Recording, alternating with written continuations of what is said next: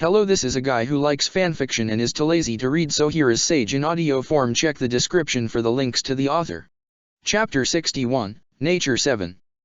Sometimes the heart sees what is invisible to the eyes. H. Jackson Brown, Jr. Bright orange eyes slowly opened to the light of a new morning as a caramel-hued hand rose to brush away verdant mint-green bangs. A small, cute yawn escaped Fu's lips as she put her hands above her head, stretching out on the comfortable travel mat that really wasn't built for two people, not that it ever stopped her. She rolled over slightly, expecting to see sleepy, curious rippled eyes awake and looking at her. However, Naruto was still fast asleep, a peaceful expression on his face that was covered by a few rebellious locks of hair. Fu smiled slightly as she slipped out of the bed, feeling the loss of warmth as her naked body greeted the day. She moved into the light streaming in through one of the windows Naruto had graciously added to the house they had come to call home over the last few months, and with each day it was beginning to feel more and more like it. She sunned herself pleasantly as she gathered up her clothes for the day, ignoring the fact that Naruto could wake up at any moment and see her like this. Her clothes collected, she looked round, smiling a soft smile that was usually hidden beneath her emotionless mask as she gazed at Naruto's still dozing form. He had been working so hard at understanding nature chakra recently that he would keep returning to the house every night and flopping down in an exhausted heap. Sometimes he wouldn't even go that far, forcing Fu to go outside and drag him back to his bed after he worked himself into unconsciousness. As she stood there, she realized that it had been getting more and more difficult to hide her emotions recently, or more accurately, she had begun to stop seeing the reason. She used to hide her emotions as a way of not giving satisfaction to the people of Taki, the people that held her down and expected her to be their obedient weapon. She didn't want them to see her pain, her suffering. They didn't deserve to see her weak or helpless. Then, she had simply forgotten how to express her emotions, what certain things meant, or why she felt the way she did. She had either never learned it or it had been lost to her, at least until Naruto had rescued her. Like a flood rushing through a shattered gate, she had felt overwhelmed by the things she was suddenly allowed to feel and able to see while traveling with him and Shizuku. Naturally, to stop herself being overwhelmed, she had tried to shut that gate, limit what she felt, put on the same charade she had lived with because it was easy, natural, and instinctive. However, with every passing day that she was able to wake up in the warmth of his bed, with every day that he treated her with kindness that was foreign to her, with every day that she could feel his care and concern for her, that mask became less and less needed. She even found herself smiling for no reason occasionally, just feeling a pervasive warmth through her being. She blinked as she realized she was already at her destination, having been too lost in her thoughts to realize. It was a small waterfall she had found after traveling upstream of the river that lazily wound past the house. It poured into a little pond that had a strange island-like lump of smooth earth emerging in the middle, almost like a little platform. She ignored that though as she slipped into the cool waters, letting out a very relieved sigh as they leached out the heat from her skin and gave her release from the humid air. She wasn't sure what it was about the place, but it made her feel exceptionally calm, serene even. Perhaps it was the gentle and ever-present noise of the waterfall. After all, even if she preferred to forget her time in Takigakure, it was still a large part of her life, and the noise of waterfalls had an innate sense of familiarity about them for the mint-haired Jinchuriki. Maybe it was the nature chakra that permeated the area. If what Naruto had to say meant anything, and it always did to Fu, it was a lot thicker here than in most places. However, her concerns melted away as she simply drifted about in the water, uncaring of the world about her for at least these few precious minutes. The unnaturally large animals of the rainforest knew better than to approach her. She had made that abundantly clear to them during their early days here. It seemed that animals responded unfavorably to large blasts of Baijuyo chakra, and the animals of this strange and wild place seemed to have long memories, so she had nothing to fear from them. After a while she drifted closer to the shore of the little pond, sitting down in the shallower waters and breathing deeply. She focused, trying to remember the lessons Naruto had taught her about accessing her inner space. She still wasn't entirely used to it, and it was always disorienting when she emerged, but she felt that it was something she needed to do, especially after seeing how easily Naruto dove into his seal to converse with his tenants. With another deep breath, she closed her eyes and imagined herself falling, clearing out any other thoughts that might distract her. When her sparkling orange eyes opened again, they nearly popped wide open in surprise before she recalled where she was and calmed herself. The reason for her sudden concern was the fact that she appeared to be falling, or at least very high up. In fact, when she looked down she could spot some interminable and generic land very far below her. She imagined that in reality this altitude would in fact be very dangerous to her health, but in her mind, or at least her seal, it meant nothing. The air was warm where it was supposed to be thin and frigid, there wasn't even a sun in the sky, light just seemed to shine from some interminable source above them. To stay aloft she had two large insectoid wings that were familiar to her by this point, however the difference was that she was unused to them appearing so real. Usually they were just extensions of her Baijiu shroud, now though they were real, solid, golden wings, jutting out from between her shoulder blades. They hummed pleasantly as they beat up and down unbelievably fast, creating a blurry distortion behind her. She switched her focus to what she had entered the seal to see, an enormous tornado that encompassed much of her vision when she looked at it. It was odd though, as while a tornado was mostly opaque due to the speeds of the winds and the debris they picked up, this one was almost perfectly see-through, only a faint blur of the air showing where the windy boundary was. Another peculiarity was the lack of noise. She had never actually seen a tornado before, only seen them in pictures, but she imagined the howling winds would be rather noticeable. This one though was perfectly silent, not even making a whisper as the intense winds continued to circulate in chaotic and oddly beautiful manner. The reason for the whirlwind became apparent when the steady hum of much larger, much fiercer wings became apparent as the Nanabe no Kabutamushi finally came into view, riding the air currents of this non-existent place on 6 enormous, golden wings that gradually became redder as they moved towards the tips. Fia remembered the first time she had visited here, a week or so after settling on the island with everybody, vividly recalling how unbelievably overwhelmed she felt staring up at this monolithic insect. Fia-chan. You're back. Of course that hadn't lasted all that long once she came to understand just how childish and even, dare she say it, friendly the Nanabe was. Hello Chumei. It still weirded her out, being on first-name basis with a being that could quite easily swat her, rather ironically, like a bug should it be free. Of course that was nothing compared to the unsettling feeling that Chumei was actually pouting at her. The Nanabe didn't even have lips. Or even really a face. Instead the giant rhinoceros beetle/glowworm hybrid had a strange, visor-like helmet that seemed to act as its eyes. That was where Fia looked to talk to it anyway. Oh come on Fia-chan, call me it. Please. Fia couldn't help her eye twitching, beings of immeasurable power were just not supposed to act this way. Hello. She sighed to herself, remembering Naruto's words about establishing a positive relationship with her tenant. At the time she had supposed it would hurt to at least know the creature she drew a lot of her strength from. Lucky 7. A small shudder passed through her being even as the Nanabe seemed to practically buzz with satisfaction. See? Isn't that so much better? Fia decided against saying the first thing that came to mind then, allowing the Nanabe to continue. Now, what can I do for you Fia-chan?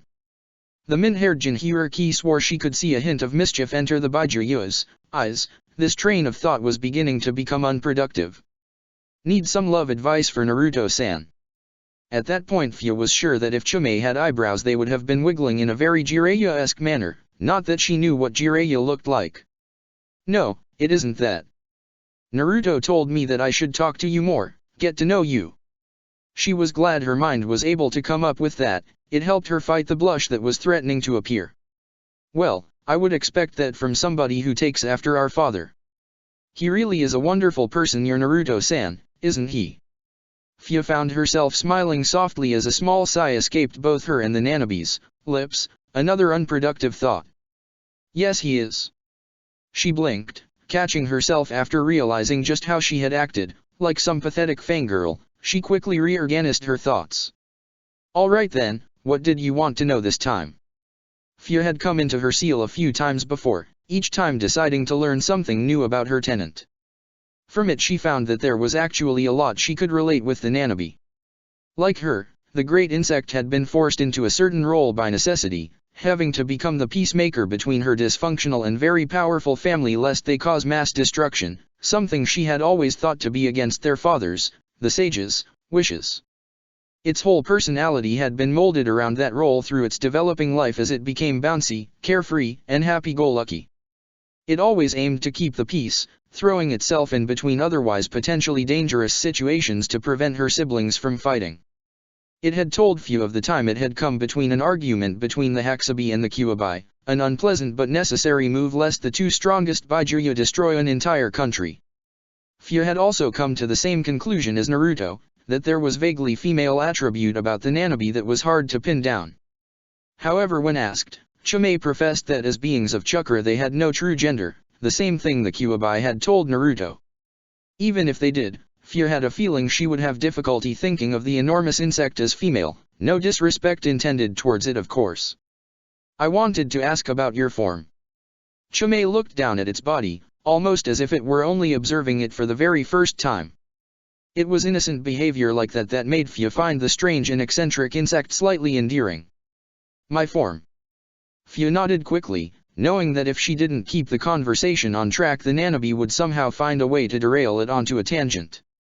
Why do the Byakuya look the way they do? Why are they so different? Few could almost see the non-existent eyes blinking in confusion from behind the visor-like face. I couldn't say.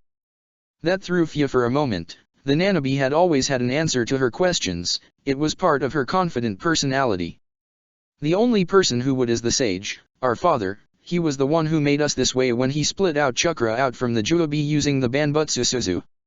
Few nodded, she suspected as much. It seemed weird to think chakra would just naturally take the form of a three-tailed crab turtle or a five-tailed dolphin horse. Either the sage was a very strange man with a vivid imagination or he had some underlying plan to their forms.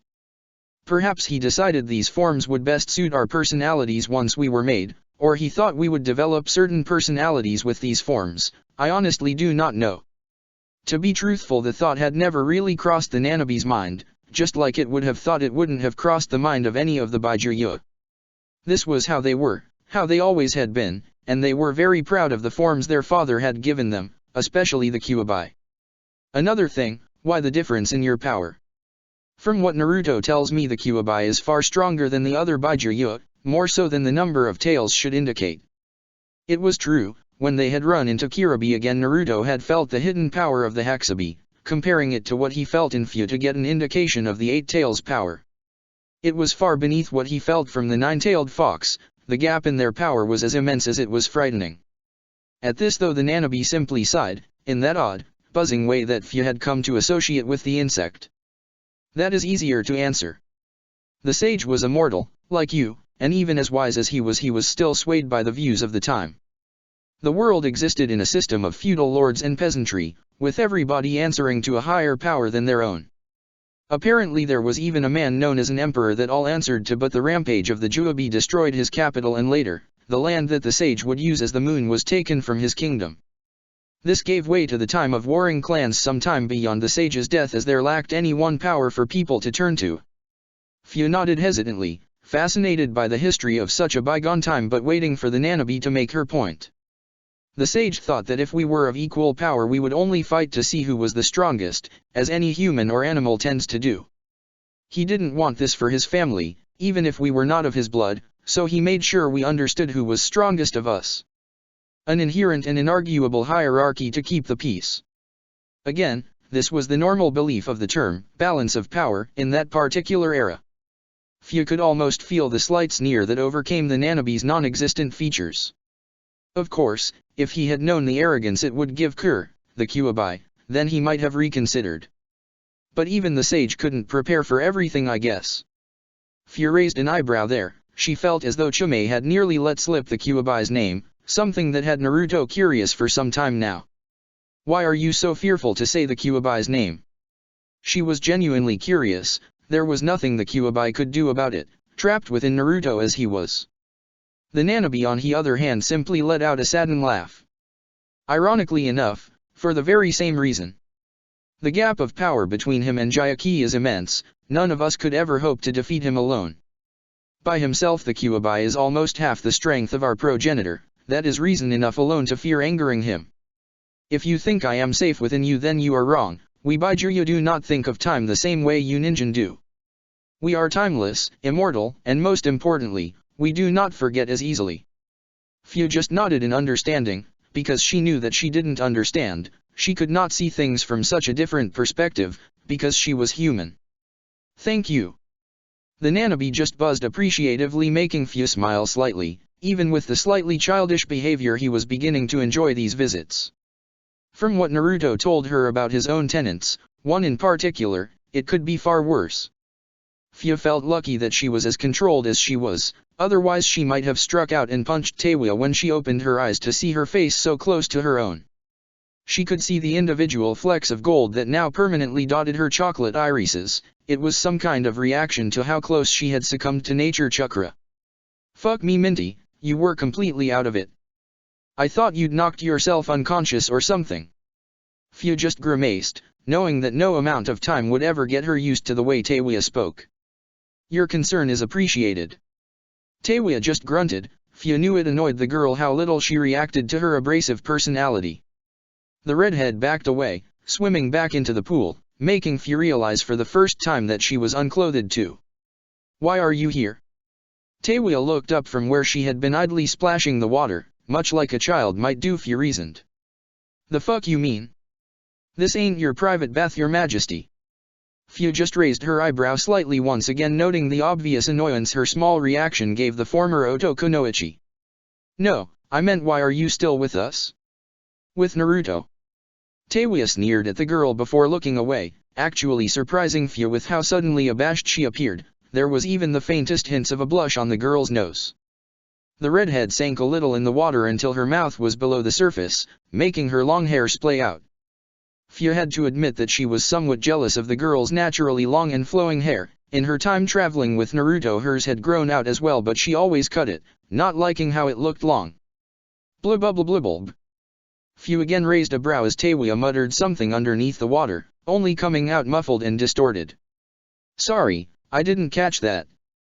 Taewya glared at Fyu for a moment before looking down with a frown, re-emerging from the water slightly. I like it okay. At that, Fyu actually did blink in surprise. Luckily it was missed by Taewya, who was still staring into the water like she wished it would just swallow her up. I like traveling with you guys, it's fun. Again the redhead sank into the water, the blush beginning to spread from the bridge of the nose to the rest of her face. Naruto had warned her that the near-death experience might have changed Taewya a bit. This was something else. Fun. Fyu was dumbstruck. She never even would have imagined Taewya acting this way. The two images just didn't mesh in her head, and even now it was beginning to cause her a headache. Yeah, okay. I've never had this before, alright? Friends and shit, it's weird, but in a kinda good way. Fyu couldn't hold it back anymore, her eyes widening further and further in surprise. This couldn't be Taewya. This blushing, shy-looking redhead couldn't be the sarcastic, volatile, foul-mouthed, well, she still had that part, but it just couldn't be the same person. Suddenly the former Otokunoichi's head shot up as she stood in the shallow waters, uncaring of the water running down her naked body. You tell anyone I said all that shit and I'll kill you though, got that, bug girl? With that the redhead stormed off back towards the house, grabbing her clothes on the way as Fyu continued to sit there, staring forward uncomprehendingly. Finally she let out a relieved sigh. That final comment had reassured her that her temperamental friend was still in there. She had been worried for a moment. Fyu was frustrated. Even through her calm and emotionless demeanor she would admit that, even Taewya, as empathetically dead as they come, could notice something was off about her as she dashed about throughout the day. The reason was because of Naruto, or the lack thereof. Throughout the entire day she had been searching for the surprisingly elusive blonde. However, she had woken up and he was gone. He hadn't been in the house all day. Haku and Taewya hadn't seen him, and he wasn't atop one of the many spikes training his stillness. By the end of the day, when the sun was beginning to droop past the horizon lazily, she felt as though she had searched the entire island. She finally fell in an exhausted heap on the travel mat in her room, wishing that Naruto would improve his Banbutsu Suzo so he could create a futon that didn't have the texture and consistency of rock. She stared up at the ceiling, the same ceiling she had stared at every night and morning for the past 5 months. She figured Naruto had to come back and sleep at some point, so she would wait for him. However, she didn't realize quite how exhausted she was from running around all day, and before she knew it she was asleep. It couldn't last for long though, as she awoke some time later, her brow twitching slightly at the scraping noise that had woken her. A quick glance to her side confirmed night had fallen and the moon now hung securely in the sky, large, white, and round as it was. Then her brow twitched again as that same scraping noise made itself apparent from somewhere above her. She sighed, figuring some animal had managed to get on the roof again, before jumping out the window and up onto the tiled rooftop of the house. She nearly gaped indignantly as she spotted the very person she had been running around to find simply lying there, staring up at the stars. Naruto. The blonde looked around, slightly surprised to find somebody else up on the roof, but he relaxed when he saw it was just Fu, smiling lightly at his friend. "Hey Fu." He scooted over slightly on the roof, making Fu raise an eyebrow in amusement considering there was plenty of roof for her to sit on already. With a small tired, but amused sigh, Fu walked over and sat down in the spot Naruto made for her. "I suppose you've been up here all day then?" Fu wouldn't have been surprised, although it sounded like one of those situations that would only happen in some gag manga. Naruto just sheepishly rubbed his head, grinning as he reached into one of his pouches, pulling out a normal-looking scroll. "Actually, I went to the mainland."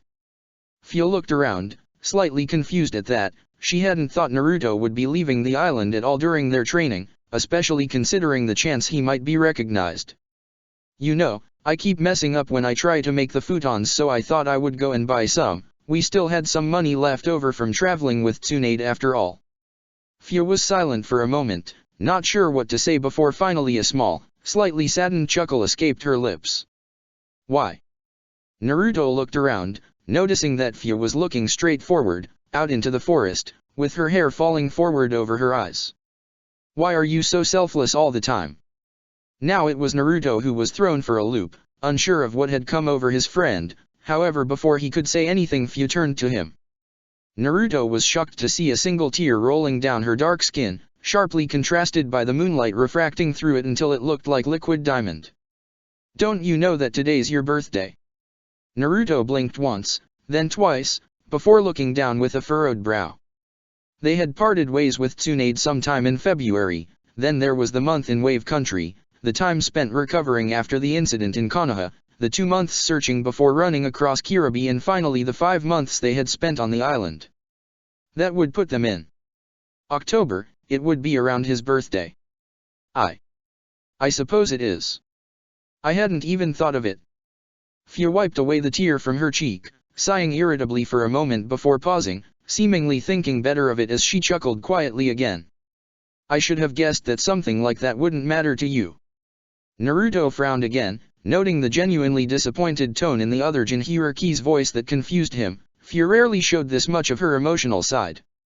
"It's not that it doesn't matter." Naruto's frown deepened as he tried to put his thoughts into words while Fu looked around, curious.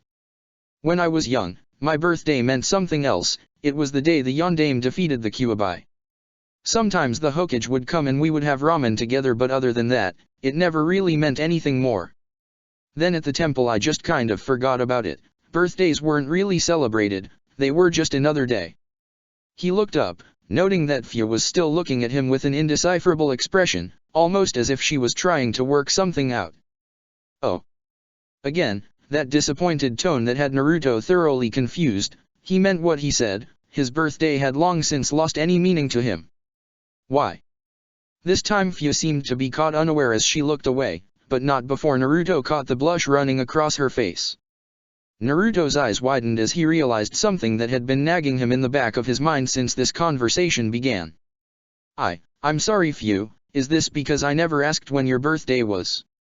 He winced, realizing that he had been traveling with Fu for close to the 3 years now. He would have definitely missed it at least twice already. However, Fu turned around to him again, all traces of the blush gone as she looked at him incredulously, shocked even. "That's your first thought?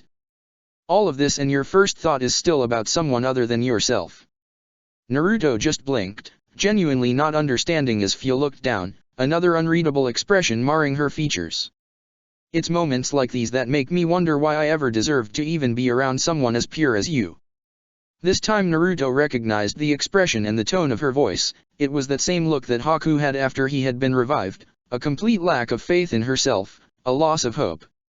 Fu couldn't even finish her thought before she found warm, strong arms encircling her, pulling her forward into a tight but comfortable embrace. "Don't say that Fu, never doubt why you're with me please." Fia could only gulp with widened eyes as the sheer sincerity and emotion in the blonde's voice. "You're my friend, one of my oldest and most precious. I travel with you because I want to." A light chuckle escaped his throat that was still laced with emotion as he hugged her slightly tighter. "See? I'm not as pure as you think. I'm selfish. I'm selfish for wanting friends, wanting companionship, and the warmth it brings. If I was selfless like you thought, I would walk this path I've chosen alone, bear its weight on my own shoulders, but I don't want to." Fia was still shocked into silence, uncertain of what to do as she was trapped in Naruto's arms. "And Naruto?" The blonde finally pulled back, a soft smile on his face that Fia was unable to look at, practically feeling the intense heat on her cheeks as she looked away. Her heart was fluttering in ways she didn't understand but had a sneaking suspicion about. She had read about it enough in her books. "Just remember that for me, okay, Fia?" The min-haired girl could only nod. It was all she would trust herself to do. Naruto just sighed in relief. The disparaging look in his friend's eye was gone. It was replaced with dumbfounded confusion, but that was beside the point. "So what brought all this on anyway, Fia?" The girl was silent for a few more moments before she realized Naruto had even asked anything. "Ah, yes." She reached behind her, pulling out a scroll similar to the one Naruto had that contained the futons, and hesitantly held it in her hand. "Shizuku and I were planning this before and during the year with Tsunade. Your birthday was the day Shizune lost track of Tsunade and we had to go looking for her." Naruto gained a soft melancholic smile at that. He remembered that day fondly. They ended up searching through 3 different towns before finding Tsunade passed out in the midst of wreckage that had once been a casino. He looked up again, realizing that Fia was still looking down at the scroll in her hands, gently tracing a finger over it. "This has been the first chance to celebrate your birthday, so I wanted to give you this." Gently, almost reverently, she pushed her chakra into the scroll's sealing matrix before catching what emerged from the resulting plume of smoke. Naruto could only stare at the gift in her hand, a thin but strong-looking black thread binding together 6 identical white Megatama beads he recognized all too well. "Are those?" Fia just nodded with a small conspiratorial smile, idly winding the necklace's thread around her finger. "They are the beads you first performed the Banbutsu Suzu with. I thought they would be significant, so when you asked me to get rid of them I kept them instead and made this. I've been waiting for an opportunity to give it to you, but before now nothing ever seemed appropriate." Naruto just nodded as he accepted the gift, feeling the smooth texture of the beads he had created with his own chakra. He could have sworn they hummed slightly at his touch, as if remembering their creator's presence. Thank you, Fia." He slipped it over his head slowly, smiling as the cool beads brushed against his bare neck. He looked up though, a hint of worry in his eyes as he looked at his friend scrutinizing the new addition to his outfit. "But I don't have anything for you." Fia just smiled lightly, the previously negative thoughts absent from her mind for once. "That isn't the point, Naruto. This is your birthday. It's a day where you're allowed to be a little bit selfish." Naruto just grinned, a hint of determination appearing behind his eyes. "Then when is your birthday?" He faltered for a moment as sadness returned to Fia's orange orbs, wondering if he had said something wrong. I don't know, I was never told." She trailed off as she felt her hand grabbed by Naruto's slightly larger one. It was like he was trying to directly project his warmth into her by the contact. "Then why not make it today?" Fia's eyes widened before her entire expression softened. There Naruto went again, trying to make it all about someone else, never himself. However, who was she to go against her friend's wishes, especially on his birthday? "That sounds nice." It really did. Far from Naruto's indifference to his birthday, Fia had never even experienced what it could be like. Things like that had been deemed irrelevant to her training and growth as a Jinchuriki, so had probably been discarded. After all, weapons weren't supposed to have anything to celebrate. However, almost immediately Naruto frowned, making Fia smile softly as she had already guessed what he was thinking. "But I still don't have anything for you." For a moment Fia was about to lightly admonish him as a joke, but her breath caught as the clouds above them parted slightly, letting some of the moonlight stream down and bathe them both for a fleeting moment. Naruto's brilliant golden hair was lit up as the silver light seemingly gave his entire form new life. Her mouth worked silently for a moment as once again that strange, alien, and wonderful feeling passed through her chest, squeezing her heart. Then, could I ask for something? Naruto immediately nodded, and the sight alone neatly made Fio laugh. She didn't though, as it would have ruined the moment. She did understand though that at that very moment she probably could have asked for anything in the world, and Naruto would have tried to get it for her. Hell, she could have asked for the moon and he probably would have tried to pull it out of the sky like the foolish, but wonderful person he was. Phew. Naruto seemed uncertain as she leaned forward, bringing their bodies closer together. However, he became silent as she placed a hand on his shoulder and another on his cheek. At this moment Fia wasn't herself. Fia wasn't impulsive, romantic, or emotional like this. However, at this moment she couldn't have cared less as their faces moved closer, finally coming together as her lips met his. It lasted only a few seconds, but to Fia it might as well have lasted a lifetime. Thank you. Her voice was barely a whisper, but they were close enough that Naruto couldn't have not heard her. Finally though, the moment passed and she drew back, a quiet, satisfied sigh hanging on her lips as she brought a hand up to lightly touch them, as if she could still feel the soft contact. She wasn't sure what was going through Naruto's mind just then, but for once in her life, for once in the short time she had known him, Fia didn't care what Naruto thought. She was genuinely happy. Chapter 62, Nature 8.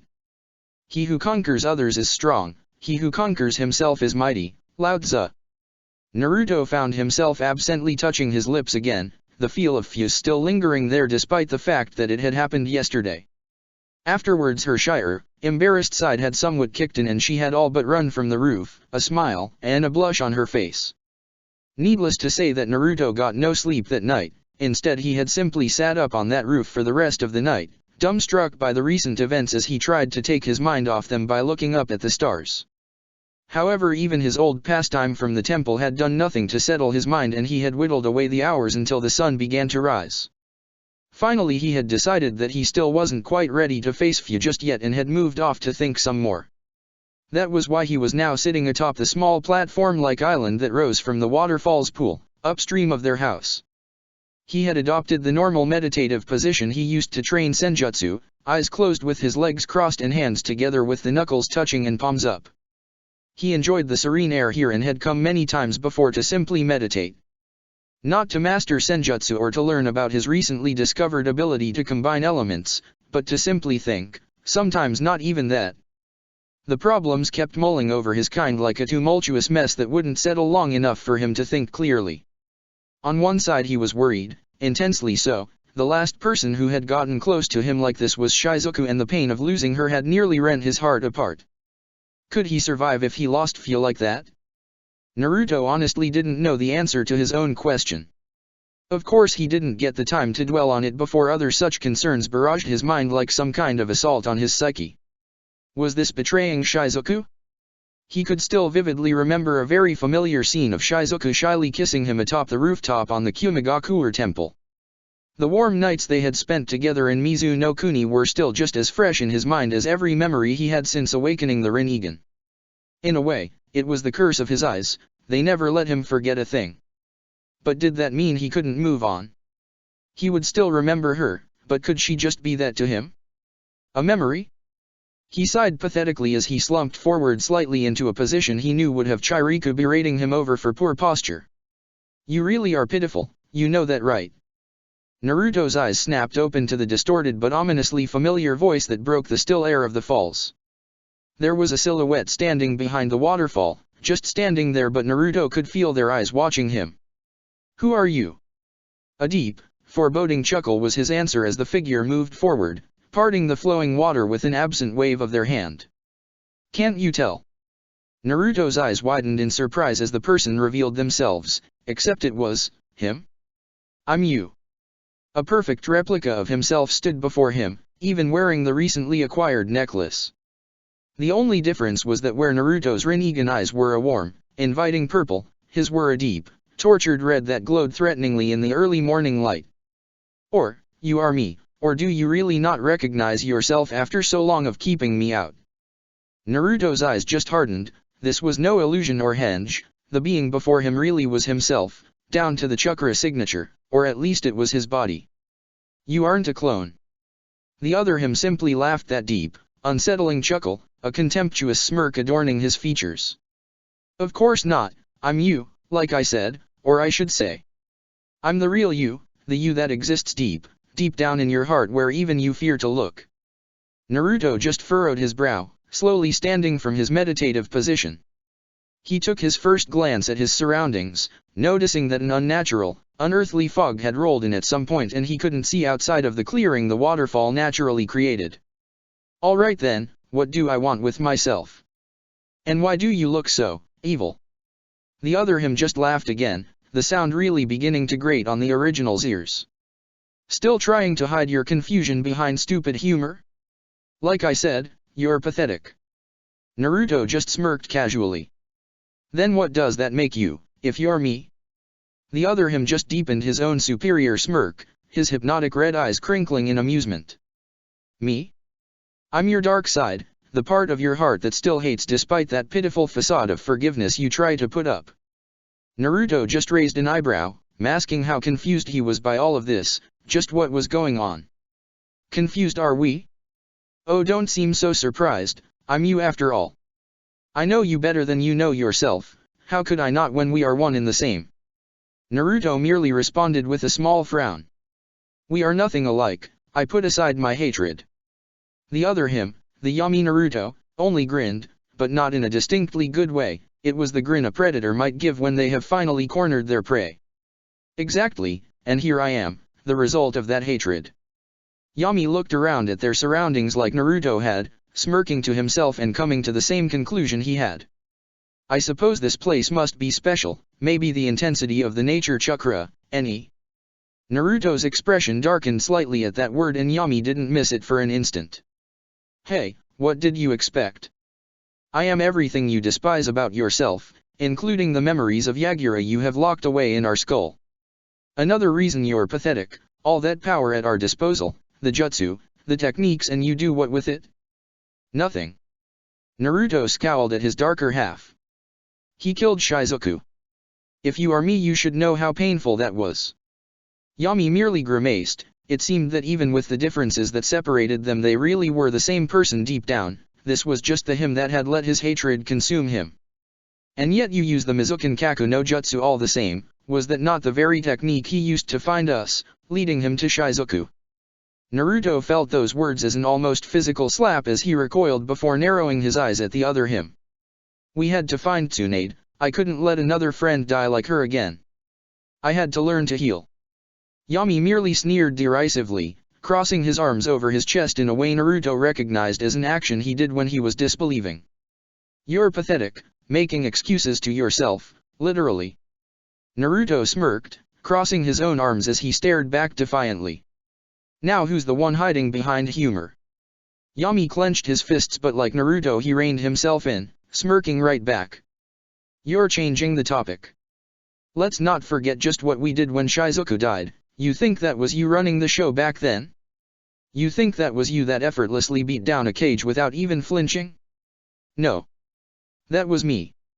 I'm the reason we've lived this long, I'm the reason we're strong. Naruto narrowed his eyes slightly but didn't rise to the bait. You were a mistake, a slip of control. I regret what I did then every day since. Yami glared at him, the action only made more menacing by his blood-red eyes that seemed to hypnotically rotate. Naruto wondered if this was what people saw when they looked at him. Don't lie to yourself, I know you better than anyone else. You loved it, feeling the control you had over him as he died in your grip. You loved the satisfaction of getting revenge as the light left his eyes. Naruto felt his hand subconsciously clench as his memories were thrown back to that moment. That wasn't me, it was you.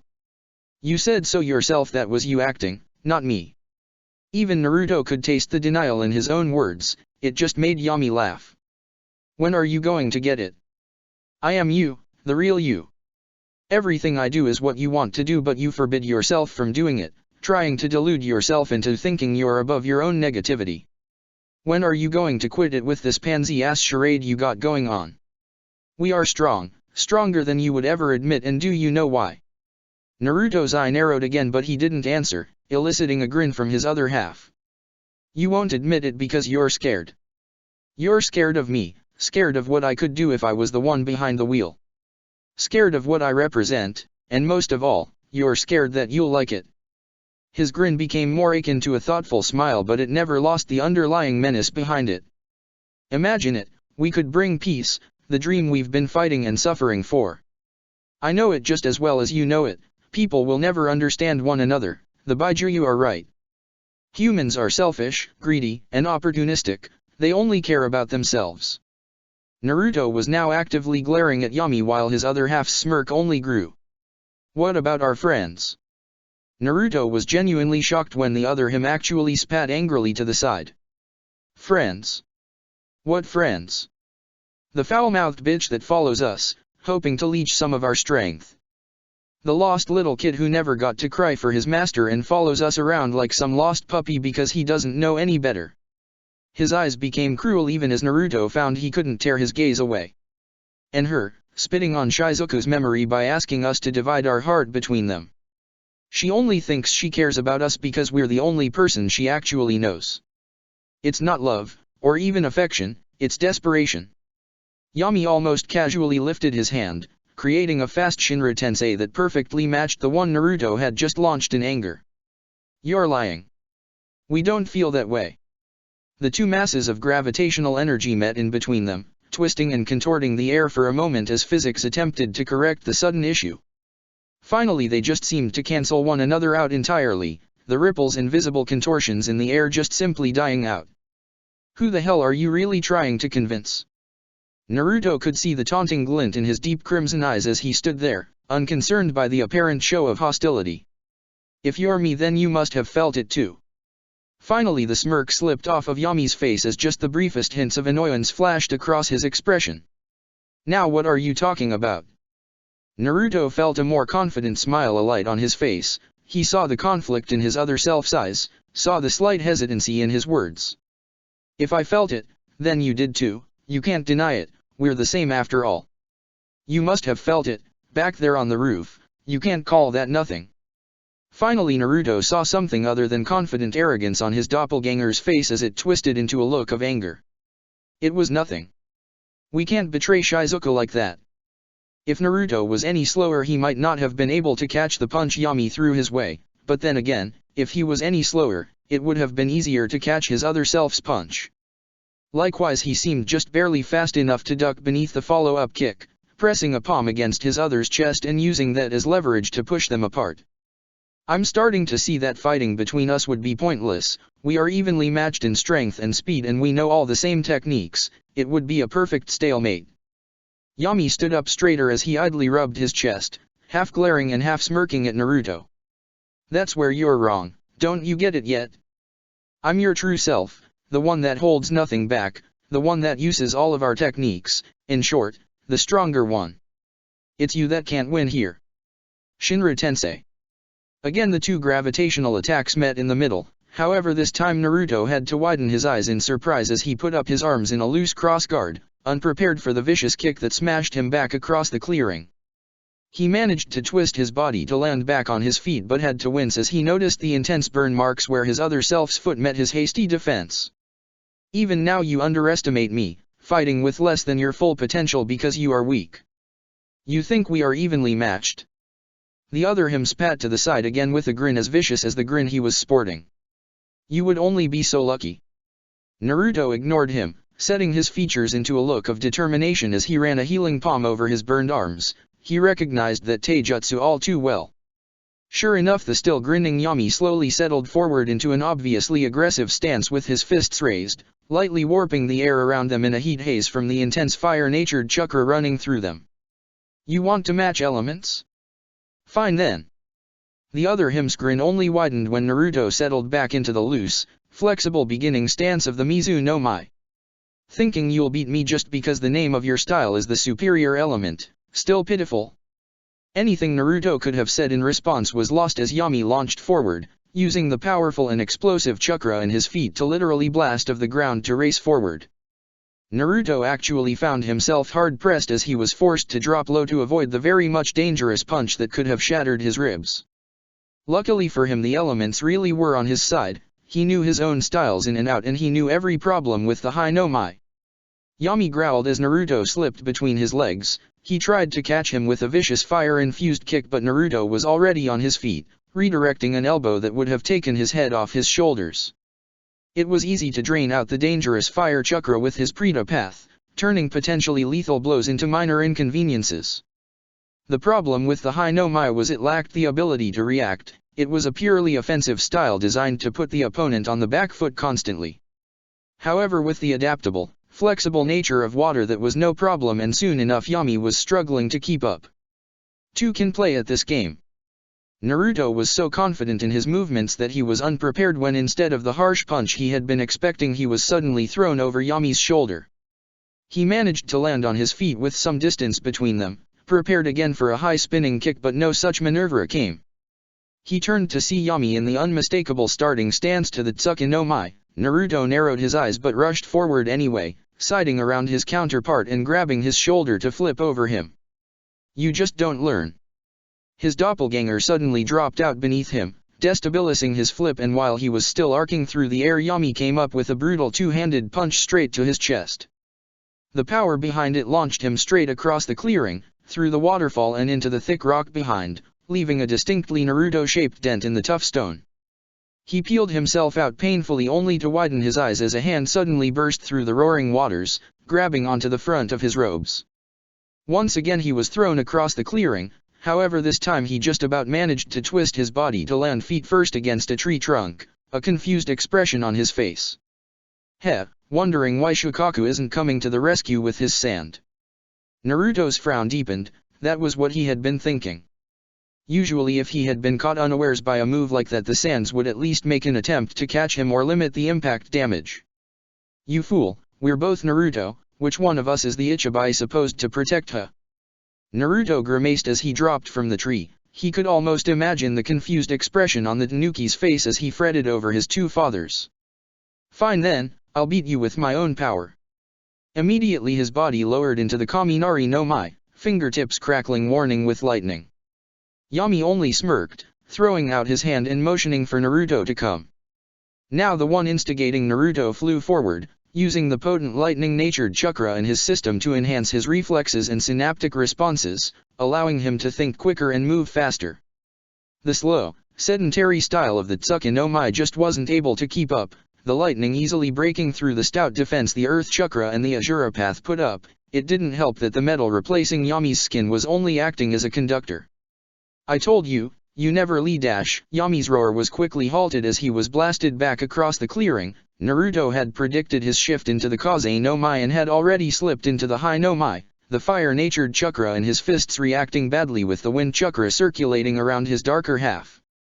He stayed there in a low, alert stance, fists burning almost eagerly until Yami emerged from the trees, an irritated grimace flickering across his slightly singed features. "Is this what you want? For us to stay here, endlessly cycling through the elements with no clear superior until we've both completely exhausted of energy?"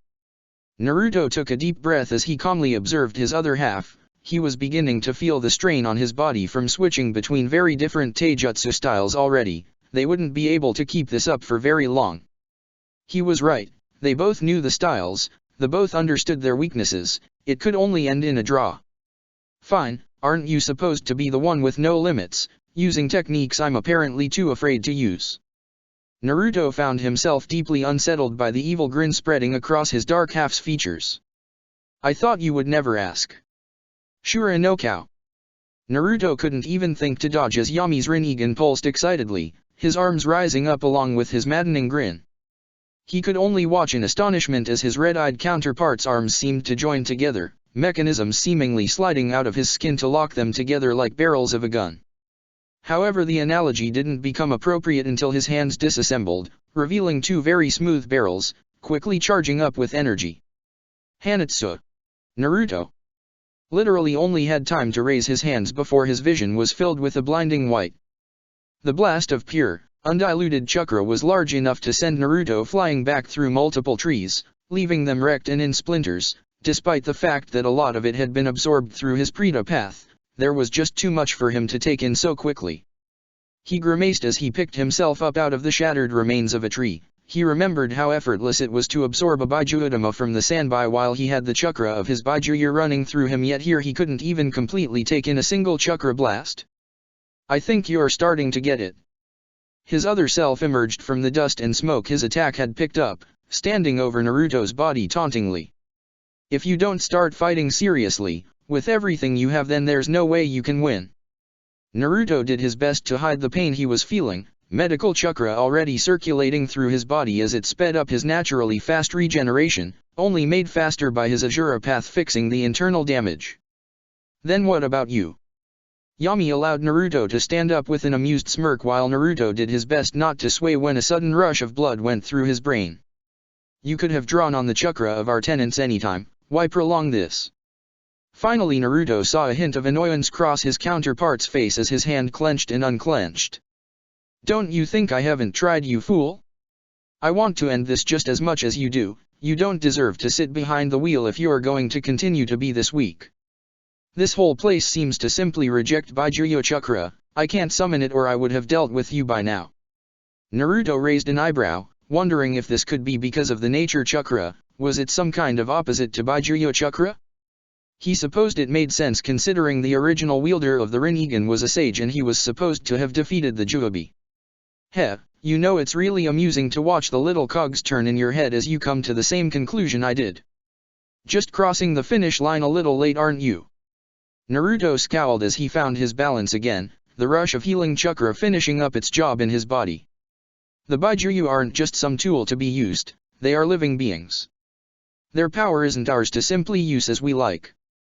We haven't earned that. Yami sneered at him, his arms deconstructing from their odd and complicated machinery back to flesh and bone again.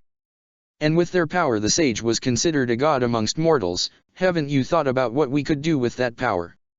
His red-eyed half paused before chuckling to himself darkly, the noise being distinctly foreboding. What am I saying? Of course you have, otherwise I wouldn't have. But why don't you understand? Peace isn't just some idealistic dream when you wield the power over creation at your fingertips, when you can bring the very dead back into this world. Naruto stood straighter, a defiant gleam in his eye as he noted the slightly demented look in his doppelganger's features. Did he really have thoughts like these? That power is inhumane, we would be no better than Orochimaru.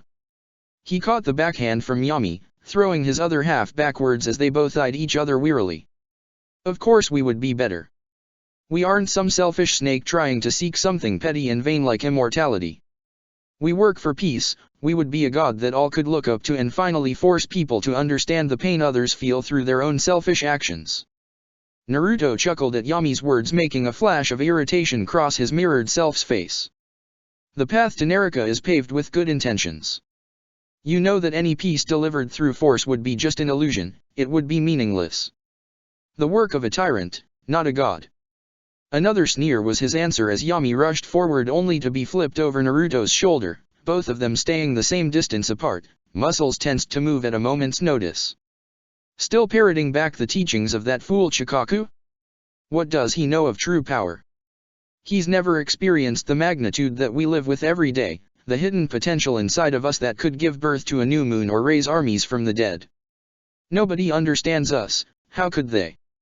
Naruto grit his teeth as he was forced to dodge out of the way of a smaller, but much faster blast of chakra from Yami's altered hand.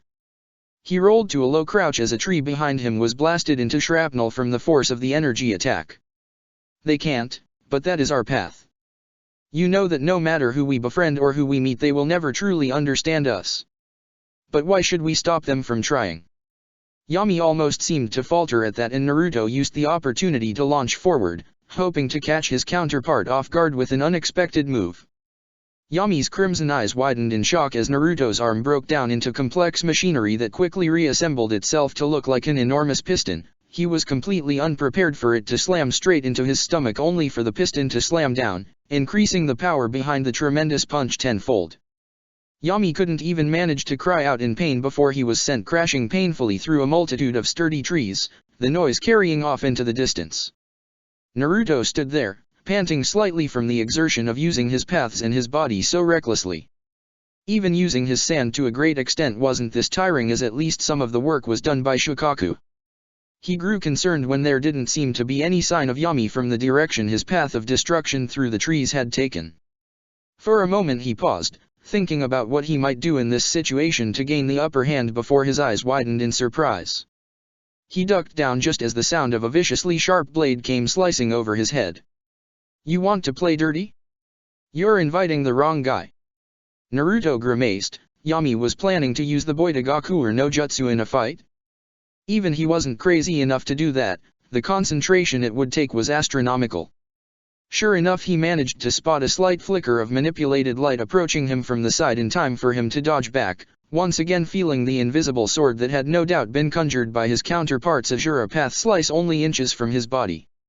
This invisibility might not be perfect when I have to fight, but any advantage, right? Naruto had to silently agree. It didn't matter if his other half was slightly slower when using the Azura path, it was offset by Naruto having to push his reflexes to the max just to avoid him. However, now that he knew what he was looking for, he was prepared. The next time Yami slashed at him with his invisible blade, it met one of Naruto's own, taking pointers from Kiribi as his arms reassembled into that of one of the eccentric Jinhiraki's super vibrato swords. Well, it seems great minds think alike. How are you able to find me? Yami dropped the invisibility jutsu to reveal he too wielded one of the Hakubi Jinhiraki's blades. Naruto pressed back against the blade, but in that regard both were perfectly equal. Even when they both tried to access Tsunade's great strength, they did it at the same time. Have you already forgotten the Mizuken Kaku? I can sense every move you make, visible or not. However, Naruto felt his confidence slip slightly as Yami grinned wickedly. Of course not, I just needed to get close for this after all. Naruto found he couldn't move back fast enough as his doppelganger suddenly lunged forward, palm out to strike him in the chest. He was just too close. However, instead of the chakra-infused palm strike he had been inspecting, he only received a light tap before Yami jumped back, hands in the ram seal. It was too late as Naruto realized just what Yami was about to do, the evil look in his eyes as he focused his chakra giving it away. Sangosu! Naruto struggled as coral erupted from the point of contact, moving incredibly fast as it tried to engulf his form. He tried to drain the chakra from it, but like his sand, it seemed Yami was able to channel the Prita path through the coral, negating his defense that way. He could only watch as more and more of his body became immobile, tough coral growing like a living creature around his body, restricting his movement. His last view as coral crept over his face was Yami's superior smirk as he stood there condescendingly, arms crossed over his chest. Don't worry, I'll take good care of our body. It's about time I got to look through our eyes for real again. Naruto continued to struggle even as his vision became black, fruitlessly trying to move his muscles despite the tight hold the coral had over him. He couldn't give up now, not when he finally had something to lose again. He couldn't give up on feel like that. Shinra Tensei. Yami was unprepared for the sheer magnitude of the Deva Path attack Naruto summoned, sending little shards of coral in every direction like some unorthodox shrapnel grenade. The other him cursed as he shielded his face from the debris, shaking in irritation as he glared at Naruto's form. Damn it, why don't you just give up already? Naruto grinned even as he stood there, panting from the exertion of breaking out of that trap. You're me, you should know why. Yami snarled before another smirk managed to creep across his face as he took in the tired form of Naruto. Heh, that attack must have taken a lot out of you, you barely look like you can stand. Naruto grimaced but managed to smile right back, breathing heavily from the strain he had been putting on his body. You don't look much better. Sure enough, Yami wasn't looking all that good. The drain of that last attack coupled with his injuries from their Taijutsu match and the Azura-backed blow from Naruto had put their toll on Naruto's darker side. His red-eyed other seemed to realize this too as he drew in ragged, labored breaths, some of that confident, superior attitude finally bleeding away. I don't understand, why are you fighting? If you just let me win we could do so much, why can't you see that? Naruto tried not to show his surprise at the pleading tone in Yami's voice. His other half actually appeared to be begging, too tired to continue fighting, just as Naruto felt. I can see it just fine. Yami just stared at him imploringly, genuinely not understanding, and for a moment, just then, Naruto pitted his darker half. But I don't fight for that, I don't fight for strength or power. I don't even really fight for peace. Both of them were staring at each other, surrounded by a field of debris and broken trees, on their last legs as they both ran on fumes. I do these things because if I can't find this world's peace, then the people I care about might be hurt again. Yami continued to stare at him uncomprehendingly. His dark crimson eyes had lost their sharp, dangerous look. Then why not let me do it? Why not let me get stronger in your stead? Naruto smiled grimly as he pulled in another deep breath, straightening out his body at the same time Yami did. I can't afford to have darkness in my heart anymore. I have to learn to forgive, to truly move on again. It's what Shizuka would have wanted. At the mention of her name it was like a calm descended over the clearing, the natural sounds of the forest dying away to leave an eerie stillness around them. All at once a snarl ripped its way across Yami's face as he suddenly seemed to draw on energy he didn't have, blindly rushing forward with his fist raised back. Naruto laughed soullessly as he stood there. He didn't have the energy to continue, he couldn't even raise his hands to block, he was completely drained. Was he really going to lose here, in some forest far away from his home, not even to an enemy but to himself? Maybe this was all some dream and he was just sitting there, idly sleeping away on that same circular platform of grass by the waterfall. Teiwa would come along and push him into the water for a joke and he would pretend to be irritated. It sounded so nice at that moment as his other half came closer. But it just couldn't end here, like this, just like that. A new fire was lit behind Naruto's eyes, giving him just enough energy to raise his hands, weakly placing them in the ram seal. Gado, Kyuzeri. It was over in an instant. Yami never even got the chance to look surprised as from everywhere, the earth, the trees, even Naruto's body, deep black chains, as thick as their arms, burst outwards. They were cruel-looking implements, appearing so black that just looking at them seemed like one was staring into an endless void. They were tipped with vicious, glinting spikes that looked as though they could have pierced through any stone or metal, no matter how solid. What? It would have been so easy for him to simply impale his darker half on the evil-looking chains, however at the last moment, when genuine fear had entered his counterpart's crimson eyes, they diverted, wrapping around his body instead, restraining him completely. What is this? He struggled against his new bonds for a moment but it was ultimately useless, he just didn't have the energy. He couldn't even muster up a Shinra Tensei, not that it would have helped him much, the chains would have simply tightened to compensate. Finally he looked up, meeting Naruto's gaze as red Rinnegan met purple. So, this is it then? I lose. Naruto nodded slowly, just as disbelieving as his doppelganger was, he didn't even know what this power was that had just appeared. So now what then? Naruto snapped out of his shock as he gazed at his darker clone, the thought of what to do when, if he won hadn't even crossed his mind yet. However after a second's pause a determined look alighted behind his violet orbs. You vanish? Yami's head seemed to droop just a little, already accepting his fate. He knew Naruto better than anyone and knew when the young monk was being serious. So it would seem. As if responding to his resigned, tired voice the chains began to sink down, taking his body with them. Slowly they just melted into the earth until only his head remained, still locking gazes with Naruto. I'm sorry. One last smirk fell across Yami's face as he let out a small, humorless chuckle. I already know that, you fool. And with that, Naruto's darker half descended below the earth, vanishing from Naruto's heart as his usefulness finally came to an end. As soon as he did Naruto began to swoon, his vision becoming blurry as he swayed on the spot. The outer path's chains had drawn on energy he just didn't have and now he was paying for it as his vision went black. Rippled eyes snapped open in shock as Naruto awoke from his trance-like state, shocking the mint-haired girl who had been watching him curiously from the side, her clothes held in front of her to hide her naked form. Naruto? Are you alright? You seemed troubled just now. Naruto just blinked as he looked at the girl, for a moment wondering if that really had just all been a dream. However a part of him already knew that it had been far too vivid to be a simple dream. Yeah. He smiled lightly as Fio looked at him in confusion. I actually feel a lot better all of a sudden, like a weight's been lifted from my shoulders. He got up, memories of what Yami had said to him flashing through his mind as he approached Fio, making the girl blush considering her state of undress. Thank you Fio. He leaned forward, planting a quick kiss on the girl's lips before walking off to leave her to her bath in peace. This time he wouldn't make the same mistake, he would treasure what he had and not let it slip away. Chapter 63, Cloud's Eye. Book X, Clouds. A clever person solves a problem. A wise person avoids it. Albert Einstein. Huge blasts of light rent apart the sky in a conflagration of color and noise as the odd population of one of Hinokuni's larger and more prosperous towns watched on, enraptured.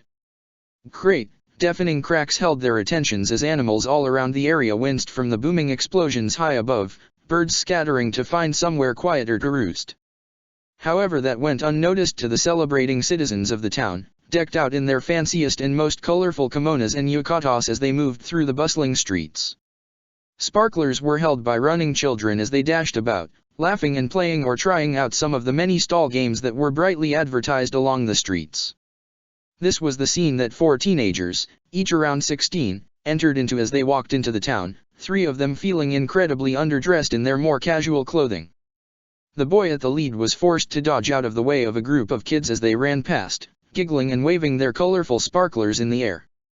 He was tall for his age, standing around 5'9" and actually appeared to be taller thanks to his long, spiky hair that traveled down to his shoulder blades as a scruffy, untidy ponytail. Another great flash of light from the fireworks above them lit him up, revealing the golden color of his unruly locks. The girl at the back of the group cursed quietly as one of the kids stood on her foot, her long, vivid red hair whipping around like a crimson waterfall as she turned to glare at them, not that her angry look could even start to faze the young kids as they merrily ran off. She simply turned back with a slight scowl, muttering something to herself as the boy beside her, slightly taller than her but with equally long, raven black hair, smirked. Most people would say he had distinctly feminine features about him like his small, cute nose and his elegant, slim frame that was accented by a deep blue kimono. The final person of their group simply observed the running youths with a soft, amused smile, easily stepping around them with the grace and poise only noble women or kunoichi could ever hope to possess. Her shoulder-length, messy green hair, the color of a pale mint leaf, flowed with her movements, highlighting her contrasting dark skin. A pair of sparkling orange eyes followed the movements of the children with a carefree expression as she turned back to her friends, a small smile continuing to light up her young features. It is quite the lively town. The boy at the lead just grinned slightly, leaning on the long and old-looking wooden shakujao he carried as he had a habit of doing. I think we caught it on a good day. The darker-haired boy just chuckled as he looked around at the cacophony of sights and sounds flooding their senses. You could say that, Naruto. The blonde's grin only widened as he took a deep breath, enjoying the scent of various sweet foods lingering in the air, tantalizing his taste buds. It had been so long since they had had any kind of sweets, living off of what they could catch and gather for the past 3 years. Well, in any case, we should go find a hotel or an inn. We've been traveling for a while now and we should all get some rest. The redhead at the back of the group, having recovered from her small cursing fit, just threw an incredulous look the blonde's way as she snorted loudly. Yeah, as if Blondie. I've never gotten to experience one of these festival things before and they look like a good fucking time. With that she smirked at the group before grabbing Haku's arm roughly. Now if you don't mind, I'll be borrowing femboy here, see you at the hotel or whatever. With that she gave a nonchalant wave, casually and playfully flipping them off in what they knew to be a friendly, for her, gesture and walked off, pulling Haku along by his arm. Why am I the one that has to go with you?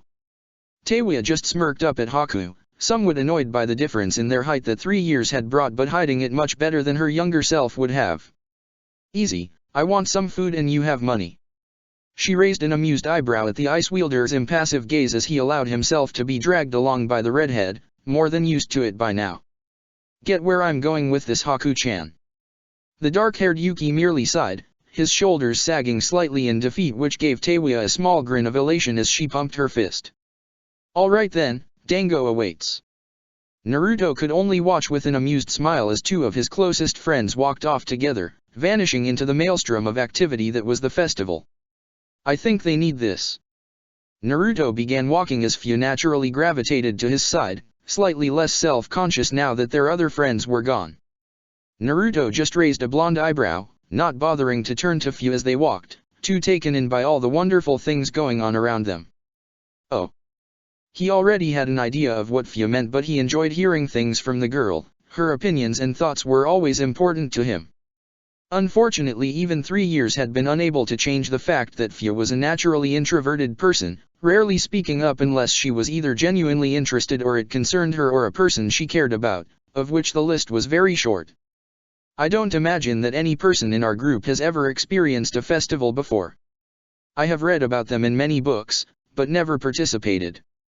She looked up at Naruto expectantly, but the blonde shook his head. During his time in Konoha, he had either been too young to understand festivals or had feared the intense looks of hatred and apathy he would get if he tried to join one. He imagined it was much the same with Teiwa and Haku, both of whom hadn't led lives that would have allowed them to experience such frivolities. Nobody in our group has ever truly had a normal childhood, trained from young ages to be weapons, fighters, or completely removed from normal society. She smiled softly as a small puppy ran past excitedly, barking enthusiastically as a young girl chased after it, just as happy as the little animal. It is nice to experience things like this, even if only for a short time. She blinked in surprise when she realized Naruto was no longer at her side, not having even felt him move away. I think you're right. She turned, spotting Naruto standing over by a large stall, its sign proudly advertising the fish catching that it was hosting. The blonde monk stood near to it, waving Fia over with an excited grin. The young Jinhyuriki just paused before smiling in return, walking over to the blonde with an amused smile. Above them, fireworks continued to blast into the sky, lighting it up in a myriad of colors and sparkling patterns, drowning out any negative thoughts one could be having on such a joyous night. Oh, colorful aren't they? Two men stood atop a high ridge overlooking the village, their dark cloaks helping them blend in with the darkening night. It was only the occasional flash of green or blue that would light up their features as high above them fireworks cast their features into eerie, flickering shadows. The one that had spoken was a very large man with an intimidating build, but his features cast into shadow by the low Tsuchigaza hat he wore, the small talismans and bells hanging off the edges jingling every time he moved his head. Why did we come here? His companion, a much smaller man with a softer and almost toneless voice, stood next to him, gazing at the village with an indiscernible expression. His dark eyes were impassive, uncaring even, and only held the barest flickers of interest at the exciting and enrapturing sights happening below them. He too wore a decorated Tsuchigaza over his head, shadowing much of his features but revealing his rather pale skin. Oh, come on now, we should get to kick back every so often, and a festival is the perfect way to do that.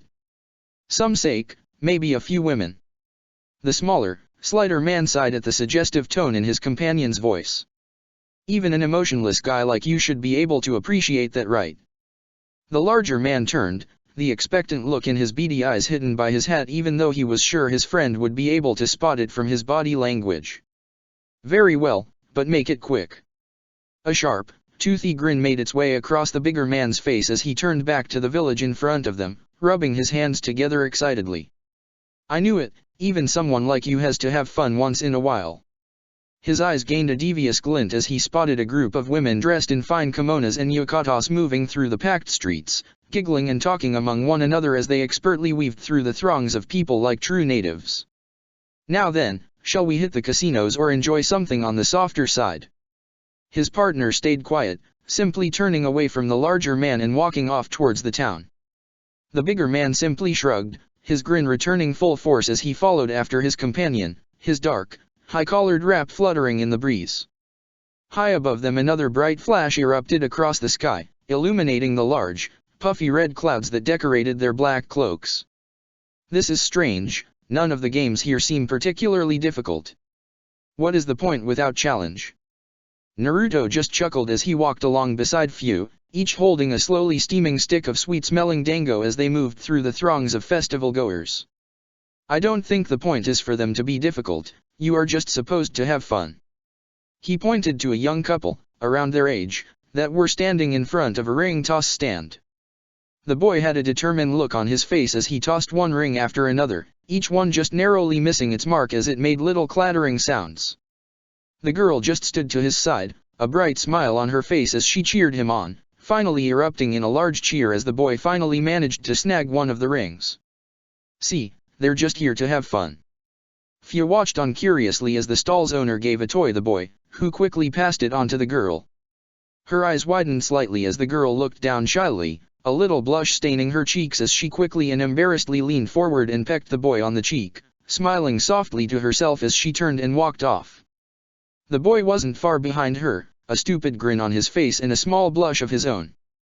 Fia blinked once at the alien interaction before looking up at Naruto, noticing he was watching the couple move off as well. Could you win me something?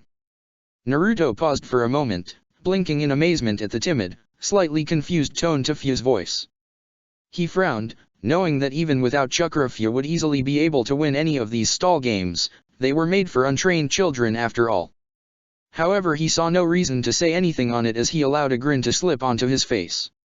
Sure, come on. Fia was a little surprised when Naruto grabbed her by the hand and led her over to the nearest stall, a rubber ball scooping game. The stall owner smiled congenially at the just another teenage couple he saw and quickly handed Naruto a small stack of 3 simply paper scoops. Naruto could have easily channeled chakra through the paper, reinforcing it and even waterproofing it, but he was naturally honest by nature, so just decided to take the game for what it was. He grabbed one of the offered bowls and after a moment of thought dipped the little scoop into the water, quickly flicking up one of the balls into the bowl without even breaking the scoop. The stall owner seemed a little surprised by how easily he had done it, but that was nothing compared to when Naruto repeated the process 3 more times before the paper finally broke. Wow, that's pretty impressive, kid. You come to festivals often then? Naruto rubbed the back of his head sheepishly as he looked at the other scoops he still had left. No, it's actually my first time. The stall owner just smiled at the perceived young couple as he gestured to the small shelf of prizes at the back on the stand. Well then, the lucky beginner gets to pick one of those prizes. Naruto quickly saw the one he wanted to get, a white plush wolf with red markings across its body and what appeared to be a small halo of fire stitched to its back. It was a cartoonish representation of the goddess Amaterasu that had become popular as of late with artists. Almost as soon as it was in his hands he passed it along to Fia, who simply stared at it for a moment, more and more red beginning to spread across her cheeks. Thank you. Naruto was about to tell her it was nothing, but she silenced anything he could have said as she leaned forward, standing on her toes to account for the slight height difference, and kissed him softly on the lips. When she finally leaned back out, she had a satisfied smile on her face as she clutched the little plush wolf to her chest almost like a normal teenage girl. And no problem. Naruto still wasn't used to the kissing with Fia. Even after all this time it gave him a warm tingling feeling in his stomach. In his slight daze he managed to turn and absently knock the other paper scoops to the ground by accident. Blinking out of his stupor he immediately bent to pick them up again, only for someone else to beat him to it. Heh, you should be more careful, Gaki, you only get a few of these.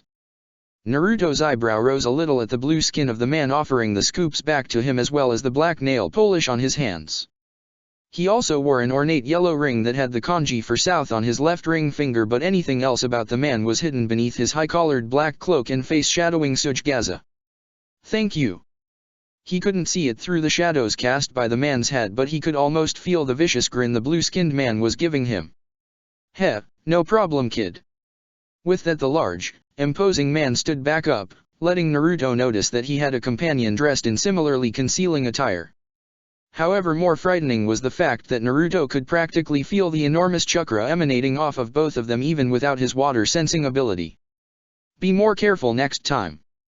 Naruto ignored the slightly mocking tone as the enormous man walked off, his smaller, quieter partner following after him without a word, but not before pausing to look at Naruto one last time. Are you okay, Naruto? The blonde shook his head quickly as he realized he had been staring after the two, enraptured by the chakra they just casually gave off, even if the smaller one was hiding his own better. He looked around to Fia, who had been tugging lightly on his robe's sleeve, also staring after the two men. We should go find Teiwa and Haku, get some rooms for the night before they're all booked up. Fia paused, feeling as though Naruto was leaving something out, but ignored that as she nodded slowly, allowing herself to be led off by the boy, stuffed wolf still held protectively against her chest. Down the street the two cloaked men continued to casually stroll through the crowds, the smaller opting to weave through the people like a ghost, never touching anyone, while the larger man practically parted the crowds with his mere presence. The more observant and less drunken festival-goers would have noticed that the enormous bandage-wrapped object on the man's back seemed to be moving slightly, a clicking, groaning sound like scales rubbing together occasionally sounding from beneath the white wrappings. "Oh, is that right?" The large, blue-skinned man gained an amused smirk as he spared a glance at his partner who was looking ahead expressionlessly. "Same Hada has some interesting information for us, what do you think?"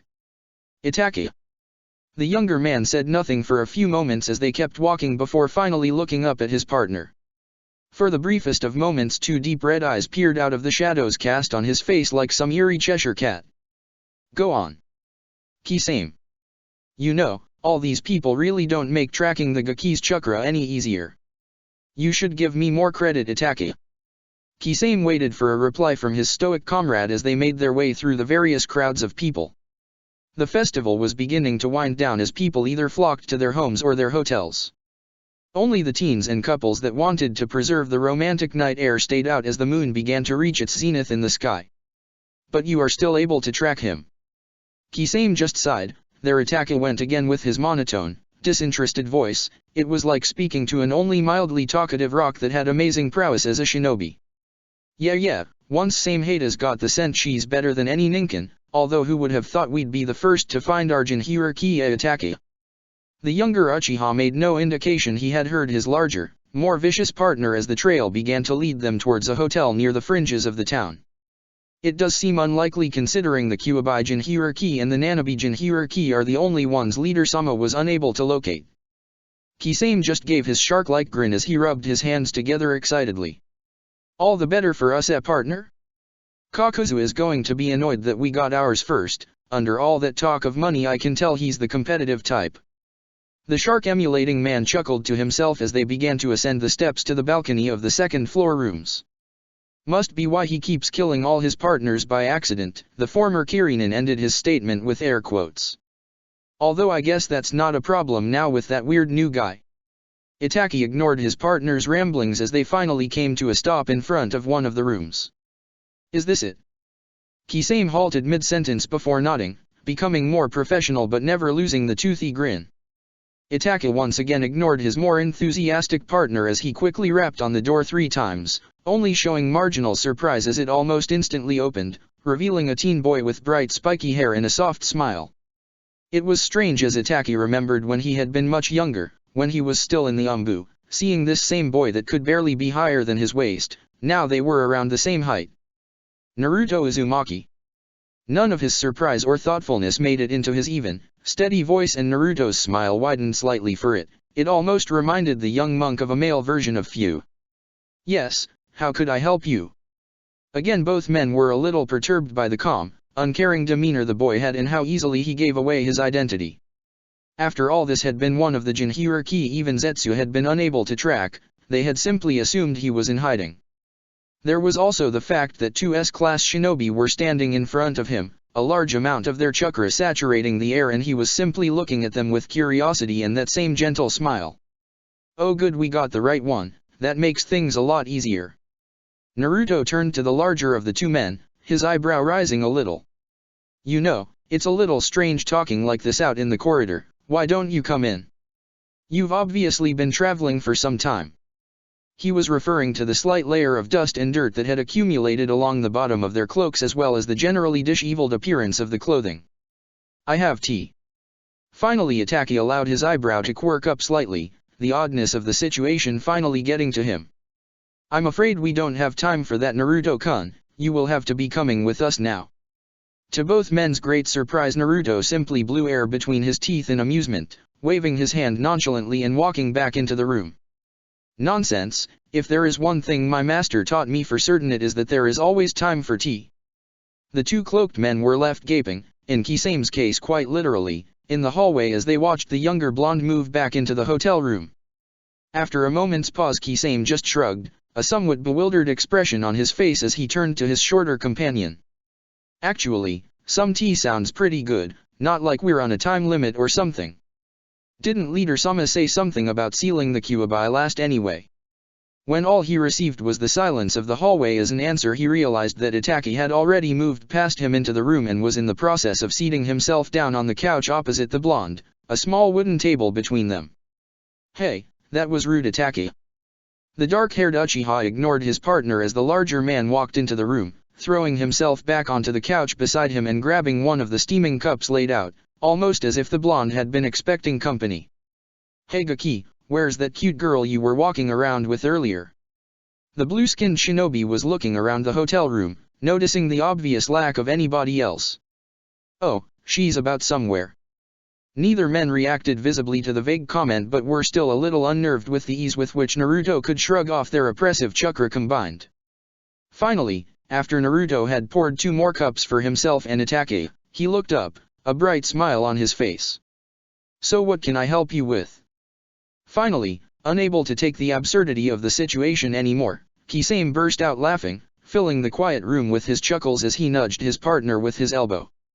"Man Itachi, can you imagine how easy this whole thing's gonna be if all the Jinchuriki are as helpful as the Gaki here?" Distracted by his partner's obnoxious laughter, Itachi missed the slight hardening of Naruto's eyes which the blonde quickly quashed. "Now what could you two want with the Jinchuriki?" Naruto's voice held sincere curiosity as he gazed calmly at the 2 nukenin over his steaming cup, blowing on it causally. "That is unimportant Naruto-kun, all you need to know is that you will be coming with us, one way or the other." Far from the defensive or hostile look Itachi had been expecting from the Kyuubi vessel, Naruto only gained a slight hint of mirth to his body language. For the first time Itachi seemed to notice that Naruto seemed to be actively squinting his eyes for some reason, as if trying to hide his eyes from them. "Could I ask where, Itachi of Konoha and Kisame of Kiri? Or should that be formerly?" Again the boy spoke with a surprising nonchalance as he sipped at his tea. For 2 S-ranked and highly feared missing nin it was very, very strange. "You know of us?" Kisame seemed amused and it showed through his voice. He found this entire situation just hilarious. In the end it meant very little to him just how they caught the Jinchuriki, it was going to end the same anyway, with them slung over same Hada like a bindle on a stick. Of course, few from Konoha don't know of the prodigy Itachi Uchiha, Genin at 7, Chiyunin at 10, Umbu Captain at 13, flawless mission record and slaughterer of his clan. The young monk spoke the entire list of achievements like they were all positives before turning to Kisame. "I also had the privilege of traveling through Mizu no Kuni for some time. I heard a lot about Kisame Hoshigake. Monster of the Mist and wielder of the legendary blade Same Hada." It was true, however his name was usually whispered in hushed tones like he was some kind of bogeyman. He was a truly feared figure in Kiri. A small smirk tugged at the edges of Naruto's lips as he met the former Kiri shinobi's beady eyes. "I actually find your other nickname the most amusing, the tailless-tailed beast." He chuckled absently as he took another sip of his drink, something Chikako had once told him enable the old head monk to take control and set the pace of any conversation. "You know I know somebody who would be very disgruntled with you having that name, insulted even." Kisame only returned the smirk as he leaned forward, a challenging look entering his eyes. "Oh really? Who?" Naruto only smiled as he took another long sip of his drink, choosing not to answer. "As hospitable as you have been Naruto-kun, I must insist that you come with us now." Naruto glanced over at the previously quiet Uchiha, noticing with some amusement that the dark-haired man had completely emptied his cup. Now, no need to be hasty, maybe you could answer a few questions of mine before we go, it's only fair after all." Itachi paused, narrowing his eyes at the blonde before being rudely elbowed in the side by his partner. "I'll go on Itachi, humor the kid, he's kind of grown on me and it's not like it'll matter in the end." Itachi thought about glaring at his partner but thought better of it, it wasn't like it would affect the chakra powerhouse much anyway. "Fine, what would you like to know?" Naruto smiled congenially as he finally set his cup down, sighing in contentment at the pleasant taste still lingering on his tongue. "What does your organization want with the Baijuya?" Kisame chuckled again at the blunt question that was offered up so casually it was like Naruto was talking about the weather while Itachi's gaze only narrowed further. "What makes you suspect we are part of a group?" Naruto only tilted his head innocently. The blonde thought about messing with the two further and playing the fool but figured answers were more important than the amusement.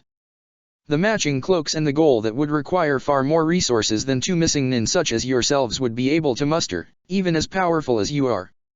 Itachi absorbed the observation before nodding once concedingly. "You are far shrewder than I had thought you would be." Naruto leaned forward at that, unknowingly mirroring how Kisame had appeared earlier as an amused smile appeared on his features. "Oh, how did you expect me to be?" Like my younger self, full of energy and naivete, shouting out an empty promise over a far-fetched dream. The blonde looked up at that seemingly in thought before chuckling himself, making Itachi realize that had they not been on opposite sides of this conflict, he and Kisame would have probably gotten along. I suppose you would only be half right then, but in any case, back to my question. Itachi noticed the change in the boy's posture as he said that, sitting up straighter and more alert. Our goal is peace. There was silence in the room as Naruto mulled over his words, his face becoming indecipherable in an unknowingly perfect replication of Fu's stoic facade. And you would use the Baijuyo to achieve this? Itachi nodded again, noting that Kisame seemed to be getting more agitated now as the conversation became less amusing and interesting for him. Naruto simply sat in silence again, thinking over what the older Uchiha had told him before nodding once. Then I think that's all I need to know, thank you. And with that, without so much as a goodbye or any kind of warning, the blonde burst into a cloud of smoke, widening Itachi and Kisame's eyes. A shadow clone. Kisame had a particularly annoyed expression on his face as he swiped away the smoke from his face, coughing slightly thanks to the enclosed space they were in. That tricky brat, why didn't you see that, Itachi? The Uchiha merely gazed at the spot Naruto was sitting in, or at least his clone had, with an impassive expression. The shadow clone had identical chakra to the original, this one gave no sign that he was a clone. Can you still track him? Kisame shook his head. The blonde was already out of range of them and Samehada hadn't bothered to look while they were talking, thinking the target was right in front of them. Then we must go inform Leader Sama of this, he needs to know the Kyuubi hierarchy has resurfaced. Kisame just grunted as he stood up, disgruntled at not being able to have his fun after all. Shame that we couldn't even get a read on his skills though, would have been useful for the next time we ran into the Gaki. Itachi shook his head slowly as they left the hotel room, walking out into the now much quieter night air. On the contrary, even through his clone I was able to tell Naruto-kun had incredible reserves, much larger than your own. That made Kisame raise an eyebrow until Samehada's clicking on his back confirmed Itachi's observation. The sentient sword seemed extra excited about the monk's chakra for some reason. There was something else too. I was only able to briefly glimpse him with my Sharingan, but any genjutsu I tried to cast, it was almost as if he didn't notice they were there. Kisame shrugged, the huge sword on his back shifting with the movement. That's good, right? Itachi shook his head again, a disturbed look marring his normally stoic features. No, it was more like the genjutsu had no effect on him whatsoever. For somebody who specialized in illusions and subterfuge like Itachi, that was a frightening prospect to face in an enemy. But that isn't the most interesting thing. That made Kisame raise an eyebrow as he turned to his partner. Oh. Itachi still had that disturbed look on his face. If what he thought was true, then the consequences for their mission and their goal were staggering. The chakra flow to his eyes was strange, almost like my own. Kisame's eyes widened, knowing precisely what that meant. The brat has a dojutsu. Itachi nodded slowly. It was only conjecture, but still. Yes, however, the way the chakra moved, so steadily and constantly in such great amounts. Another frown marred his pale features. I have only ever seen it in one other person. Kisame seemed excited again, the mystery surrounding their target intriguing him. Who? That was when Itachi seemed most troubled, looking at the ground in silence as if searching for some other possible answer. Leader Sama. Chapter 64, Clouds 2. What a man's mind can create, man's character can control. Thomas A. Edison. For the third time in his life, Naruto found himself walking through the quiet and misty fog of Mizu no Kuni. The frigid, wet air clung to his body and clothes like a second skin in a familiar and uncomfortable film. He wouldn't say it out loud, but he knew that even as much as he had allowed himself to get over Shizuku's death, being here, in the country where he saw her die, made him melancholic. He deftly moved around the various roots and plants that might have tripped him up as he walked through the forest, lost in his own thoughts until a voice cut into his peace. So kid, what's your business with Yotakata anyway? Naruto watched the taller, brawnier man that until now had seen fit to simply walk behind him in silence, comfortable in the presence of an entire squad of Kiryumbu. I came to warn him of a group hunting the Jinhiraki. The man, Naruto had been informed his name was Tsurugi, grunted before returning to an uneasy silence. The blonde found it a little strange that throughout his entire time working and fighting with the rebels he had never once met this man. He was now the commander of the Anbu in Kiri, working directly under Ao himself. He guessed it was because while Naruto had been protecting supplies this man had been behind enemy lines, sabotaging and assassinating. The reason they were now walking through a small forest near the south of Mizu no Kuni was simple. There had been a lot of sightings of a tall, thin man using strange bubble-oriented ninjutsu in the area. After finding out that there was a group actually hunting the Jinchuriki, Naruto had felt he should at least warn his fellow containers. They had been dealt a hard hand in life already and they did not need any more suffering from this group, whoever they were. However, considering the fact that most of the Jinchuriki were actually no longer such and Naruto knew Kiribi was very strong, he felt the Rokubai Jinchuriki was the first he should warn. Unfortunately he had no idea who that was or where they could be. He just considered himself lucky that he had a personal fount of knowledge named Fu traveling with him, or they wouldn't have even gotten this far. Unfortunately the mint-haired girl didn't know exactly who the Jinchuriki was. That information was kept strictly secret by the villages, but she knew at least that Kiri was the last person in possession of the creature. Her carers had wanted her prepared in the event a major village ever decided to attack Takigakuer and brought the force of their own Jinchuriki to play. From there it had been a matter of traveling to Kirigakuer, constantly keeping watch for any sign that Kisame or Itachi, or anybody else wearing that black cloak with red clouds, was following them. Mei had been surprisingly helpful for them, as it turned out that they weren't the only one searching for the Rokubai Jinchuriki, a man named Yotakata. In fact, it was currently an Anbu directive to look out for anyone bearing his description, thus the reason Naruto and his friends were currently traveling with an entire squad of them. Mei had been hoping that with the loss of the Sanbai with Yagura's death, Kiri could recoup some of their lost power with their other Jinchuriki. She had hoped that once word reached the elusive man that the rebellion was over, he would come back to them, no longer having to fear the Hunter Nin after him. However, when no such thing happened, after a year she had begun to actively search him out. Unfortunately for them, years of evading and being chased by Yagura's Hunter Nin hadn't exactly made Yotakata all that respondent to Kiri Shinobi. It had also made him exceptionally difficult to find. I still don't understand why a brat like you was assigned to this mission. You aren't even a shinobi. It's insulting that an entire squad of Anbu is having to play babysitter to a bunch of teens, barely older than 16. From the rear of the group, Teiwa flipped the man the bird as she walked, having been idly complaining about the moisture in the air making her usually straight hair frizz out. It was an uncharacteristically unkonoichi thing for her to say, but she had little else to talk about, and annoying Haku with pointless chatter was like a hobby for her. I'm 18, you asshole. Tsurugi just grumbled to himself, rubbing the scar that passed downwards through his left eye absently. I don't care if you're 30, you aren't Kirigaku or shinobi. Naruto chuckled slightly, turning and pointing the Anbu that had thought he was well hidden in the trees to their right.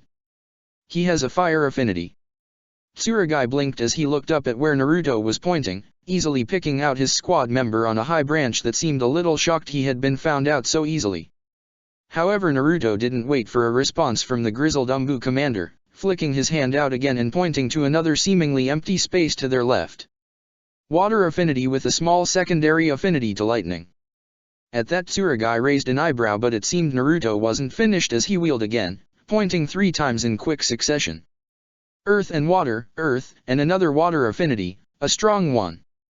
Tsurugi quickly verified that there were indeed Anbu stationed where Naruto had been pointing before raising an eyebrow. So you're a censor?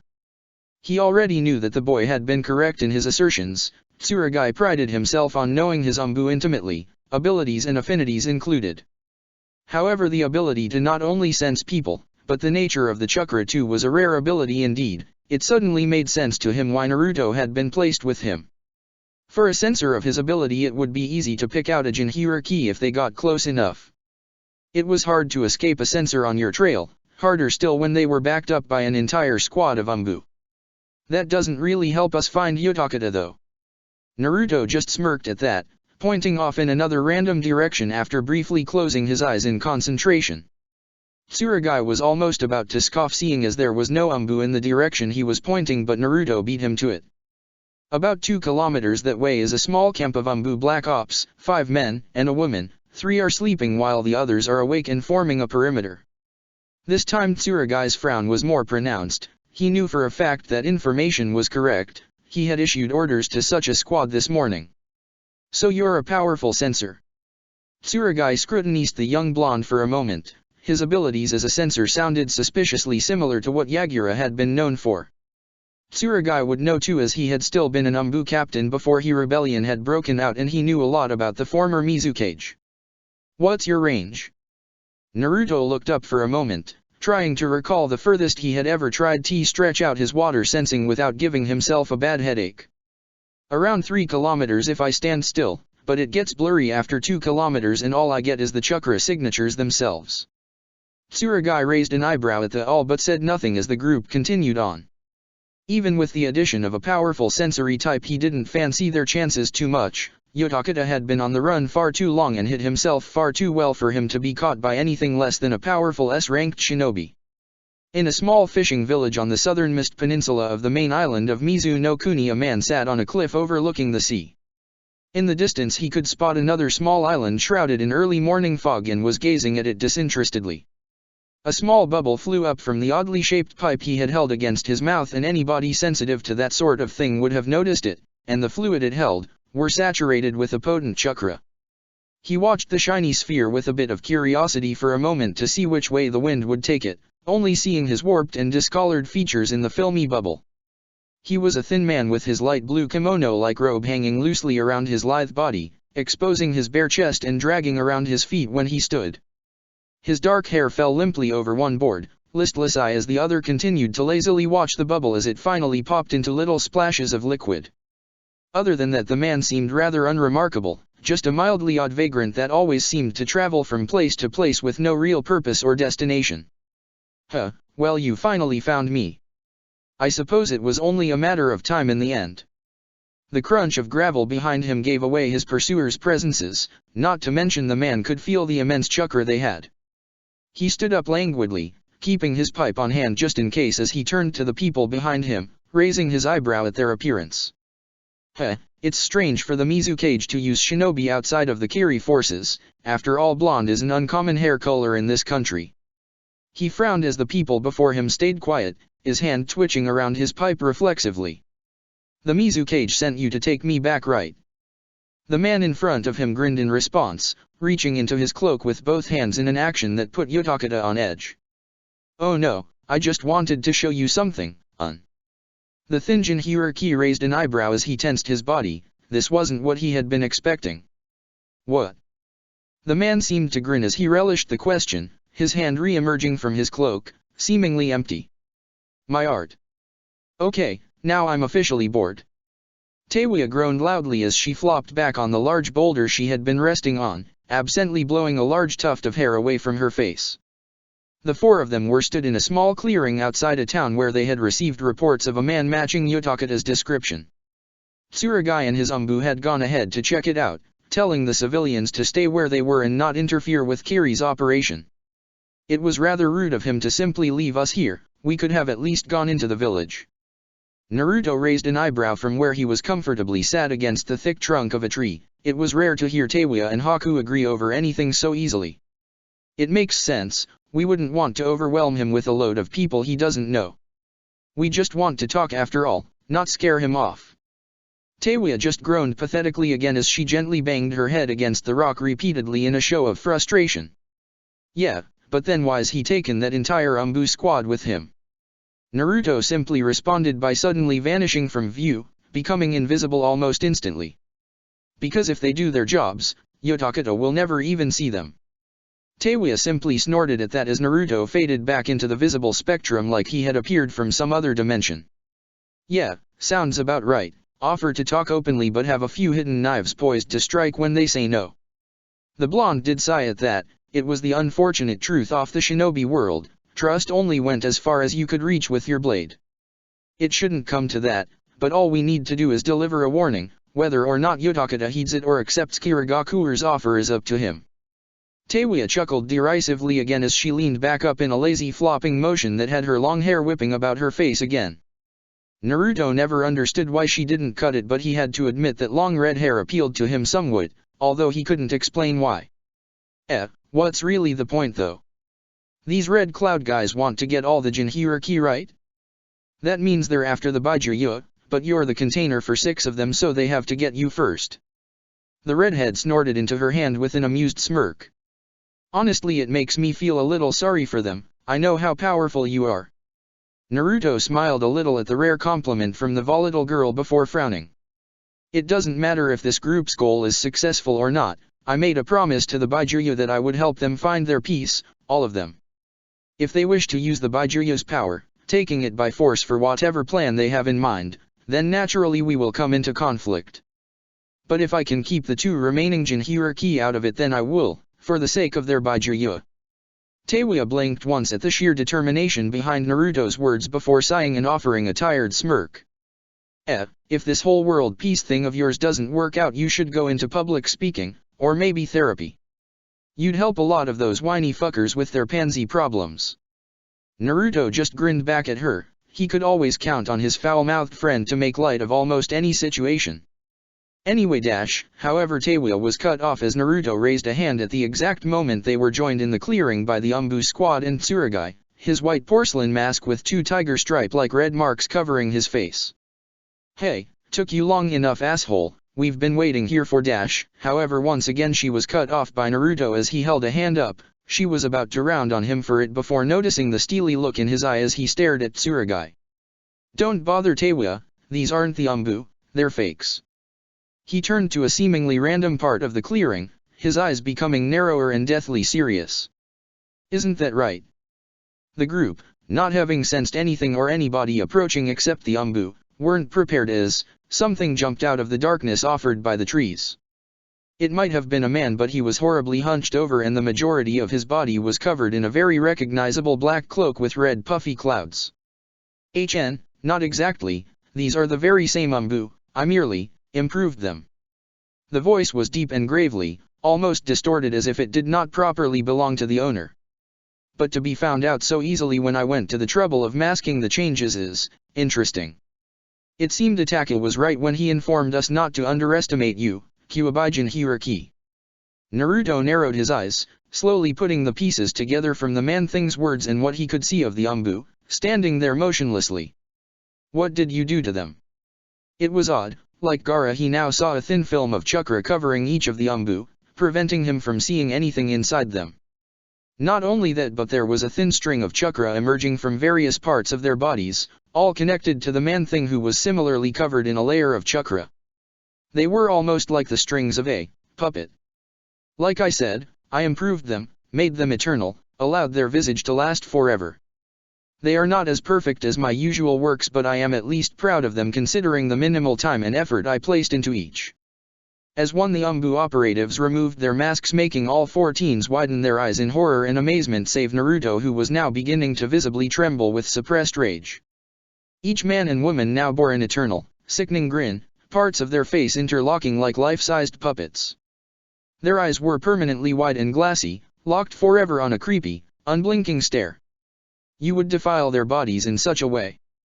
His thoughts were thrown back to Orochimaru, how he raised Shizuka simply to use her as psychological warfare on him. You know nothing, boy. Do you defile a canvas when you fill its frame with priceless art? I give these men a taste of immortality, an art that lasts the test of time, and you call it defilement? You are merely an ignorant child.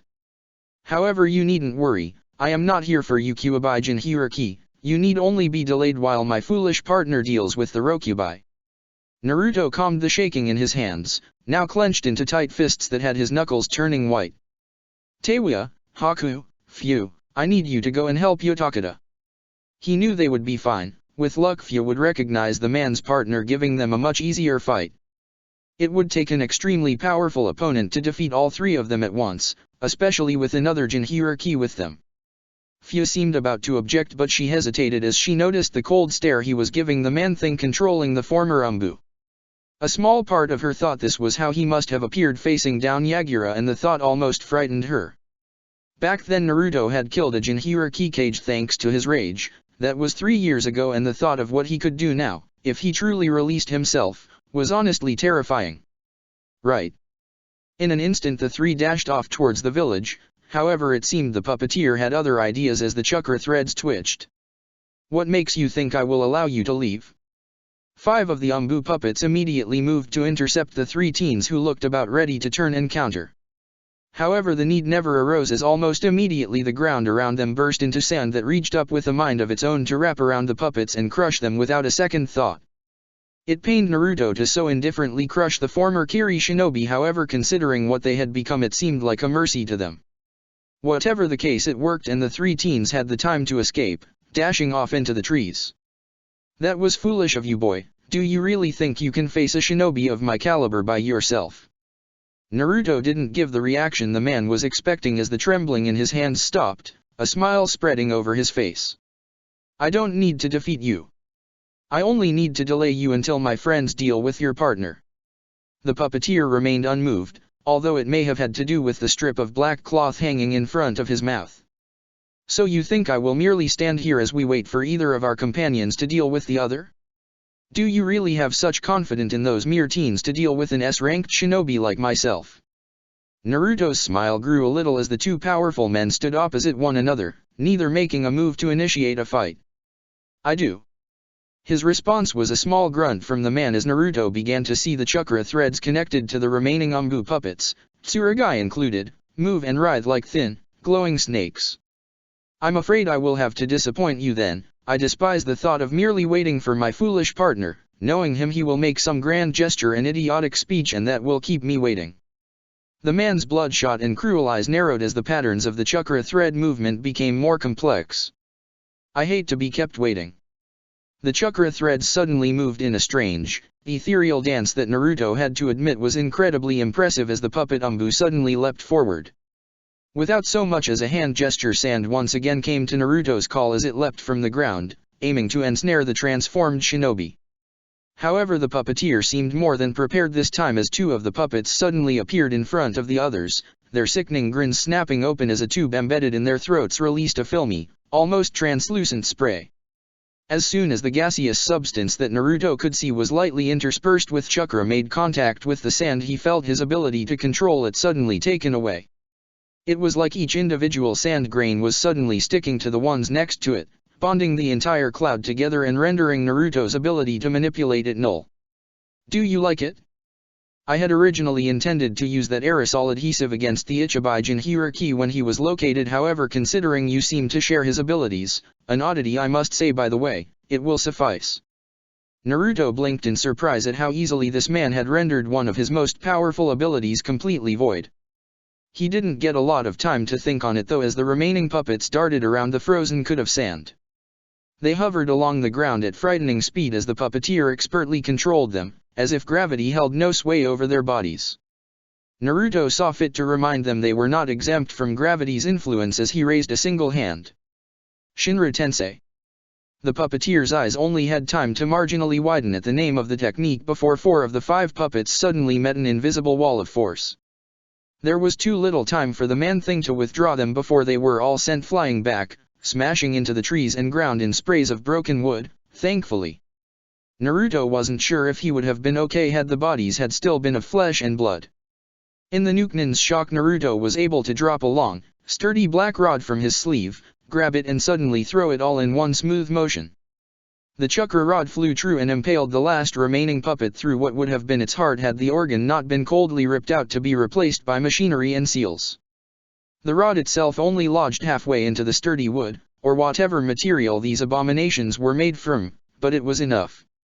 The chakra disrupting effect of the rod immediately kicked in, letting the puppet slump limply to the ground as the puppeteer lost his ability to control it. The entire encounter had happened in less than a few seconds, but already both opponents had learned a great deal about the other. Remarkable.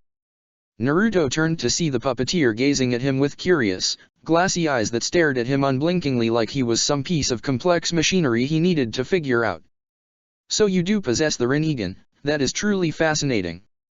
That rang alarm bells in Naruto's mind. This man could not have seen his eyes yet, and he didn't remember showing during his conversation with Itachi or Kisame. How could he possibly recognize what should have been an extinct Jujutsu purely from the skills he had displayed? Incredible, you will be my greatest masterpiece, a puppet like no other as I wield the power of the Sage of the Six Paths at my fingertips. I can promise you that once Akatsuki is done with your body, only the utmost time and care will go into reforming you into the perfect work of art." Naruto grimaced at that, glancing around to make absolutely sure that all of the puppets were irreparably broken. Should I feel honored by that?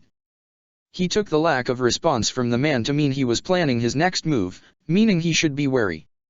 "So Akatsuki, that is the name of the organization hunting the Baijuya? That at least explains the clouds.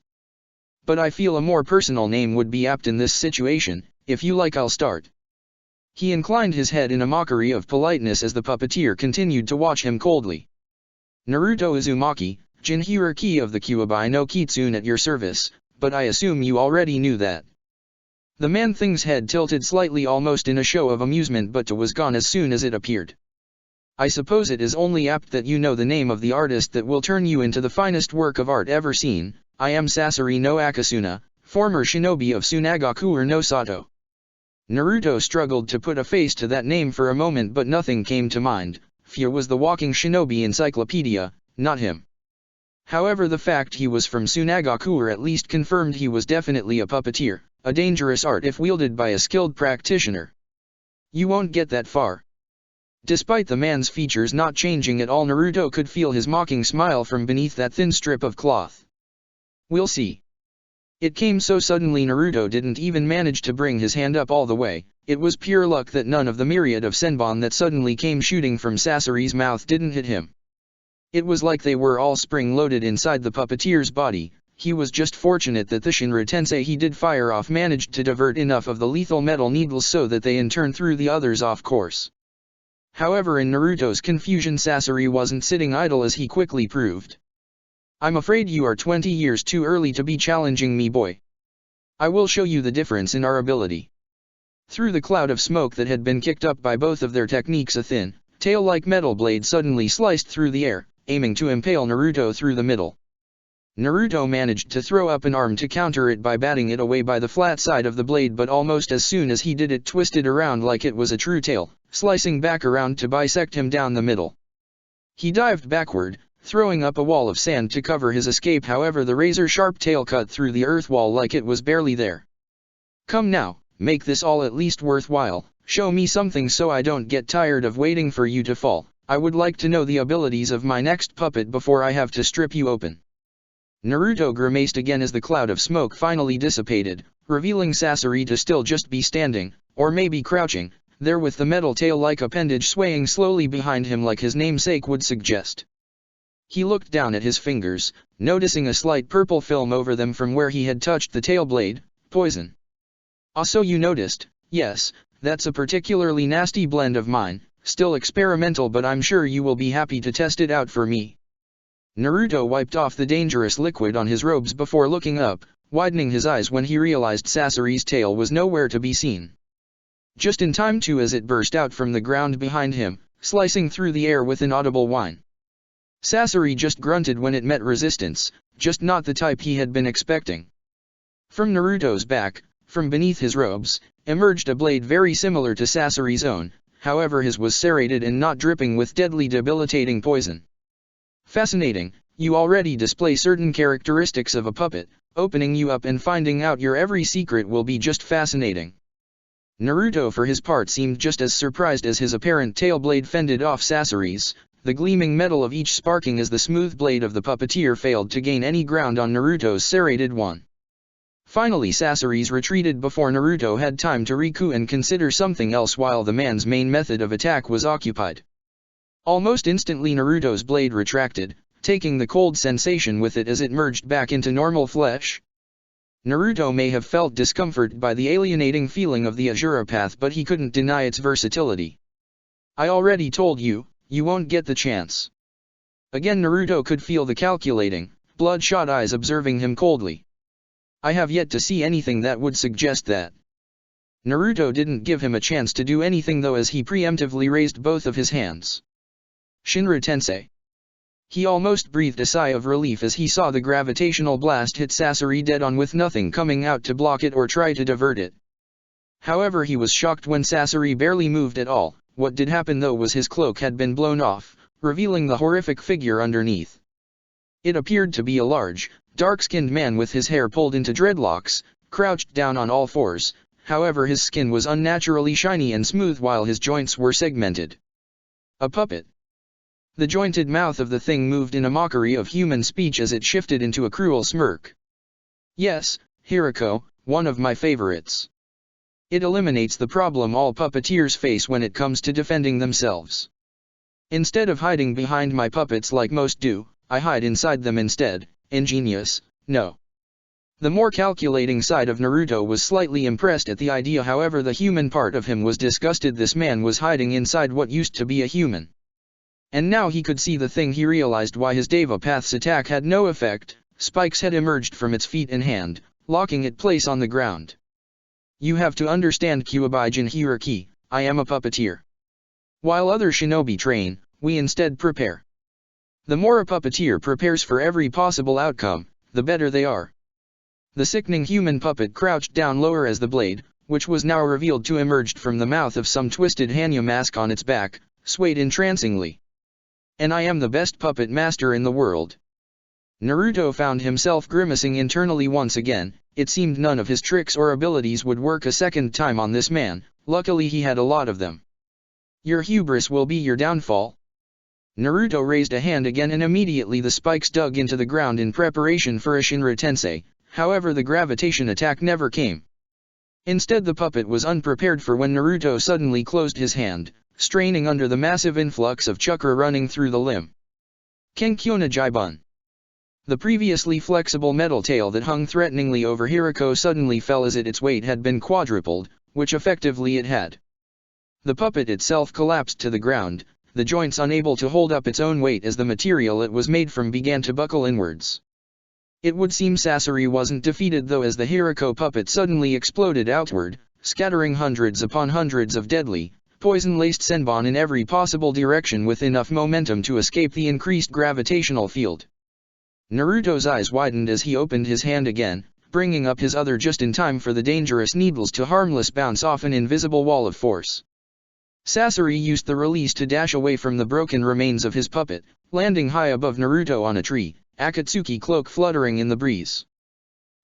Impressive, Kyuubi Jinchuriki. The ability to manipulate the very forces of gravity itself is a dangerous one that I will put to good use in the future. However, the real fight begins now.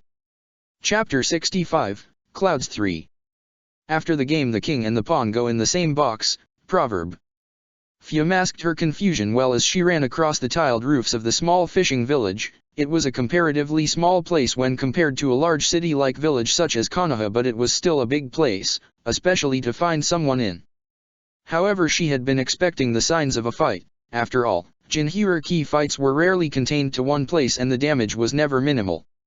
Earlier, as they had raced through the trees, she had felt a large blast of potent Baijuyo chakra, more than she had ever felt than ever before, even from herself, meaning Utakata had for some reason gone into a full, six-tailed Baijuyo state. However, there was no sign of that now. In fact, the air was still and calm, too calm. Nobody would have been prepared for when the tiles beneath their feet suddenly turned white, giving Fu and the others only moments to jump away on instinct alone before they exploded into a massive conflagration of heat and flame. However, the min-haired Jinchuriki found that as soon as she touched down on the adjacent roof the exact same thing happened, rendering her off balance and overwhelmed as she jumped from rooftop to rooftop, having them all explode after her.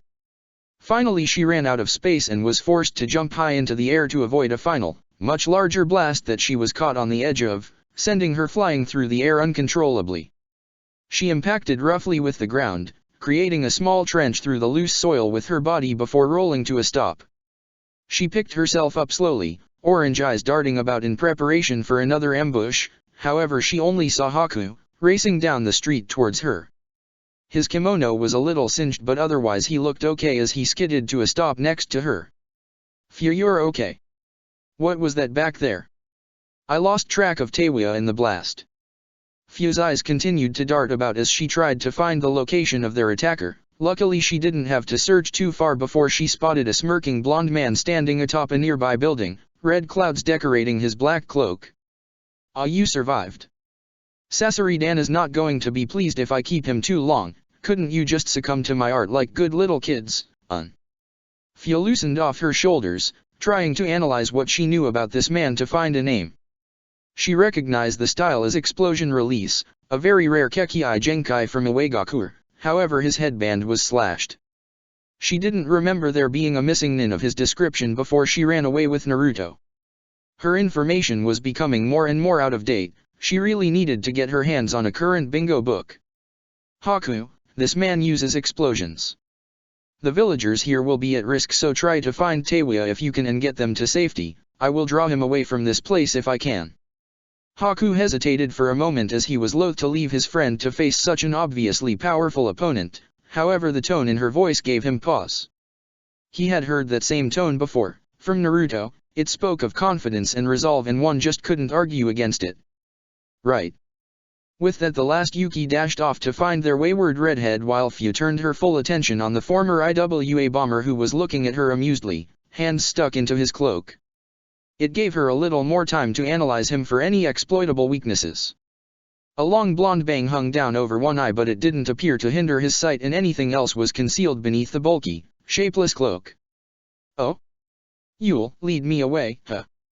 The man grinned as the sound of large flapping wings appeared behind him, just as an enormous white bird that appeared to be made of clay of some sort ascended behind him. How are you going to do that if you can't even reach me? The blonde bomber jumped backwards onto the bird's back, landing in a three-point stance before languidly straightening up. Fu's eyes widened when she realized a limp form is being carried in the doughy tail of the bird, no doubt the Rokubai Jinhyuriki, Yotakata. So all I have to do is catch you. Fu's voice was calm and level as she gazed up at the now airborne bomber, just the smallest hints of amusement slipping through her stoic facade. In an instant two large, insectoid wings seemed to unfurl as if out of thin air from her back, each a brilliant yellow that gradiated to red towards the tips. Far from the extensions of her chakra cloak that they were before, these wings seemed real, as if they had always been a part of Fu. She proved just how real they were as she began to lift off the ground, wings beating furiously behind her in an orange blur of motion. The bomber was grinning as he flew off to help his partner wrap up with the Kyuubi Jinhyuriki so they could make a quick getaway with the Rokubai. It was only reflex honed from hundreds of battles and intense training that told him to bank swiftly to the left, narrowly missing the spinning blur that rocketed past him like a human bullet. The spinning object paused in the air, gracefully unraveling to reveal Fu, hovering there like it was the most natural thing in the world.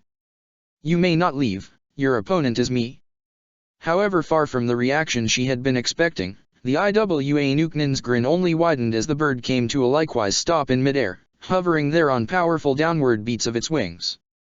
Well, green hair, orange eyes, insect wings, so that's where the Nanabe container went, Sasori Dana will be pleased if we manage to bring back two Jinhyuriki with us. He seemed to nod to himself as if deliberating something in his mind before grinning even further as he gazed up at Fu. Alright Nanabe, I'll face you. My name is Deidara, remember it because it's my art that will be imprinted on your retinas in your very last moments, because true art is an explosion. Fu's eyes widened when she felt something behind her, her wings folding inwards on instinct to allow her to swiftly drop down. Katsu. It was just in time too, as Deidara formed a half-tiger seal and the much smaller white clay birds that had been sneaking up behind Fu detonated into successive blasts of heat and flame. Fu was just out of their blast radius though, spinning out of her dive to soar back up towards Deidara, wings beating furiously as she darted left and right erratically like a dragonfly. However, the blonde bomber was prepared for her, hands re-emerging from his cloak as he threw out a few more of the little living sculptures. A puff of smoke later and they had enlarged into two medium-sized birds with four wings that immediately matched her speed as they rocketed towards her. Fu remained emotionless as she placed her own hands into the tiger seal, sucking in a large breath before breathing out a huge cloud of bright, sparkling dust that she proceeded to fly straight into, blocking her and the explosive birds from Deidara's view. The bomber covered one eye and tried to spot her with the special device he had over his left eye, but it was useless. The dust cloud only reflected the light back at him, blinding him if he looked for too long. Katsu. In a last-ditch attempt to get her, Deidara simply detonated the clay birds within the cloud, the explosion managing to disperse the optical ninjutsu to reveal Fu had vanished. Deidara's eyes widened as he spun around, ducking in time to avoid a spinning axe kick that speed was maximized by the girl dropping hundreds of feet at him. Instead her foot hit the bird he was standing on, time pausing for a moment as the momentum carried through the sculpture before the great bird went plummeting down to the ground. If it had been alive, its spine would have been instantly cracked by the insane Minerva. Deidara watched from his fall as Fyu stayed hovering in the sky, staring dispassionately down at him. He hated that look. It was the same one Itaki always gave him, taunting him with their so-called superiority. He would show them. A slightly crazed grin erupted on his face as his hands once again came up into the half-tiger seal. Fyu only had time to look down in shock and see the small white spiders that were suddenly covering her body, Deidara having planted them there when he ducked from her kick, before they detonated. The flash illuminated the sky even in the daylight, lighting up Deidara's manic grin. However, it was immediately replaced by a frown when no limp, scorched body fell from the smoke cloud. Confusion, then realization marred his features when the dust cleared to reveal a smaller white cloud of smoke at its center. Heh, shadow clones, you're pretty good for a Jinhiriki.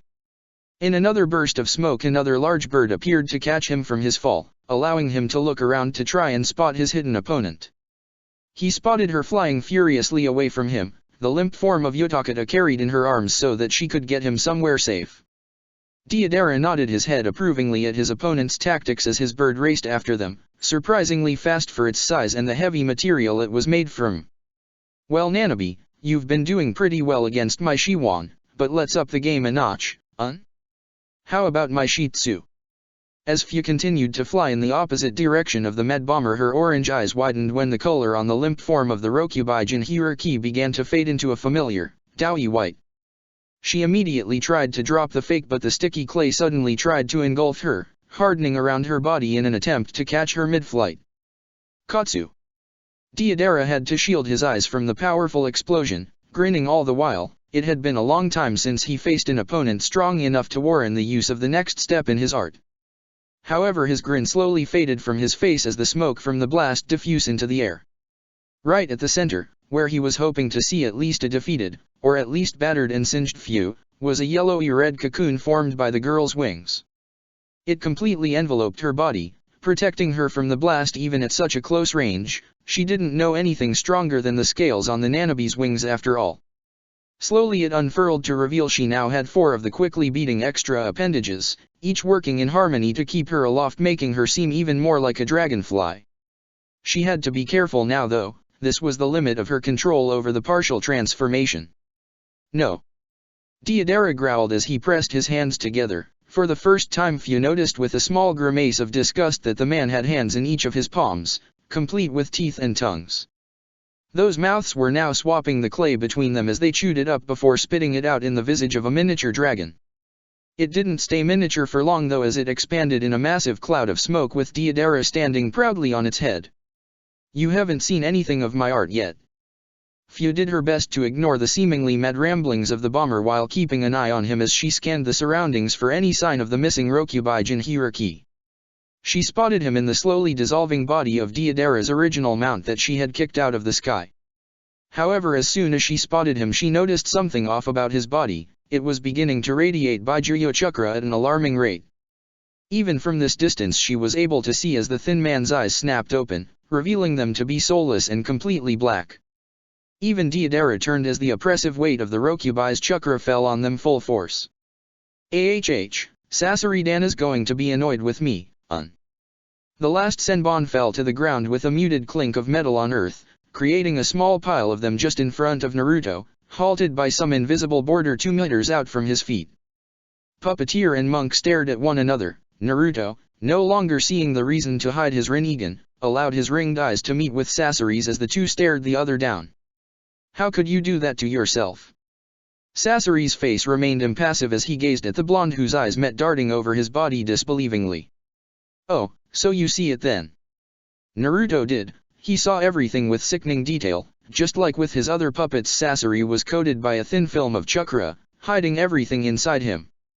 The man had turned himself into a puppet. Isn't it beautiful? An immortal, unaging body that doesn't feel pain, and I can modify, improve, and perfect at my leisure. A small smirk made its way onto the Tsunanuknin's face as he looked down, some of his red spiky hair falling across his eyes as he sighed in amusement. I'm afraid I lied to you. You see, you will not be my masterpiece. I have already constructed my masterpiece of puppetry. and it is me. Sasori cast his Akatsuki cloak aside, revealing his puppet body in all its glory. Had he not have had segmented joints and an unnaturally shiny luster to his skin, he probably would have been considered handsome in a Bishounen way. He looked to be around 16, although the body itself made determining his age impossible. There was some kind of coil embedded in his stomach that looked to be a thick metal rope wound around a spool, like some cheap mockery of intestines. However, Naruto knew this was no ordinary puppet. It was no trick to fool him into a false sense of security by a clever puppeteer. Where Sasori's heart would be was a strange cylindrical object embedded in his chest that's fleshy appearance clashed with the shiny aesthetic of the rest of his body. It was imprinted with the kanji for scorpion. However, its appearance meant little compared to what it represented. Naruto could see it all with his Rinnegan. It was the source of the man's chakra, an entire chakra circulatory system, down to the coils, compressed into a tiny space and used to power this abomination of a puppet. How many attempts did it take you to successfully compress down an entire chakra system? How many people did you kill on your path to this immortality? Sasori shrugged, allowing Naruto to see how the individual joints slid and moved about one another just as a real human body would do. While the practice itself was hideous, there was no denying the expert craftsmanship that actually went into this puppet body. Not just anyone could have made such a puppet. Unfortunately, progress is paved with little sacrifices, but the end result was well worth it. Naruto's hand clenched around his Shakugao subconsciously. It's funny how many people there like you that are so accepting of sacrifice, as long as they aren't the one who actually sacrifice something. What you call sacrifice, I call making someone else suffer in your place. Sasori waved a hand at the blonde absently. That may be, but it's ultimately irrelevant. Now, how about I introduce you to a very special puppet of mine? He'll be the one you replace as the pride of my collection, but for now he will suffice. Sasori pulled out a scroll that was one of 4 mounted on his back, unfurling it to reveal a large kanji for third. Naruto was about to reach out and pull it to him with a Banshou Tenin, but he was too late. In a puff of smoke, Sasori had managed to summon the puppet. Say hello to the Sandaime Kaze Cage of Tsunagaku no Sato. Naruto's eyes widened at that. He might not have had the expansive knowledge of shinobi that few did, but even he knew the significance of Suna's supposedly most powerful cage. His disappearance had instigated the Third Shinobi World War as Suna moved into Iwa's territory in attempts to find him, thinking it to be a kidnapping. Well, it seemed they were right. It just hadn't been Uegakuer who took him. I will show you why he was considered the most powerful Kaze cage Suna has ever seen. The puppet itself seemed rather plain, wearing a ragged gray cloak that concealed much of its body with messy black hair and a regal, stoic face. The only thing indicating it was even a puppet was the fact its mouth seemed connected to the rest of its face via a segment. Suddenly that segmented mouth opened up far too much to ever be considered normal as it began to release copious amounts of tiny iron filings that quickly formed into a cloud in front of it. A compartment in its chest opened up, releasing a pulse of chakra that immediately had the iron sand jumping to the puppeteer's command. Jiten, Seiditsu Shiger. The iron sand suddenly whirled into a vaguely circular shield before the puppeteer and his minion before bulging out. Faster than most shinobi could react, the shield-like structure began firing off a multitude of small, bullet-like projectiles. Naruto found his hand instinctively rising to cast off the projectiles like normal, but he was suddenly halted, as if something was tying his arm down. When he looked down, he was shocked to see a small chakra thread connected to his wrist, preventing it from moving. He frowned at the attempt to prevent his defense before his eyes pulsed with chakra, halting the potentially lethal and no doubt poisoned sand in its tracks as it met an invisible barrier of gravitational force surrounding his entire body. As quickly as it stopped, the sand, every last grain, was blasted back, scattering it in all directions throughout the clearing like shrapnel from a bomb with Naruto at its epicon tray. Sasori was unconcerned though, as the Kaze cage quickly moved in front of him, halting the sand again as it was brought back under the puppet's magnetic influence. With every technique, every move, my fascination with you grows more and more. Come, show me just what those eyes are capable of. Naruto took a deep calming breath before raising a hand up, intent on finishing this encounter swiftly so he could go and help his friends. He trusted them, but if Sasori's partner was just as powerful as he was, then a confrontation might end with casualties. Banshou Tenin, the Kaze cage puppet, suddenly twitched as Sasori frowned, fingers moving in a blur as the cage was suddenly pulled in two opposite directions. Sasori kept it tethered against the increasing gravitational forces via that chakra threads all across its body. However, as strong as they were no match for a primal force of the universe, and he felt his control slip every second. Instead of struggling though, Sasori simply allowed the puppet to be pulled in, both of its arms suddenly producing long and vicious-looking scythe blades, dripping with poison. Naruto didn't let them touch him though, as with his other hand he brought his Shakugou up, twirling it once before mercilessly slamming it into the puppet's chest. The Kaze cage tried to defend itself by slicing the supposedly wooden staff into thirds, however it wasn't expecting the blades to simply bounce off the wood like it was chakra-reinforced steel. The end of the staff met its chest, and with one violent shake its connection to Sasori was blocked, allowing it to limply slump to the ground. In a smooth motion, a simple black rod emerged from Naruto's sleeve, which he quickly used to impale the puppet through the chest, pinning it to the ground and permanently disrupting its chakra. Normally I would be upset that my favorite puppet was damaged, however I feel you will be more than enough compensation for it. Naruto grimaced as he stood back up, keeping an eye on Sasori wearily. All this talk of turning him into a puppet was becoming disconcerting. In any case, Sasori was cut off as both puppeteer and monk were suddenly knocked off balance by an enormous tremor running through the ground. Before it had even stabilized, a roar that could shatter windows and deafen people split the air, making Naruto clutch his ears in pain.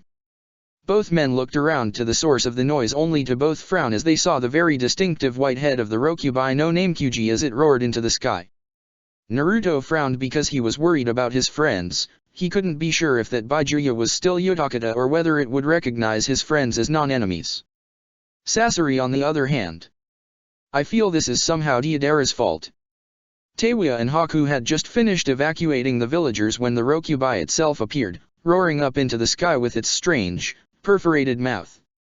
It was an ugly creature, appearing to be an enormous white slug that was constantly dripping with mucus like a slimy snowman. 6 bulbous, globular tails thrashed about as it roared its newfound freedom to the world, leveling entire buildings with single, careless swipes.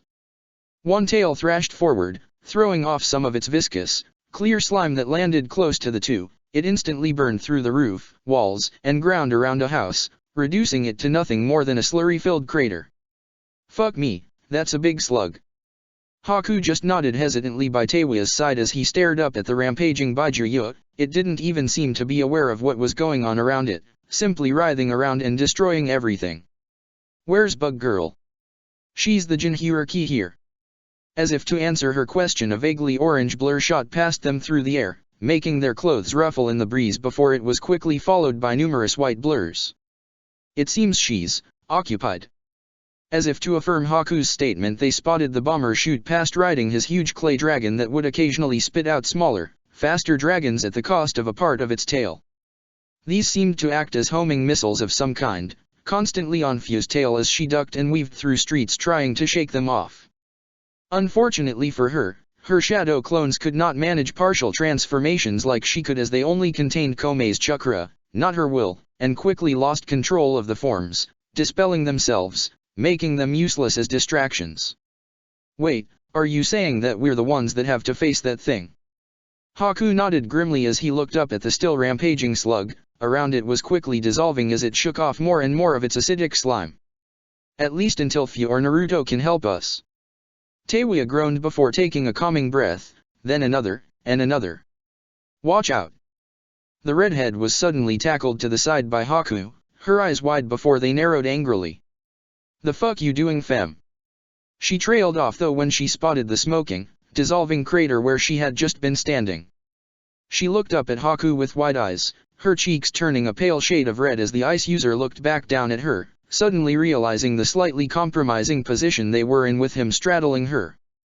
Haku, you dash! A near-splitting roar knocked them out of their stupor as they both winced in sync, Haku quickly rolling off the redhead. Alright, the Byakuya.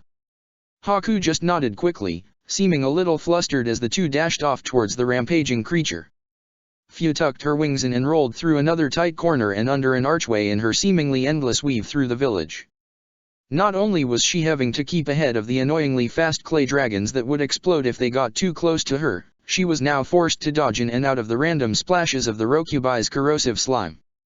Her only break was the fact that the dragons were no more immune to it than she was, and already more than a few had been taken out by the clear, but lethal mucus. Some others she had managed to make crash into things in her complicated and reckless flight through the village. However, Deidara never seemed to run out of them, and she couldn't look back to see how many more the larger Shih Tzu dragon could make.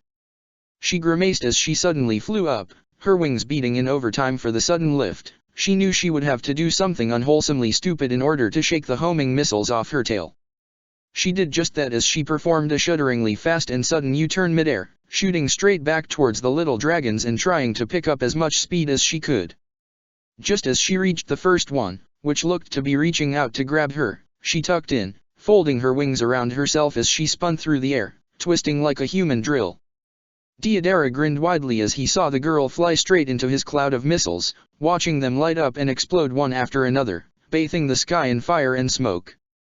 However, his hands began to tremble in rage when that same spinning drill re-emerged from the smoke, a scowl sliding across his face. Fia stopped, allowing her blackened and slightly torn wings to unfurl. She hadn't come out of that maneuver unharmed. Her skin was singed in places and reddened from the heat in others, but she was alive, and most of the Shih Tzu dragons were taken care of. The only one remained was the original that Deidara was riding. She knew just the way to defeat it too. Deidara had also decided to take advantage of the lull in combat, calming his irritation at the girl's survival as he willed his dragon to fly forward. He would bathe this girl's last moments in his art if it was the last thing he did. Even Itaka didn't cross his mind at this point. He wanted nothing more than to see this Jinhuriki vanish into flame and smoke. Fia ran through hand seals as fast as she could before throwing her hands out, feeling as the water in the air condensed in front of her to form a perfectly flat, round mirror. Suten, Mizukigami no Jutsu. Deidara only saw the reflection of his dragon in the mirror before Fia turned the floating water circle 90 degrees. Instantly an exact copy of the dragon, even complete with a duplicate him riding on top, emerged from it. There was too little distance between them though for Deidara to turn away before the two collided. The explosion briefly matched the brightness of the sun as even the Rokubai turned its head to look at it. The resulting shockwave collapsed the nearby buildings and almost blew Haku and Teiwa off their feet as they ran. Fia caught her breath as she hovered there, glad now that Naruto had seen fit for her to learn some of the Mizukage Jutsu as the strongest water type in their group that would use it. Finally, the massive cloud of smoke and dust hanging in the air dispersed as a lone figure dropped out of it, slamming into the ground viciously and creating a decent-sized crater from his fall. Hesitantly and carefully Fia flew down to where Deidara had crashed, spotting his burned, but still alive body lying at the crater's center.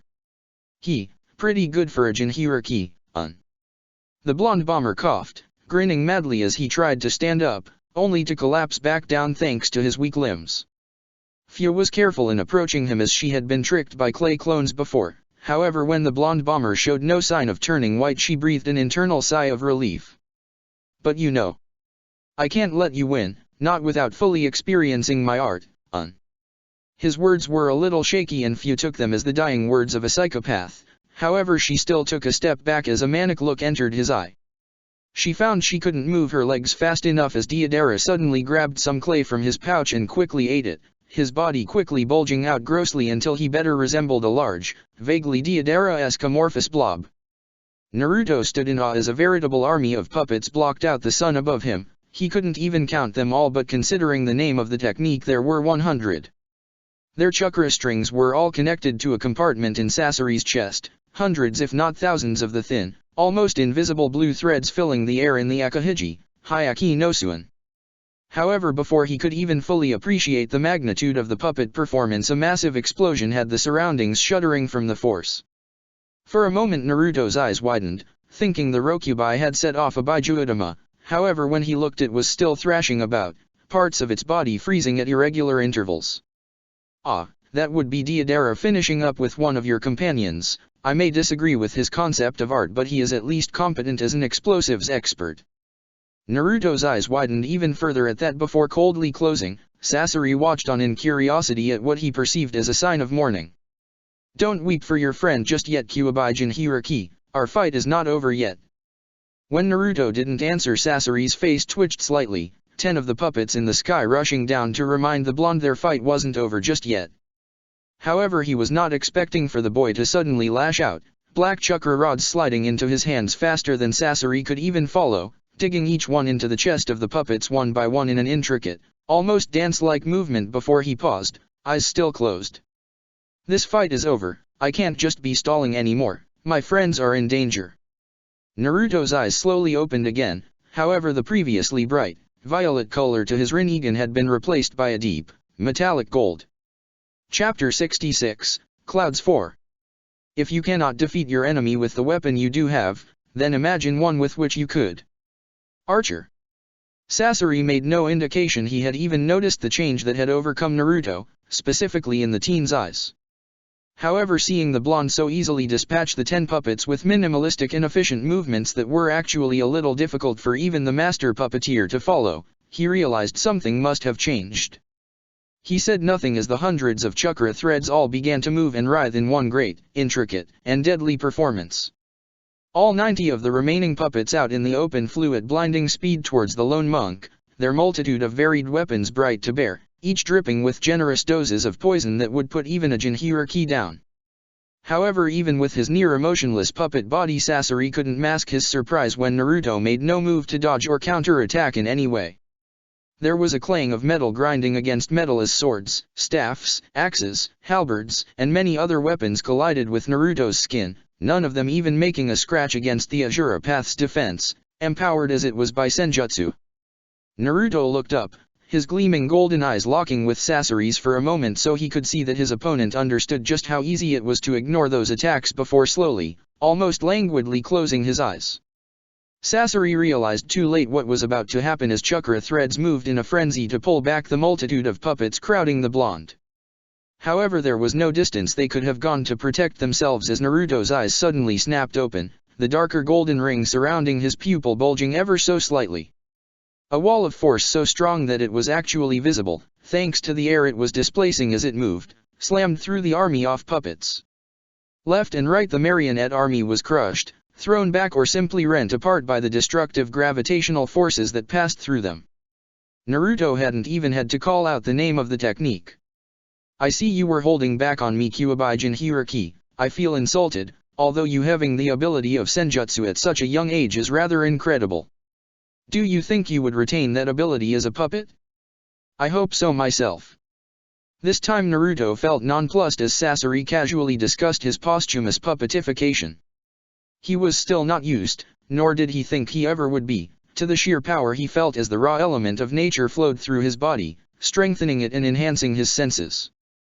Sasori, seeing his psychological games were no longer having any effect, hardened his features until they were nothing but a cold, calculating mask.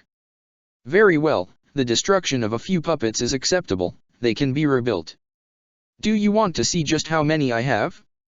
How many lives have fallen at my feet only to be honored by their immortalization?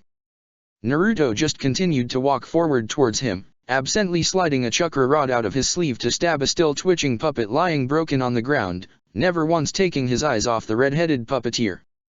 Don't think this battle is over thanks to a slight power boost, Kyuubi Jinchuriki, you still have yet to face myself. Sasori brought his hands as he jumped back, large propeller-like blades sprouting from his back that whirred to life, carrying up and away from Naruto. The blonde broke into a sprint as compartments in Sasori's palms opened up, revealing 2 gleaming pipes that wasted no time in rotating suddenly. An intense roar burst from the pipes as white-hot flames, condensed into a concentrated and focused stream, burned through the air at Naruto. However, with nature chakra flowing in harmony through his body, it was as if time was slowed for the young monk. A long chakra rod the length of his body slid from his sleeve as he caught it and began spinning it in front of himself. From behind his own flames, Sasori couldn't see Naruto's right hand spring into blue flame and red burst to life in his left. Banbutsu Suzu, Shinju-Yukio. The spinning form of the chakra rod suddenly merged together at the same moment the flames reached the blonde. Sasori's puppet eyes could only widen as the monk flew straight through the stream of flames that could easily melt boulders. For a moment his mind faltered as he tried to comprehend what he was seeing. Unfortunately, that gave Naruto enough time to close the distance between them just as the last of the flames leaked from Sasori's handpipe. While the puppeteer's immortal body could feel no pain, he certainly felt the impact as Naruto brought whatever it was he had created around to crash into his stomach. However, it didn't seem to stop there, and before the red-headed Sunanuknin fully knew what was happening, the flat, circular object had completely sawn through his stomach area. He watched, blinking in confusion, as his lower half, complete with some of the prehensile cable he had wrapped up in a compartment there, stumbled a moment before falling to the ground. Naruto landed gracefully on a branch opposite him, still bearing those burning golden eyes as he watched for any signs of tricks from the master puppeteer. That was no summoning, you created something from nothing. A smile slid across the puppeteer's two shiny features as he looked down at the shining bronze mirror-like shield his upper body was laying on, pinned there to a tree by it. Such power is truly in the realm of the gods, to control a god.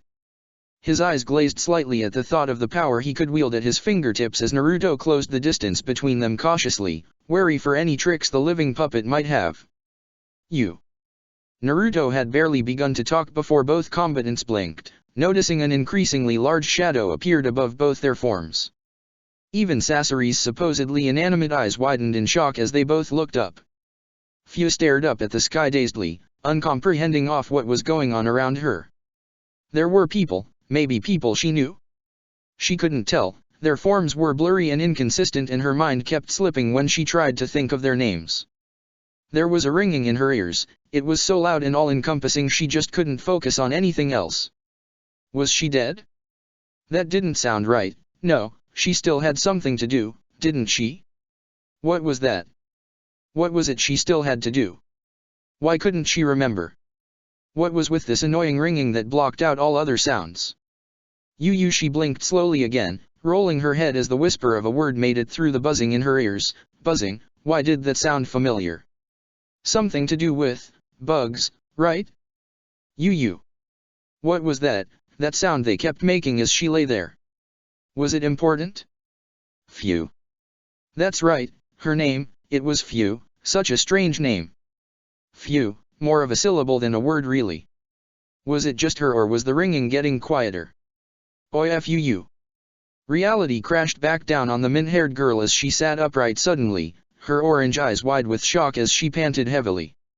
She immediately noticed Haku kneeling next to her, hand glowing with a calming, soothing green light. She realized why when she took stock of the state her body was in, burns littered her body like her skin was trying out a new color. Her clothing was in tatters and it seemed that the only thing protecting her modesty, what little of it she had in any case, was Haku's kimono top. She had never really noticed how toned the dark-haired Yuki was before. Oi, eyes up Minty. Fu shook her head as Teiwa's voice snapped her back to reality again, a faint tint of red entering her cheeks for a moment. I apologize, it appears I might have a concussion. Haku just nodded, trying to ignore the way Fu's eyes had roamed his bare chest for now. He got enough of that when Teiwa thought he couldn't see her. Luckily that's the worst you got, the burns are only minor and should be healed easily, especially if Naruto does it. It seems your wings took the brunt of the explosion. Sure enough, when Fu looked to her sides she saw the charred, blackened remains of her wings lying limply beside her. With a blink she realized that could have been her. She frowned at that, she had nearly died fighting that bomber. If that hadn't been a suicide move of some kind then he would have won, she would have been in no condition to defend against him. Are you okay? She looked up again, realizing she had been quiet for a little too long. Haku was right to be worried though, she had just had a concussion after all. However, she was just as competent a medic, she knew when she was or was not at 100%. She wasn't, but that was besides the point, she knew she didn't really have a concussion. If you are here. She trailed off as she shakily got to her feet, Haku on hand in case she fell, however she managed it on her own. Does that mean the Rokubai is? He trailed off again, noting the distinct lack of a massive, rampaging slug in the near vicinity. However, there was a rather suspicious trail of mass destruction heading off in the direction of the forest, more specifically in Naruto's direction. Teiwa and Haku just widened their eyes in realization as they too looked around. Well, we saw you get hit by that explosion. Haku seemed very confused by the lack of the Baijuya, his face almost perfectly mirrored by Teiwa as they both stared uncomprehendingly at the place it should have been. It was right there a moment ago. If it had been any other situation Fu might have chuckled at the expression on the redhead's face, however right now laughing would only exacerbate her own wounds. Did you two seriously just lose a Baijuya? There was a moment of silence before both teens dropped their heads slightly, another comical sight for another time. Naruto dived back just in time to watch as an enormous, slimy white tail crashed down where he had just been standing, easily tearing through trees as large globs of slime began melting the surroundings. Looking up, his golden eyes could only widen at the sight of the Rokubai itself rising up above them, blocking out the light of the sun with its enormous body. Its chakra presence was just immense. Standing near it was like having a weight thrown onto his shoulders. It was unlike in his seal where some of the Baijuyo's chakra was filtered away by the bars. Out here it was the real thing. However, in his awe at the beast, he nearly allowed himself to get caught as Sasori went on the attack again. He shifted his body to the side as the thick, rasping, prehensile cable that was sharpened to a fine point at one end shot past him. It too glistened with viscous, purple poison, and Naruto knew that even a graze from that weapon could be lethal, and the file-like texture ensures it would easily shear through skin. He had a lot of trust in his Asura Path's defense, but using it dulled his senses, otherwise there should have been no way a Baijuyo could have caught him off guard like that. Granted, it had always kind of been there in the periphery of his senses, so he had mostly paid it no mind, but it had nearly cost him. Madatabi had told him that Seiken's slime could even corrode the skin of the other Baijuyo. Not that getting close enough to them for that to work would be easy, but it was still an impressive feat, one he would not like to put his reinforced skin up against if he could avoid it. He span as the thick cable shot back around, trying to loop around him and constrict their air from his lungs. However, his eyes pulsed with chakra, halting the cable from coming closer than 2 meters for the single second it took him to jump up and away, just as the Rokubai attempted to crush him with another of its tails. It seemed like the overwhelming chakra he had racing through his system was acting like a beacon for the great slug, calling out to it like a sign pointing right at the blonde. Not only that, but when he looked over he was shocked to see Sasori had somehow gained full use of his body back. When he glanced over at where his shield was still buried halfway into the tree, he saw that the bisected remains of Sasori's body were still there, however the chest cylinder containing his chakra system was not, meaning he had somehow moved it. This is useless, Kyuubigen Hiraki, you cannot possibly hope to fight both me and the fourth strongest Baijuyo at the same time, even with your sage mode it is too much for a mere teen. Naruto merely narrowed his eyes before taking a long, calming breath in the lull between the Rokubai's attacks, actually feeling as one great, long tail was lifted high into the air, casting the area around Naruto into shadow. Sasori's puppet eyebrow quirked only momentarily as he felt the enormous chakra building up inside of Naruto. For what he couldn't say, but considering what the boy possessed it couldn't be good. Gado, Kyuzari. Suddenly, and almost without warning, huge great chains, the thickness of Naruto himself, burst from the ground around the blonde, each a deep, obsidian black, and tipped with vicious, barbed tips. They flew up into the air like enormous pythons, encircling the Rokubai in great, sweeping motions as it seemed to be encapsulated in some strange, rotating cage. Then, all of a sudden, they constricted, sweeping in to tighten around Seiken and locking together at the tips above his head. If Sasori was still human he would have gulped in shock as he stared up at the Baijuyo, completely suppressed like Naruto were simply training some common pet. I am possible, this power, it is on the scale of Hashirama Senju. For the first time in the many years since Sasori had abandoned his home and his family as a Nukenin, he took a step back in fear. So lost in his shock was he that he never noticed the single, smaller chain that slowly crept from the ground behind him, lunging forward to skewer him straight through the chest cavity, missing the last of his living flesh by only centimeters. His face was frozen into an expression of shock and fear as the chakra chain disrupted the control he had over his own body. Chakra threads from the living core uselessly flailed about, unable to do anything as control over the puppet body was wrenched from it. It's over. Naruto walked slowly over to the frozen puppeteer, his eyes still burning with chakra. Sasori found his own eyes frozen on those glowing ember orbs, ringed like ripples in a lake of molten gold. With his own chakra now in full control of Sasori's body, he brought the chain around and Sasori was able to spot that it had emerged from Naruto's sleeve, like his other chakra rods. Seeing that there were no more traps, no more tricks and nothing else Sasori could do, the blonde gave the puppeteer back his control over his head. Why? The first thing Sasori did was blink as he asked the question at the forefront of his mind. Naruto merely tilted his head in confusion. You could have pierced me directly through my core, you knew that would kill me, so why didn't you? His voice seemed genuinely confused, as much as that could convey through his near-emotionless facade. Because I didn't have to. Sasori's eyes narrowed, taking that as an insult, as if Naruto could deal with him so easily he didn't even warrant killing. You are naive, boy. You think this ability to stay your hand from bloodshed is noble? It is only foolish to leave your enemies in a position to stab your back. Naruto's eyes crinkled slightly in amusement as the chain lifted slightly, bringing the puppet closer to him. It doesn't seem like you are in a position to stab anybody right now. Sasori grimaced. Right now, it was true, the only thing he could even move of his body was his head, and for some reason he couldn't eject his core to attempt to find another body. Then what? You will leave me alive? Unable to move anything other than my head like some pitiful invalid. His eyes narrowed spitefully at the thought. His immortality would come as more of a curse if that was the case. I would rather die. Naruto's eyes lost their humor, startling the puppeteer as the previously warm golden eyes became colder, steelier. Don't be so quick to throw away your own life, even as perverse as you have made it. A small sigh was hidden from the blonde's lips as he finally sensed his friends, feeling the warm relief rush through him at their familiar chakra signatures, still burning strong. He had been unbelievably worried when the Rokubai had appeared. He thought his friends might have been killed by the rampaging Baijuya. Anyway, I still haven't decided on what to do with you. Sasori scowled, gone now with the pretense of his emotionless mask. After all, he could only move his face, he might as well use that to the fullest extent he could. My life in the hands of a mere boy no more than 16, disgraceful. What do you want then? Information, I assume. I was the spymaster for the Akatsuki after all. Naruto quirked an eyebrow, the chains binding down the Rokubai tightening slightly as he felt the beast try to escape. You gave away that information rather quickly. Sasori just maintained his frown, however his glassy eyes had a hint of defeat in them. The puppeteer knew full well what happened next was up to the monk before him. It was that, or he could hope his idiot of a partner managed to escape and was actually foolish enough to try and rescue him. Either way, his life was in the hands of a blonde. What is the point of concealing it when these might be my last words?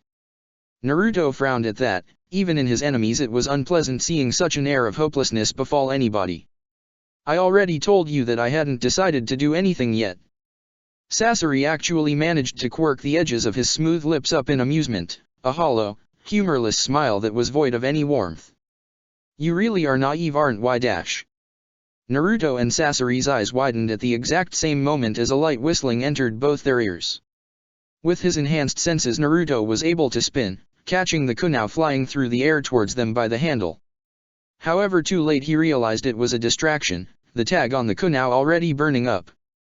He threw it too late, the blinding light of a flash tag forcing him to close his eyes for just a second. It was enough though. He heard a dull thud, and when he opened his eyes again, Sasori's face was forever locked in a visage of reassignment, glassy eyes looking forward lifelessly as a kunai stuck out of his core.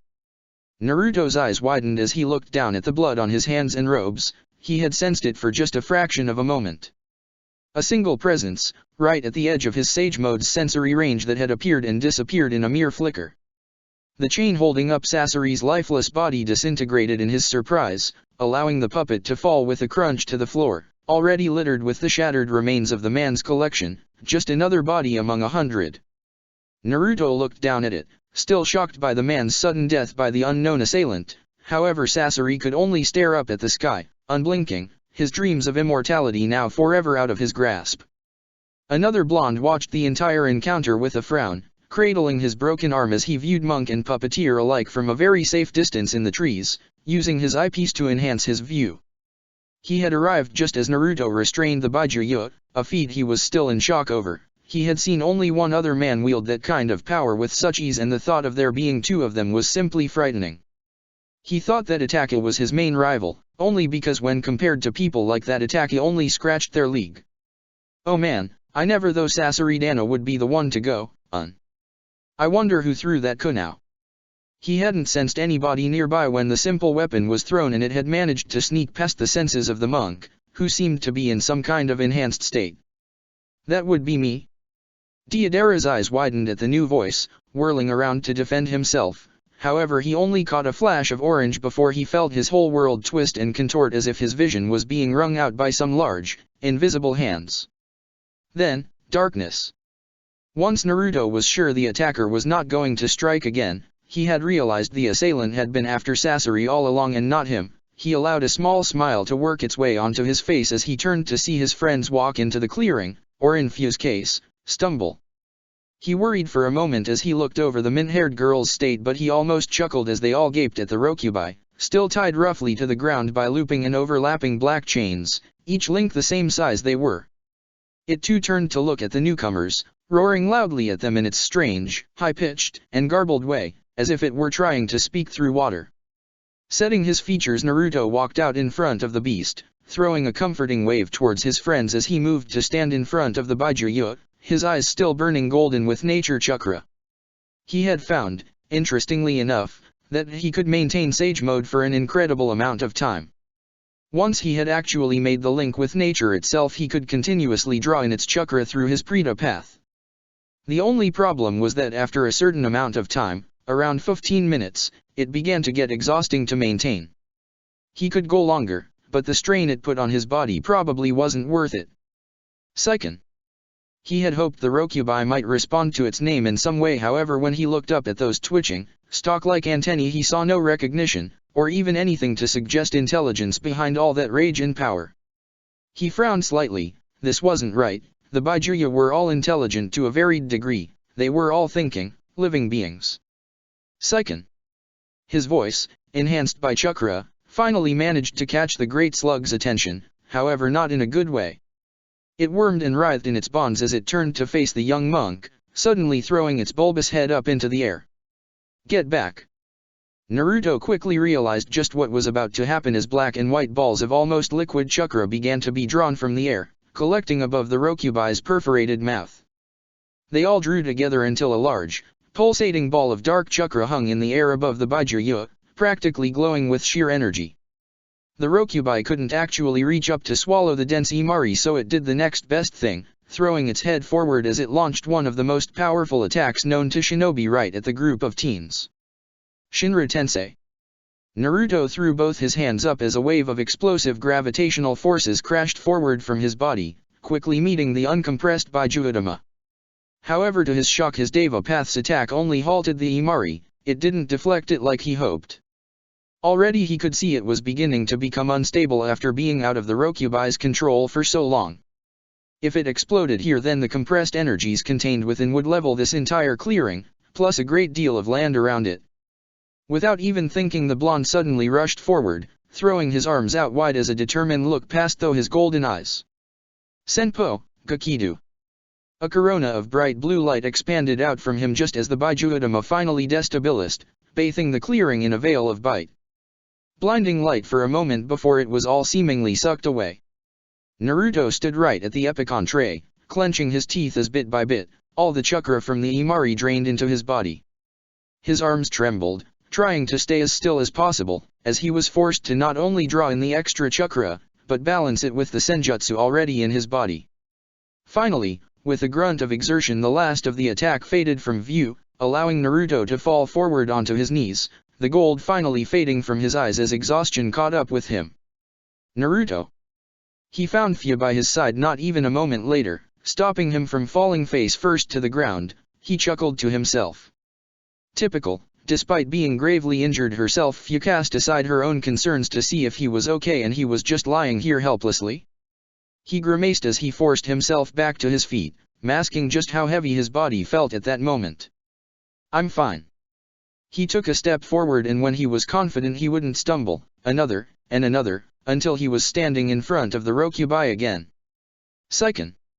Once again he received nothing but a roar of rage and anger as a response. However, he had tightened the chains immensely around the beast. He wouldn't let it form another Baijuadama this time. He wouldn't have time to gather enough nature chakra to absorb it. Is Utakata okay? Fu was beside him again, looking up at the face of the Baijuyu impassively, although Naruto could tell standing in front of its overwhelming presence was taking its toll on her, as evidenced by the light sheen of sweat on her forehead. However, Naruto could only look down in sadness with his fist lightly clenched and trembling. Utakata is gone. I can't even feel his chakra anymore. When the Rokubai broke free, it tore his body apart. Fu's eyes widened marginally before she too looked down, a troubled expression breaking through her mask as she allowed herself to briefly mourn the loss of a Jinhiriki like them. So what are you going to do? Absorb it. Naruto frowned. He hated that with every encounter with a Byakuya he ended up taking it into himself. This was not what he had intended. He had wanted to help the Byakuya, not seal them within himself. However, at the same time he knew leaving it free, especially in the state of mind it was in now, would only lead others to seal it, and then they would simply face the same problem with the Akatsuki. However, he lacked the sealing ability to place the Byakuya into anything other than himself, Fu, or the Kohaku no Jiaourhei. Fu would burn up with 2 of the chakra creatures inside of her, and the Kohaku no Jiaourhei was a temporary solution at best. The artifact wouldn't hold chakra of that magnitude for long, as the repeated sealing of the Hexabi had shown. That only left himself as a viable option. Stealing his gaze, he looked up at Saiken last time as the chains binding it began to glow an ethereal blue. I don't know if you understand me right now, but I'm sorry for this. Why won't you tell me anything? Naruto had actually raised his voice as he stood at the center of the mighty room that was made up of the Byakuya's individual cages. He had come into the seal shortly after fully assimilating the Rokubai, firstly to fix the internal damage that it was sure to cause. He was lucky though that it had been almost 3 years since he had sealed the Gobi. That had given his body plenty of time to adjust, so the transfer itself went almost as smoothly as when he had first absorbed Shukaku. It helped he went much slower as well. Secondly, he wanted to know something from his tenants, something that had been niggling at his mind ever since seeing Saiken rampage in his fight with Sasori. The Rokubai itself seemed to be unconscious through all of this, seemingly having been pacified by his chains to the point where it had practically melted into a white puddle in its cage next to the Kyubais. So instead he was asking the rest of his tenants, however they weren't very forthcoming with the answers he wanted. He wouldn't quite say he was demanding them, but he was insisting rather strongly. It is not quite so simple, Ninjin. Isabu oddly enough was the first to speak to him, 3 years doing a lot to proverbially, and literally, bring her out of her shell. He looked around at her, but that was when the confidence seemingly left her and she became quiet. I just want to understand, what was wrong with Saiken out there? Why didn't he seem to recognize his own name? Some of the Byakuya, like Matatabi and Kokyao, looked down at that while the Kyuubi simply huffed from its cage, turning disinterestedly away from the conversation. Naruto already knew the fox wouldn't answer his questions. You demand a lot from us, Ninjin. This time it was Son Goku who spoke, however when Naruto looked around he did not shy away. We do not need to explain to you why we do things, we simply are. Naruto sighed in frustration as he leant on his Shakugao, the events from the day beginning to really catch up to him. Can you at least tell me why you do not wish me to know? Again the room was silent as the Byakuya simply stared at him. With one last sigh Naruto just nodded concedingly. He could always come back and try again when he was less tired, for now he needed to go back and finish healing Fu. Very well, I will come back once Saiken has woken up, I'm sure he will have questions. With that he simply faded from view, as if he had never been there at all. Chapter 67, Clouds v. Laws control the lesser man, right conduct controls the greater one, Mark Twain. Oni no Kuni. Naruto looked up quizzically from the rock he was sitting on. The sky was lit up by a multitude of stars, made slightly hazy from the smoke drifting up from their campfire. It had been a few days since their second encounter with Akatsuki, and Naruto, absorbing the Rokubai and the group, had been resting in the forests north of the fishing village. They had spent their time helping the villagers recover from the attack. Many had been injured during Deidara's and Yotaka's fight. Right now though Naruto was sat outside on a rock on a loose meditative position, Teiwa sitting across from him with Haku to her side and Fu up on a tree branch above them. Yeah, it's someplace across the sea from Mizu no Kuni, along with a few other countries you don't usually hear about. I used to hear Orochimaru muttering things about setting up bases there, so there has to at least be something worthwhile there. Naruto didn't seem convinced as he looked up at Fu, seeing her equally skeptical face. I don't know, it's a lot to go on from just the name of the country. It could mean anything. Teiwa scowled at that, pointing up at Fu as if she were trying to knock the girl off the branch with her non-existent telekinetic powers. Oh come on, if you had heard it from her we would already been leaving by now. Naruto sighed, leaning back on the rock, but looked across at Teiwa in amusement. I don't play favorites like that, Teiwa. The redhead just snorted, folding her arms under her chest in a very childish manner and glaring at the blonde. Yeah, sure you don't. The young monk simply sighed again, Shakujiao jingling as he shifted his weight, looking over to Haku. He could always count on him to be the voice of reason among the group, especially when it came to their resident redhead. What do you think? Is it worth a shot? Haku just looked down thoughtfully, rubbing his chin lightly and wishing, not for the first time, he actually had some facial hair to stroke. Damn genetics. I think that it couldn't hurt. The worst that could happen is we find nothing but we have traveled, perhaps learning something else of equal or maybe greater importance. Naruto considered the ice user's words for a few moments before nodding concedingly, not denying his logic. Traveling was what they did after all. Alright then, I suppose if we want to find something out about the Baijuya, somewhere called Oni no Kuni might be a good idea. Teiwa just grinned, glad to finally be the one leading the group, even if only in a small way. She turned to Haku, still beaming, and lightly poked him on the shoulder, smirking cheekily as his disgruntled expression. Good boy. Haku just scowled at the former Otokunoichi, looking back towards Naruto with a frown. Is it too late to take back my decision? Naruto just chuckled amusedly as he slid casually off the boulder he had been sitting on, landing silently on the ground. I'm afraid not. Haku just sighed, practically feeling Teiwa poke her tongue out at him immaturely from behind his back.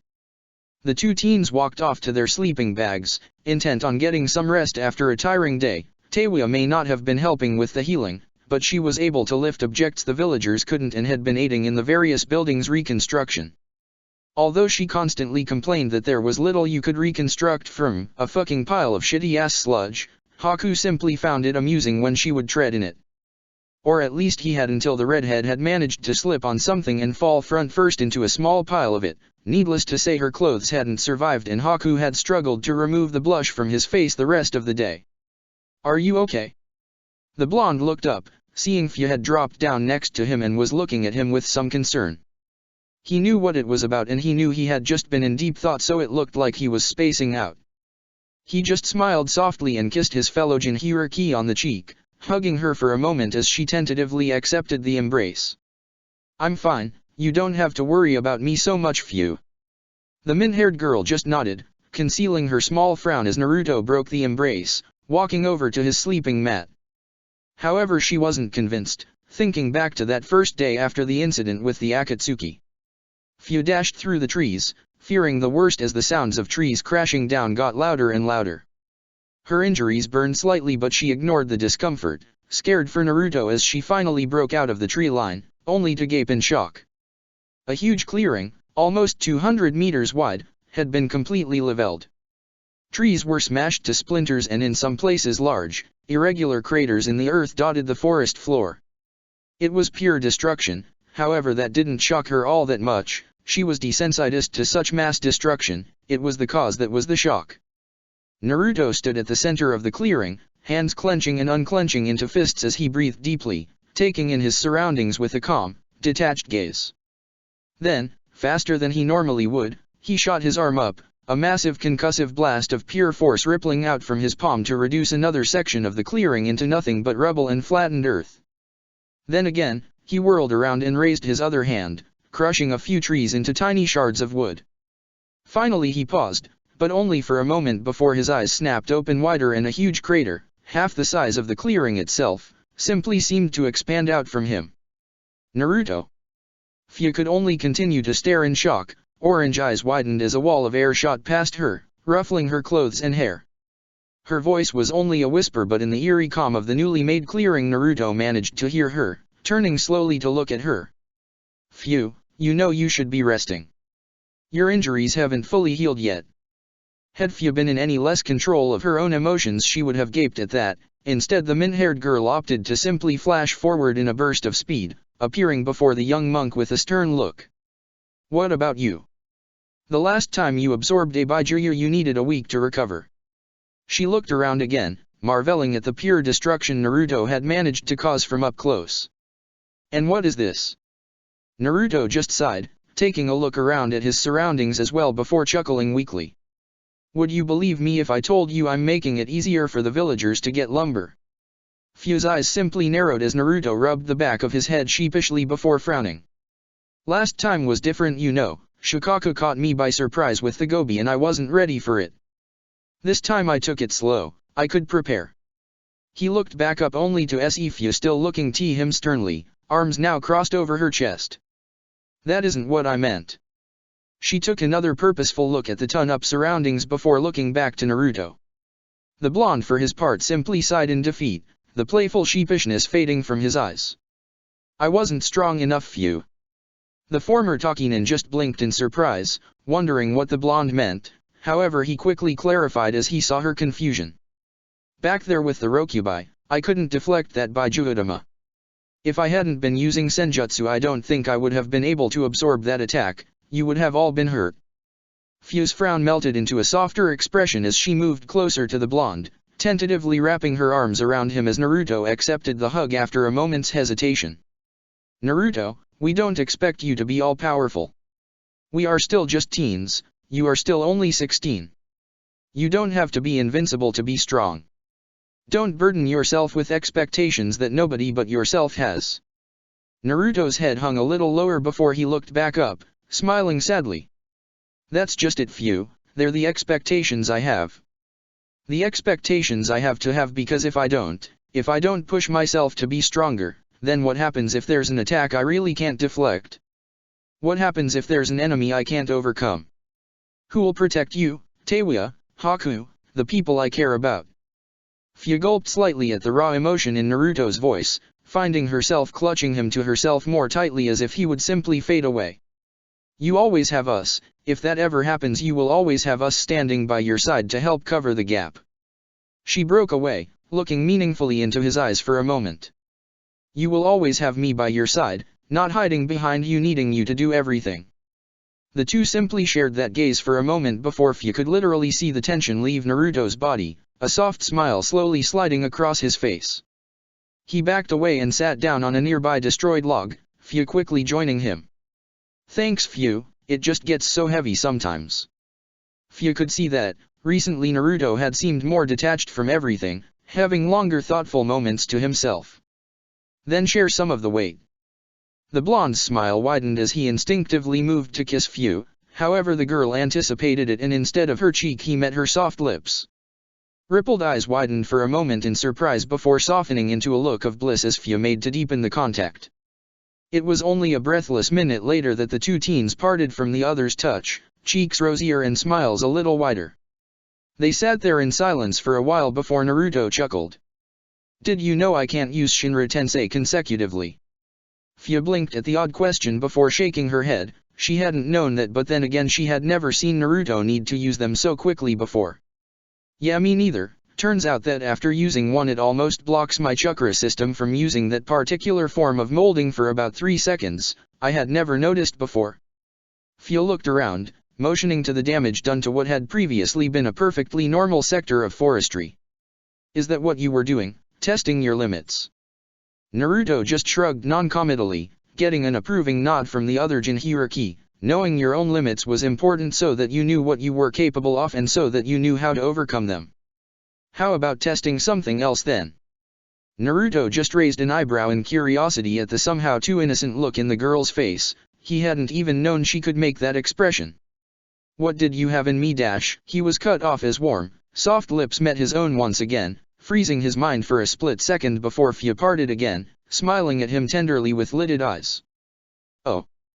Teiwa and Haku didn't see the two for another few hours that night. I already told you, it was a joke, don't take it too seriously. A whiny, high-pitched voice reverberated around a small, dank cave that was sparsely lit by only a small oil lamp atop a simply wooden table. It was juvenile and unnecessary. Sometimes you are far too much like Spiral. In comparison, the deeper, raspier voice that answered it couldn't have been more different. It was darker, more ominous. I think I'll take that as a compliment. After all, Spiral Senpai was a good guy, like Toby. The darker voice simply grunted in annoyance, alone yellow eyes narrowing contemptuously. I don't understand why you encourage him with that idiotic personality. It is beneath someone of his lineage. The higher-pitched, more childish voice just chuckled light-heartedly. Oh, it's all in good fun. After all, if he was serious all the time, what would be the fun in that? Another grunt was his response as the person to whom the deeper voice belonged to looked away in irritation. This is not about fun. If Master Sama were here, he would waste no time eliminating that degrading personality of his.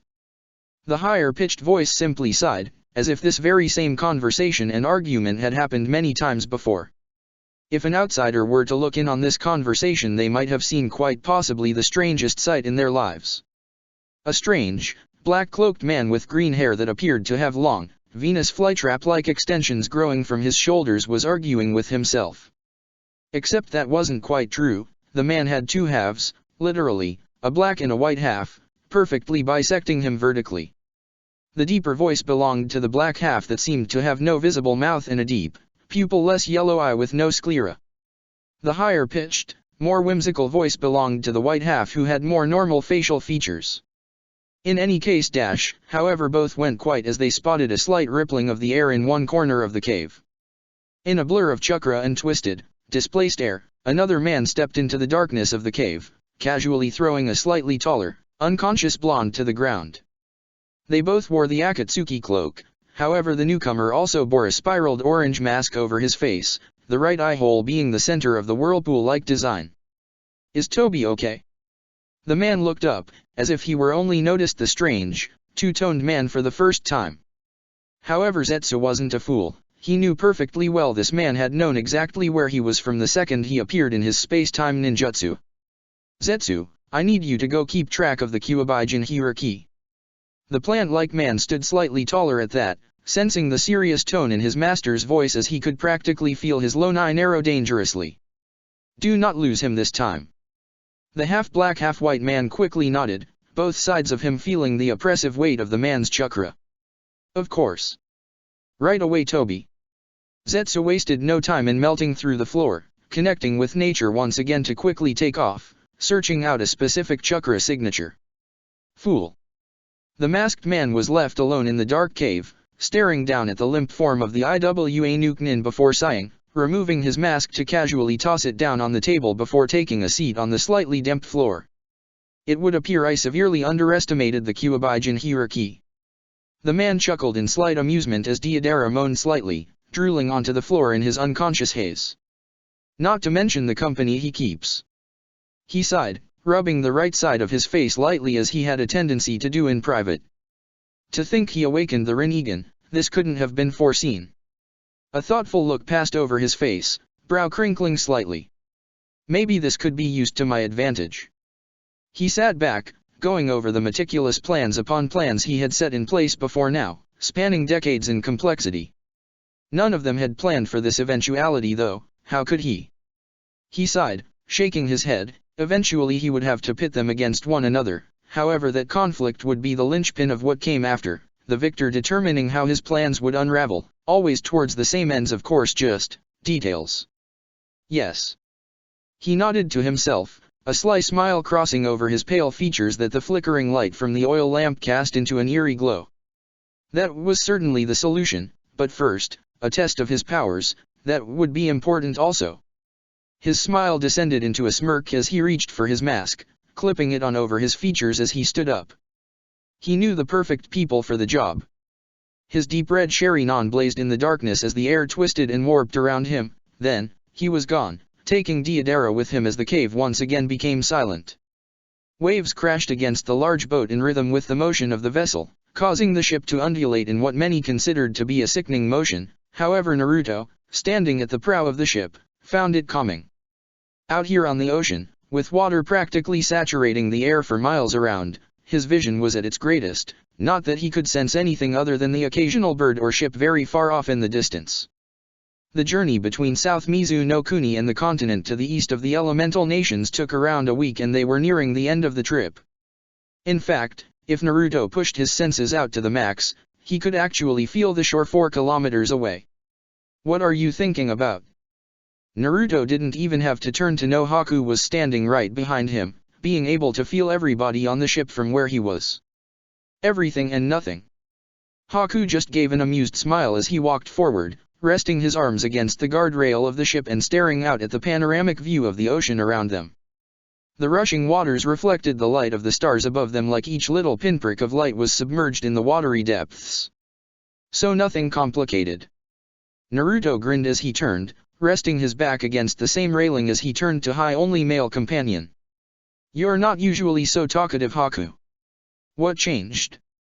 Haku grimaced as he looked back towards the stairwell that led down to the crew cabins. Teiwa snores. The blonde was quiet for a moment before both boys broke out into laughter. When they had come onto the ship there had only been 2 free cabins. Naturally Fu had opted to share with Naruto, leaving the redhead and the ice user to their own devices. Both boys sighed lightly as they leaned back on the handrail, looking in no particular direction as they were both left to their thoughts. Naruto glanced across at Haku for a moment, taking in the boys' new appearance.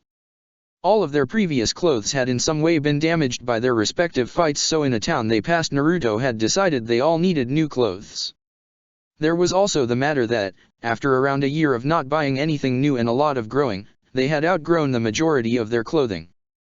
The Yuki himself hadn't actually changed all that much, sticking with baggy brown pants that stopped just above his ankles revealing the traditional, but tailored Geta sandals he wore. Lower down to the ground than most were. He had also acquired a few new short-sleeved kimono tops, his favorite being a deep blue one with a simple cream trim that reminded him of the one he often wore when he traveled with Zabuza. Under that he wore a modest long-sleeved brown shirt, a similar color to his pants. In a similar vein to the nostalgic clothes Haku had asked Naruto to make him a plain white porcelain mask which he himself had added a long red wave-like design to. It now hung at his waist, moving slightly with the ocean breeze. He completely the look with a flowing red sash tied around his waist that would whip out behind him wildly when he ran. That wasn't to say Naruto hadn't changed his own look, now wearing a loose red robe that flowed down to his knees, with wide sleeves, open at the front to reveal a simple beige shirt. The necklace he got from Fu proudly hung around his neck, gleaming in the weak light of the moon with its own faint light. Like Haku he wore baggy brown pants ending just above his ankles, however he wore more modern Zora sandals that made walking along silently almost effortless. He still wore his forehead protector and earring though, they were treasured gifts after all. Finally he had a deep scarlet obi around his waist, under his robe. Teiwa had probably been the most liberal in her change, doing anything to hide her former connection to Otogakure.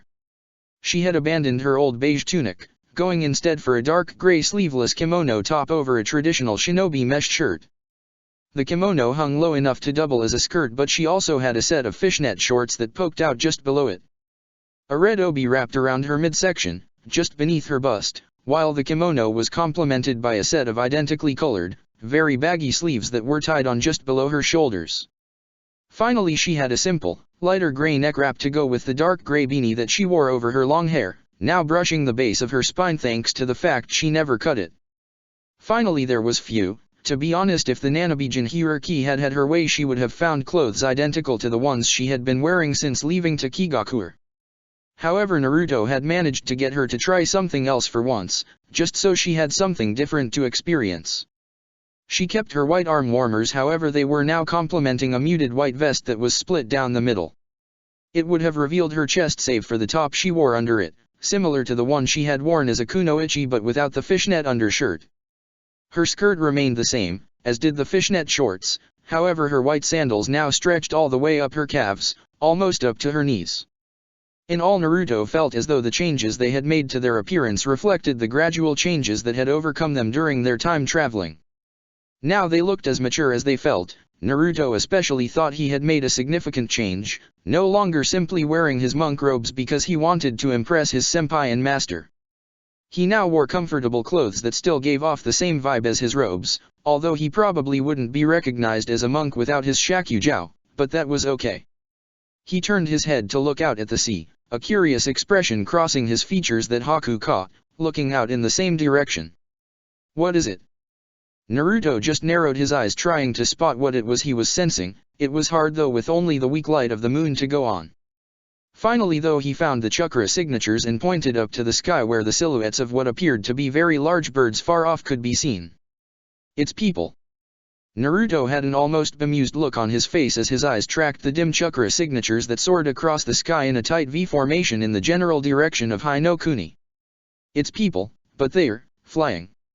He blinked before shaking his head to check he wasn't seeing things. Haku was straining his eyes to see, but finally he caught their movement, widening his eyes in surprise. How? Naruto's eyes widened a little as he observed the flying people, no doubt shinobi considering their use of chakra in this unorthodox way. Strange, I think they're using some kind of machine they are strapped into in combination with chakra running over each side to provide lift. They look like they have massive metal wings. Haku had to nod at the ingenuity of the idea, and the fact so many were using it could only mean it was efficient. He chuckled, catching Naruto's attention. Should we tell Fu? She has some competition now. Naruto smiled, turning back to watch as the flying ninja in formation banked in perfect sync, heading back out to wherever they came from. Probably a ship given how much chakra went into the devices and considering the fact they were flying away from the continent. Well, it's certainly not something you see every day. Haku just nodded as the two descended back into a comfortable silence, enjoying the night air. Would you hurry the fuck up, Kakuzu? How long does it take to argue with this heathen? On the coast of Hinokuni there was a small ratty town notorious for its reputation that one could buy anything there for the right price. 3 men stood on a dock. One was a typical sailor, brawny, wearing worn, dirted clothing smelling of sake and rum. However, the other 2 would have turned heads if they didn't cast off such an ominous aura that made most afraid to look. Quiet, you imbecile, it is bartering, not arguing, and if you continue to interrupt I'll kill you. The first, with a deep, gruff voice that spoke of age, was the taller of the duo, although the majority of his body was hidden by a dark black cloak covered in red cloud decals. He wore a light gray cowl over his head and a thin black veil over his mouth, only allowing his strange green eyes with distinctive red sclera to be seen, standing in stark contrast to his deep tan skin. The only thing that could be used to identify him was the oddly pointed headband with the slashed symbol for Takigakuer. Ha, as if you could, or haven't tried before. The second man, with the higher but no less dangerous voice, chose to wear his cloak, identical to the taller man's, open at the front, revealing his bare chest and the slashed Yogakuer headband around his neck and the pendant resting below it. It was a small, red metal medallion of an inverted triangle set inside a circle. He was a fairly average man. His only distinguishing features were his slicked back silver hair and vivid purple eyes that might have attracted people to him if it weren't for his vulgar attitude. However, the most eye-catching thing about his person was the large, vicious scythe slung over his shoulder, 3 blades protruding from the end, one below another. I said, quiet, Haydn, haggling is a delicate process if we want to come out with the better deal. Haydn merely sneered at the older and larger man, swinging his scythe down to dig into the ground, revealing the cable that ran from its base up his cloak's sleeve. Whatever, why don't you just threaten the fucker, take the boat that way? He sneered as he looked over the brawny, but nonetheless civilian sailor. The heathen would deserve it anyway. I haven't been able to appease Jashin-sama for a while now and our shared pain would be like ecstasy. Kakuzu leveled a steady gaze at his younger partner before turning back to the sailor. I said shut up. Haydn scowled but didn't say anything else, instead turning his gaze out to sea. He didn't understand why they had to come out here to get a boat, but this is where they were told to go, and as long as there were heathens to offer up to his lord he would be happy. The wind whistled loudly through Large Canyon, a deep trench-like gorge that split the earth like some great wound. High up on one of the rocky cliffs, slick from a recent downpour, 5 men stood gazing down at a small temple-like structure built into the opposite wall at the base of the canyon. The wind blew their clothes around wildly, looking almost like medical scrubs, only with odd gray designs littering the white material. The one in the front with long black hair and a goatee, wearing darker clothing, grinned viciously as he leaned over the edge of the cliff, watching the 2 men guarding the temple with a keen eye. Yes, this is the night our dark Iraya Jutsu was made for, this is the night I've been waiting for. Moryu-sama would be proud of us. He threw his arms up as he walked back to stand behind his 4 subordinates, still grinning madly. Now, time for your prescription. His chakra flared for a moment before 4 vine-like tentacles burst from the earth, hovering there for a moment before darting forward, sticking straight into the necks of the 4 men. The tentacles pulsed brightly with a deep, foreboding purple chakra as the four men winced slightly from the invasive technique before it finally stopped, giving the men a moment to flex their limbs. They could literally feel the new, overwhelming power flowing through their system, making them stronger, faster, better. Now go, serve Moryu-sama this night. The men needed no further instruction, darting straight off the cliff with grins on their faces. The last man simply stayed up on the cliff, a smirk drawing itself on his face as the sounds of screaming and the orange glow of flames rose into the moonlit night. Ah! Startlingly violet, pupilless eyes snapped open in shock as a young teen, around 15, suddenly sat up in her bed, panting and breathing heavily as a light sheen of sweat covered her form. She sat there for a moment just staring ahead sightlessly with wide eyes as the sound of hurried footsteps over tatami mats could be heard. The sliding door was thrown open by a young bespectacled man with limp brown hair that appeared to have gotten up in a hurry if his disheveled clothes were any indication. "Shinsama, are you okay?" The girl didn't answer for a few moments, just collecting herself before she looked up, her face becoming an impassive mask as she causally wiped some of the sweat from her brow. "It was nothing, Taraho, I just had another vision." The young man's face saddened slightly as he stood up straighter, a resigned look passing over his features. "Oh, I shall tell the unfortunate soul in the morning then." Shin simply nodded once, letting the man bow quickly before taking his lead back to his own room. The young girl with pale blonde hair lay back down on her futon gracefully staring up at the ceiling, knowing she would not be getting any more sleep that night. Finally a small, confused sigh escaped her lips as her purple eyes narrowed. "Just who are you, Naruto Uzumaki?" Chapter 68, Clouds 6. Perhaps one cannot see the future, but with enough time and effort one can create it. Komeisho Kashuryu. The acrid stench of smoke saturated the air outside the spacious room as Shin watched her temple burn. Her face remained completely impassive as the man in front of her slumped limply to the side, the look of blind dedication on his face forever frozen there in his death. She didn't even blink as his blood ran slowly over the fallen blinds that had once hung from around her bed. She perfectly maintained her dignified pose as her cold, unwavering eyes studied the four men in front of her, advancing on her slowly. She had to fight back the small sneer at their unpleasant, transformed appearances, clashing with their clean, unsullied medical robes. "Pretty little priestess, your life is ours now."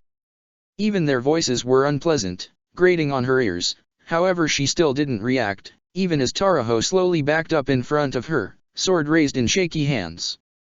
The atmosphere of the room was tense as the men walked closer, confident smirks and large, almost insane grins on their faces. Or at least it was intense until... hello. Even Shin had to blink when a blonde mop of hair suddenly appeared around the side of the door, rippled eyes blinking at the odd scene before him, hardening slightly at the sight of the slowly bleeding out man in the room. "Am I interrupting something?" He fully entered the doorway, the light behind him casting his form into silhouette. From that position only his violet eyes and the ever so slightly glowing beaded necklace around his neck could be seen. "Who's this?" One of the four men, with a shrill, annoying voice and 3 blue markings running vertically up his face, asked to his friends. "Nobody important, just an interloper." "Setsuna, deal with him." It was the apparent leader of the group, probably the only normal-looking one with long white hair, that spoke. However, the man on the edge with long, spiked-out blue hair and equally odd facial marking was the one that nodded, a look of eagerness entering his black, dilated eyes. "Certainly, Kusena." Naruto's eyebrow actually quirked up in amusement as a small wall of shuriken flew straight at him, creating a whine in the air as they sliced through it, aided by wind chakra. However, all four men's eyes widened when every single kunao simply stopped 2 meters before hitting Naruto, harmlessly clattering to the wooden floor. "Excuse me, I was looking for the priestess of this shrine, someone called Shin, I believe." If the apparent invisible wall around the blonde hadn't shocked them, the ease with which he completely ignored the attempt on his life certainly did. At this point even Shin wasn't able to maintain her emotionless facade and shakily raised her hand. She was very in tune with chakra and she felt it rushing from this odd teen like waves breaking through a flimsy dam. That's me." Naruto just smiled congenially as he walked into the room, making the four ninja take an involuntary step back, some of them reaching for kunao and shuriken, the others placing their hands into seals. Naruto completely ignored them as he walked straight through their number, stopping a moment to bow before Shin. I'm honored the lady of this shrine would allow me access. Shin blinked, finding words coming from her mouth in well-practiced sentences before she even knew what was happening. I am humbled by your honor and gladly accept it, traveler. Naruto looked up from his bow with a kindly, compassionate smile that completely set Shin off guard. How could anybody be so completely serene in a situation like this? Apparently the four ninja felt the same as the blonde suddenly found a hand intruding on his personal space belonging to the one with the 3 vertical blue lines on their face. Oi kid, what's your problem, can't you see we're busy? However, the orange-haired man quickly stumbled back as he felt the chakra suddenly leave his body, the facial markings fading from his face fading away to reveal pale skin. His now normal eyes widened as he looked at his own hand in shock, his companions mirroring the expression. What's going on? The chakra is gone. From in front of them they saw Naruto turn to them, grimacing as a deep violet chakra casually steamed off from his hand like a fine mist. Ugh, I won't be doing that again, whatever that chakra is you are using to augment your bodies is positively vile. The leader of the group of 4 scowled at the monk as the last of the chakra vented from his hand to harmlessly disperse in the air. How dare you impugn the gift from Yomi-sama? The white-haired shinobi rushed forward, strange purple snake-like creatures bursting from his back as he moved to attack the blonde. Naruto just stood there calmly, the serenity draining from his face to be replaced by pure neutrality as he raised one hand. It's rude to enter the chambers of a priestess without invitation. Kusanagi felt like he had run into an unyielding, invisible wall as he came to a sudden, grinding halt in front of Naruto. It only lasted a moment though before he felt his chest collapse as an enormous, unseen force suddenly launched him from the room. He flew back like an arrow from a bow, making his companions' robes flutter in the breeze he created as he shot past. He couldn't even scream as all the air had been violently forced from his lungs. Kusanagi! His companions stared in shock at the small black dot flying through the temple grounds away from them, vanishing out of sight below the stairs leading up to the priestess chambers. Then, one by one, they turned to look at Naruto who was still gazing at them with that indifferent, emotionless expression he borrowed from Fu. Leave. The ninja didn't need a second opportunity, turning tail and darting straight out of the open doors, only briefly stopping to grab their comrade from the deep trench his body had dug. Naruto watched them go as his emotionless facade finally dissolved. He couldn't understand how Fu could hold it for so long, practice he would guess. Why did you let them escape? The young monk turned, his serene expression back, to face the young priestess. However, he decided to ignore her for now, quickly striding over to the man lying in front of her, bleeding out of a large wound on his back that looked incredibly serious. Shin frowned at the casual dismissal of her question, shifting into a Caesar position as she looked at the young blonde sternly. Normally a young girl of only 15 couldn't manage that look, however her cold violet eyes and regal bearing made it quite intimidating. I asked you a question, monk-san. Naruto just waved her off, making the girl's eyes widen before gaining a tick mark on her brow. She had never been completely ignored like this before. I said I asked you a question, monk. She put more emphasis into her words, however she was a little surprised when Naruto simply turned his head, leveling an equally stern look back at her, his rippled eyes bringing the point across even better. And I'm afraid I have to ignore you, Miko-sama. This man requires medical attention more than you need an instant answer. And just like that, Naruto turned back to the man, palm glowing green with healing chakra as he ran it back and forth over the wound. Shin only took a moment to get over her shock before looking up haughtily, nose in the air as she looked down at the monk. There is no point, he will die. I foresaw it. Naruto only frowned as the green flicker died around his hands. She was right, the man's spine had been completely severed. In fact, the only thing keeping him alive was the angle at which he lay. Naruto's hand lit up in green flames again as he allowed it to hover over the man's injury. I already told you it was point dash. Shin was shocked again when Naruto simply raised a hand, effectively silencing the priestess. I know, I am simply easing his pain. No reason he has to die in agony, is there? As if to corroborate that, the injured man let out a relieved sigh. It would turn out to be his last, as a few moments later his chest rose and fell for the final time. Naruto knelt there for a few moments, saying nothing as he observed the dead man before reaching across and gently closing his eyes, shifting high body into a more dignified position. It would be almost a minute of this stifling silence before the young man who had been standing beside Shin throughout the entire encounter finally spoke up. Monk-san. Naruto at first gave no visible reaction, but after a moment or two he stood up, releasing a small breath he had been holding as he turned his rippled orbs on the young priestess and her attendant. Yes. The man was a little shocked at the casual answer from the teen but recovered quickly, giving a polite but sincere bow which made Naruto distinctly uncomfortable. I would like to formally thank you for your aid in repelling those intruders to this shrine and would ask if there was anything I could do in return. A small smile quirked on Naruto's lips as he quietly shook his head in return. This time he didn't surprise the pair, after all monks were naturally modest. That won't be necessary, although some place warm for me and my friends to stay the night would be appreciated. Taraho quickly nodded before pausing, glancing to either side of Naruto as if trying to see somebody that was hiding in plain sight. Naruto just smiled amused as he realized what he had just said. My friends are helping to quell the various fires outside, they should be here shortly.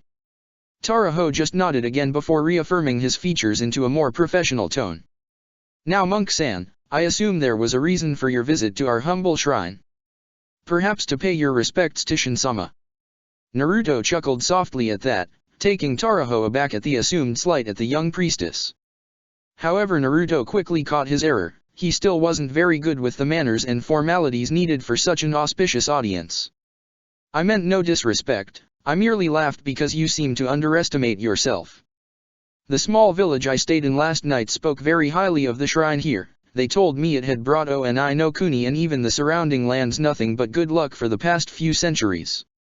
Taraho merely looked at the monk blankly before nodding slowly, already wondering just how many strange encounters they were scheduled for today. Answer my question, monk. It seemed Shin had finally had enough of being left out of the conversation, speaking up in her irritation even if it didn't show through her clipped and proper tone. Why did you let those men escape? You clearly showed the capacity to detain them. They may pose a threat to me in the future. Naruto turned almost laboriously solely towards the young priestess, smiling serenely. I am afraid I am not a shinobi, Miko-sama, merely a wandering monk. It is outside my authority to detain criminals, especially when I do not know what their crimes were. Shin's face remained perfectly poised, however the hint of irritation that entered her eyes was as clear to Naruto that she might as well have scowled. It seemed the monk was mocking her in some way, yet he was being incredibly subtle about it. What she didn't know was that Naruto had already made a fairly strong opinion of the girl from her lack of care for her subordinate's death and her complete disregard for a dying man's ease of passing. Almost as if she saw no value in the life of another human being. He hoped that wasn't the case, but she was creating that impression. You still should have done something, monk. Naruto just smiled softly, irking Shin that he wasn't rising to her taunt like she wanted. I apologize, Miko-sama, next time I will both save your life and capture the attackers. Shin snorted derisively but still somehow managed to make it seem poised and collected. You were unnecessary. Taraho here was perfectly ready to offer his life to buy me the time to escape. To emphasize this, she gently pushed the panel on the wall behind her bed, revealing it to be a small passage to be used in the case of emergency. However, Naruto's eyes darkened a little at the casual comment, his tone becoming slightly icier. Well then, I think it was a good thing I came along then, isn't it, Taraho-san? As he spoke, his eyes never left Shin. The priestess though was looking away haughtily, finally glad to get some kind of reaction from the monk. The attendant quickly spotted the brewing tension and quickly hurried forward, patting Naruto on the shoulder gently, but insistently.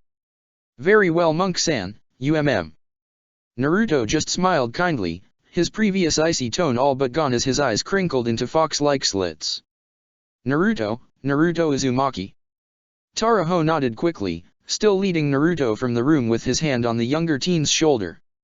Yes, Naruto, I will show you and your companions to a room shortly. For now I ask you wait outside while I discuss something with Shin-sama. The blonde nodded with a shrug, seeing no harm in it as he was quickly led from the room, probably for the best.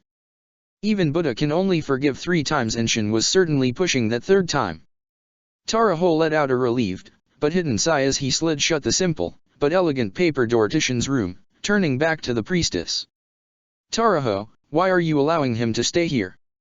The attendant smiled sheepishly, used to Shin's mood swings by now. He did save your life, Shin-sama, a room for the night is little to pay in return. The girl simply huffed condescendingly, however Taraho knew better. He knew there was a scared, lonely little girl inside of her that couldn't bear to connect with anybody emotionally thanks to the rough, isolated childhood her powers as Oni no Kuni's priestess gave her. Very well, what of Konoha then? Has there been any word on the shinobi they promised us? I still require an escort to Numa no Kuni. At that Taraho winced, that had been the news he was bringing to the priestess when the 4 shinobi had attacked. I'm afraid their aid is impossible at the moment, Shin-sama.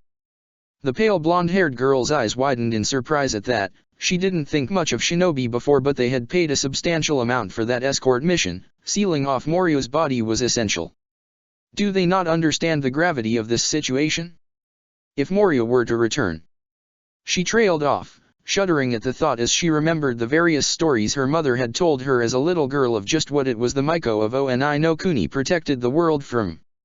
Taraho simply nodded gravely. There wasn't a single resident of Oni no Kuni that didn't know the stories of the great demon Morio. I'm afraid there was some kind of attack on Konoha. They have had to recall all shinobi for its defense.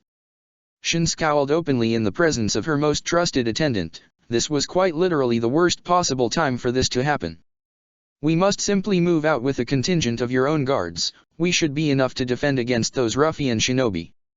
Shin said nothing, but her eyes narrowed slightly in thought, hiding the grimace that came over her face. You are right, Taraho. The man looked up, a little surprised at the compliment. Shin rarely gave them. We will just have to rely on the resources that are on hand. Naruto stared up at the interwoven beams that made up his room's ceiling in contemplation. He had come to Oni no Kuni in hopes of finding some information on the Baijuyu, and the residents of the town they first stayed at had directed them here, speaking high praises of the priestess. However, all he had found so far was an arrogant, cold girl that knew nothing of the value of a human life, disregarding the sacrifices of her attendants like they had no meaning. Like they were disposable from the very beginning, kept around for no reason other than to die in her place. His thoughts were derailed though when Fu, sleeping soundly next to him, moved in her sleep, squeezing the arm she had firmly over his chest as she snuggled into his warmth. He just smiled, bringing a hand up to move a stray bang away from her face to reveal the light smile adorning her face. He loved when the min-haired girl slept. Her face became so honest, no mask or emotionless facade for her to hide behind. There was also the fact that she would make the cutest little noises to herself when she slept, murmuring to herself over whatever dreams were running through her mind. Once again though his thoughts were sent veering off as the door to their room opened a crack. Almost instantly Fu's eyes shot open, breaking the flimsy boundary between dreams and reality as she had been trained to do. No need to worry, girl that travels with the monk, it is just me. Naruto's eyebrow raised a little as Shin slipped into the room, closing the door gently behind her, not because she was there, but because of what she was wearing. Instead of her Miko regalia she had instead donned simply civilian clothing of a plain white short stopping just above her midsection and red shorts that had been rolled up to just beneath her knees. Over that she wore a yellow jacket that was just a little too long for her, evidenced by the sleeves covering her hands. Finally, instead of the crown-like diadem she had worn, her hair was now done up in a ponytail that only tied up the ends of her long hair, leaving the rest to billow out. Miko-sama, it's a pleasure. Naruto gave a curt nod of his head with only the slightest of mocking tones to his voice. He felt as though he had been a little hasty in making his impression of the girl, so he decided for a new start. Or at least he did until the girl huffed, looking up and peering down her nose at him. Don't be so foolish, monk, this is not a matter of pleasure. At that she trailed off, looking down at where Fu still sat protectively next to Naruto. The min-haired girl was warily eyeing the newcomer. I had thought monks to be celibate. Are you as lenient with the other tenets of that life? Naruto just smiled amusedly, placing a hand around Fu's shoulders, surprising, but not displeasing the Jin hierarchy. My master was very understanding when it came to matters of the heart. I see no reason for the life I have chosen and the path I walk to exclude love. At that a hint of red crept over the bridge of Fu's nose, but to her credit she didn't look down from warily eyeing the pale blonde-haired girl. Shin was a little ruffled by Naruto's comment, having once again hoped to get a rise from him. However, she hid it expertly as usual. In any case you should pack what little you have with you. you are to escort me to Numa no Kuni. Naruto blinked once, then twice as an odd, tense silence came over the room. It made Shin feel a little uneasy as she found herself unable to tear her gaze from his deep, rippled orbs. Could I ask why? Fio looked around at the blonde incredulously, surprised he was actually considering this sudden and rather outrageous order. She had never known the monk to be one to easily follow the given orders of anybody. Shin simply sighed with obviously exaggerated annoyance. If you must, I am to perform an ancient sealing ritual to strengthen the seals placed on the body of an immeasurably powerful demon named Moryu. Those 4 shinobi were underlings of the man attempting to resurrect the demon, and I will require protection from them and any other danger that might prevent me in this task.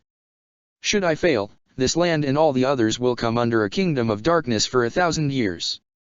Again the room descended into complete silence as Shin and Naruto continued to stare at one another, unblinkingly before, finally, Naruto shrugged. Okay.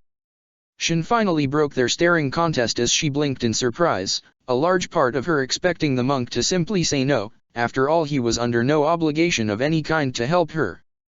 She hadn't even talked about a reward for potentially risking their lives yet. Okay. Naruto just nodded, standing up and making Shin blush almost unnoticeably as she finally realized the monk was only wearing his baggy brown pants, revealing his toned, muscled chest. Fia glared at the girl coldly as her violet orbs raked over the young teen's sculpted features until she stopped, feeling the Jinhiraki's eyes boring into the side of her head. Sure. I have a lot to do in my lifetime. 1,000 years of darkness under the rule of a demon would be a little inconveniencing. Shin stared dumbly at the blonde for a few more moments, processing what he had just said so casually. Naruto simply used the time to throw on his clothing and tie back his hair. Fia did the same with only a small amount of reluctance. She had been enjoying her sleep, but she knew once Naruto had made up his mind there was little that would, or could stop him. What, just like that? Naruto simply looked around, tying his forehead protector into place with an amused glint in his eye. Why not? Shin struggled to come up with an answer, even as her mind asked itself why it needed one. Naruto was giving her exactly what she wanted without even asking for anything in return, so why was that giving her so much pause? However, I would ask why me and not the many guards and attendants you have already waiting on you, ready to protect you. Shin was caught a little off guard by the sudden question, but she recovered admirably, pointing her nose up derisively. They would only hold me back. My attendants and even Taraho are no match for those shinobi. However, you have proven that you are able to defend yourself and even counter them, so you are the best option. Naruto was silent for a moment, eyes searching Shin's face before a smile crept over his lips. And I assume you are asking me in the middle of the night, as your attendants, and Taraho, would disagree with these statements. Quite vehemently, I would imagine. Shin became flustered again as Naruto continued to dance around the topic even after he had already said he would do it. That does not matter, they would only hold me back and get themselves killed in the process. The room was silent as Shin's eyes widened, realizing what she had just let slip in her little outburst. Naruto only allowed his smile to grow a little as he nodded his head once, now fully clothed again. I see. Shin glared at the boy, the little voice in her head telling her she was showing too much of her emotions being ignored. You see nothing, monk. Now hurry up and gather your belongings, we leave right away. With that the girl stormed out of the room, still being quiet so as not to wake her attendants. When the door was shut behind her, Naruto finally released the chuckle that had been building in his throat, making Fia look at him oddly. What was that about? Naruto simply sighed amusedly as he looked off in the direction Shin had gone. It seems I judged our priestess a little too early. Come on, we need to go and wake Teiwa and Haku. Fia nodded hesitantly, glad for the change in topic, although waking up the volatile redhead this early wasn't exactly a calming prospect. Okay. Let me get this straight. Naruto sighed as he heard Teiwa begin her obligatory rant about what they were doing. No amount of preparing for it would make it pass any easier. The 4 of them, plus Shin, had left the temple sometime around midnight, while the moon hung at the center of the sky. From there they had made steady progress through the forests of Oni no Kuni under Shin's directions. We're heading to this swamp place to seal away the body of a big-ass ancient demon because some idiots are planning on resurrecting him. Naruto nodded slowly. So far Teiwa didn't seem to be angry, just very, very tired if her bedraggled state of her hair was anything to go on. Unsurprisingly, Taewya was not a morning person, and that showed from her generally irritable and grumpy attitude as they walked along. It is called Numa no Kuni, get the name right you cretin. Taewya growled lowly, like some wild animal, but said nothing as Shin berated her. Naruto shouldn't have been surprised that the normally proper and dignified Shin and the volatile and irritable Taewya didn't get along. However, Shin seemed to have moved her annoyance at not getting a rise from Naruto onto the poor redhead who, unfortunately, was very easy to rile up. Right, Numa no Kuni, big-ass demon, resurrecting idiots. Anyway, we're going there because this brat. Shin scowled at the girl, but in quite possibly the most dignified way one could imagine, making it appear more like a condescending sneer. Told us that if she doesn't perform some kind of convenient as all hell seal over the demon's body, then the world will fall under some 1,000 years of darkness crap. Naruto put a finger to his chin in thought for a moment as they walked before nodding once. Sounds right. Taewya nodded, her eyes narrowing slightly but still not showing any genuine irritation. Okay, I get all that, crazier shit than that's bound to happen around you. I even get why you believed her, you always were the soft and mushy type. Hell, I don't even care why we're the ones taking the brat. Shin scowled again, but her weak protests over the fact she was only a few years younger than Taewya went ignored. As opposed to her legions of guards, attendants, and soldiers. Naruto nodded, waiting for Taewya to get to her point as they followed a winding stream that would supposedly take them towards the border of the country. Just one thing though. Naruto paused, turning to the redhead to see that she had gained numerous tick marks across her brow and her eye was twitching quite violently. Yes. Taewya's eye twitched again in response to the casual reply, glaring weakly at the blonde as her long hair oddly fell across her face to shadow her eyes. Why the fuck am I the one that has to carry her? Everybody in the group winced as the redhead's shrill scream echoed through the forest, causing birds to scatter from the trees and more than a few animals to look up in shock before scampering away. Once Naruto had calmly taken his fingers out of his ear, he just smiled at the redhead congenially. You were the last one up. Taewya scowled at him, starting to loathe the fact that she struggled to get up in the mornings. It wasn't her fault. She was 18, being lazy in the mornings was in her rights. Fine, but why do we have to carry you at all? This time the question was directed up, to the passenger on her back. And where the fuck are your shoes anyway? Shin didn't even look down at the former Otokonoichi, looking up at the sky haughtily. I'm afraid I don't speak to foul-mouthed cretins like you. Taewya's eye twitched again as she seriously contemplated just dropping the girl, off a cliff, or a volcano if she could find one. Where are your shoes? Maiko-sama. Taewya grounded out through gritted teeth as Shin smirked at her superiorly for a moment before huffing, looking away into the forest at nothing in particular. I spent my entire life in the temple, only ever venturing out into the village to simply walk around. I was never required to have shoes, so I never got any. Naruto gained a sad smile in his position at the front of the group, not that anybody could see it. That must have been lonely. Shin faltered for a moment, staring at the back of the other blonde's head incredulously for a few seconds before collecting herself, snorting derisively. What would you know, monk? Naruto simply remained silent as they walked on, letting the group descend into a slightly awkward silence, not for long though. Heh, you should have some spare shoes she could borrow, right femboy? Haku lightly growled at the jab on his masculinity, so what if he had more shoes than the rest of the group, combined? He enjoyed a certain standard of comfort and they tended to travel a lot. Oh yeah, and about the right size too. Haku growled again before realizing something and gaining a smirk of his own. So you are saying you have big feet? Taewya just snorted, a little disappointed with the weak retort. Says the most feminine person in a group with 3 girls. Haku just narrowed his eyes again as Shin had to suppress a small giggle at the soft-featured boy's reaction. She had never experienced friendly banter in a group like this before. It was amusing. However, it didn't take her long to realize Taewya had just insulted her as well. Hey, you take that back, you uncouth cretin. She pounded Taewya in the back, making the redhead's eye twitch again as a positively evil smirk overcame her features. Right, that's it. Shin yelped in surprise as Taewya suddenly released the grip she had on the girl's legs, letting her tumble ungracefully to the dirty ground. From the front of the group, Naruto merely sighed in amusement as he came to a stop, looking around the small clearing they had entered. Well, I suppose this is as good a place to stop as any.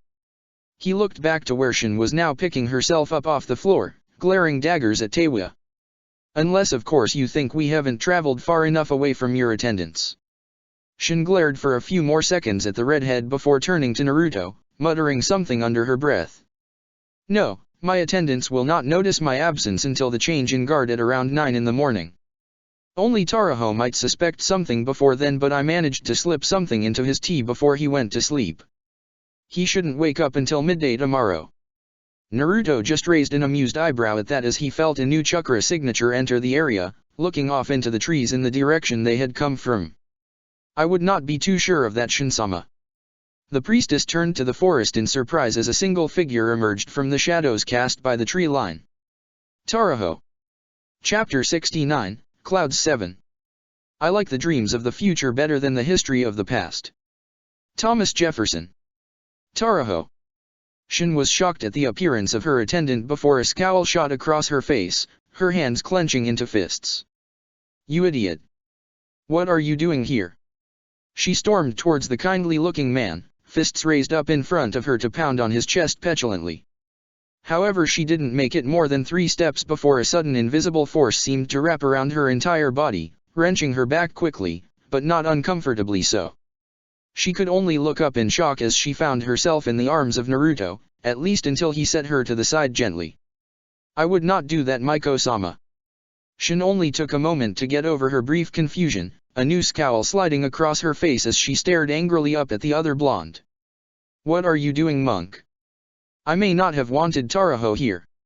She sent a glare at the man that had him sheepishly rubbing the back of his head, as he would be nothing but a burden to us, however he is still my attendant. Naruto's face remained unchanged though as he stared evenly at the young man, Rinnegan eyes unblinkingly watching his form. No, he isn't. The brown-haired man adjusted his glasses with a look of confusion evident across his kindly features. I am confused, monk-san. He shook his head quickly, a seemingly genuinely perplexed look on his face as he looked over to Shin.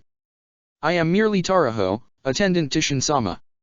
I only wish to bring her back to the safety of her guards and attendants. His gaze hardened slightly, surprising Shin as she had never seen Taraho express anything remotely resembling a stern loom before. The priestess should not be traveling with escorts that are not of her personal guard.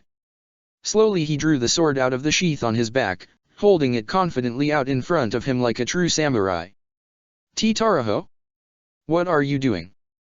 Shin couldn't believe her eyes. Taraho had always been a man to peacefully settle things first, never to begin with violence as a means to an end. Ignore him, Maiko-sama, he is not your attendant. The paler blonde looked around, staring up into Naruto's rippled eyes for a few seconds as Taraho continued to point his sword threateningly in their direction. Why do you keep saying that? How can you be so sure? Naruto simply smiled softly at the younger blonde as he gestured off in a seemingly random direction from the clearing. Because he is. A blurry form suddenly stumbled into the clearing, revealing the panting and slightly sweaty form of the real Taraho, looking incredibly out of breath from both his sprint here and from whatever Shin had put into his drink. Shin-sama. He is an imposter. The pale-haired girl just stared at the two identical men for a few moments before taking a hesitant step back towards Naruto. The monk simply looked between the two before smirking at the first of the men to catch up to them. It's a good henge, I'll admit, but my eyes aren't so easily fooled.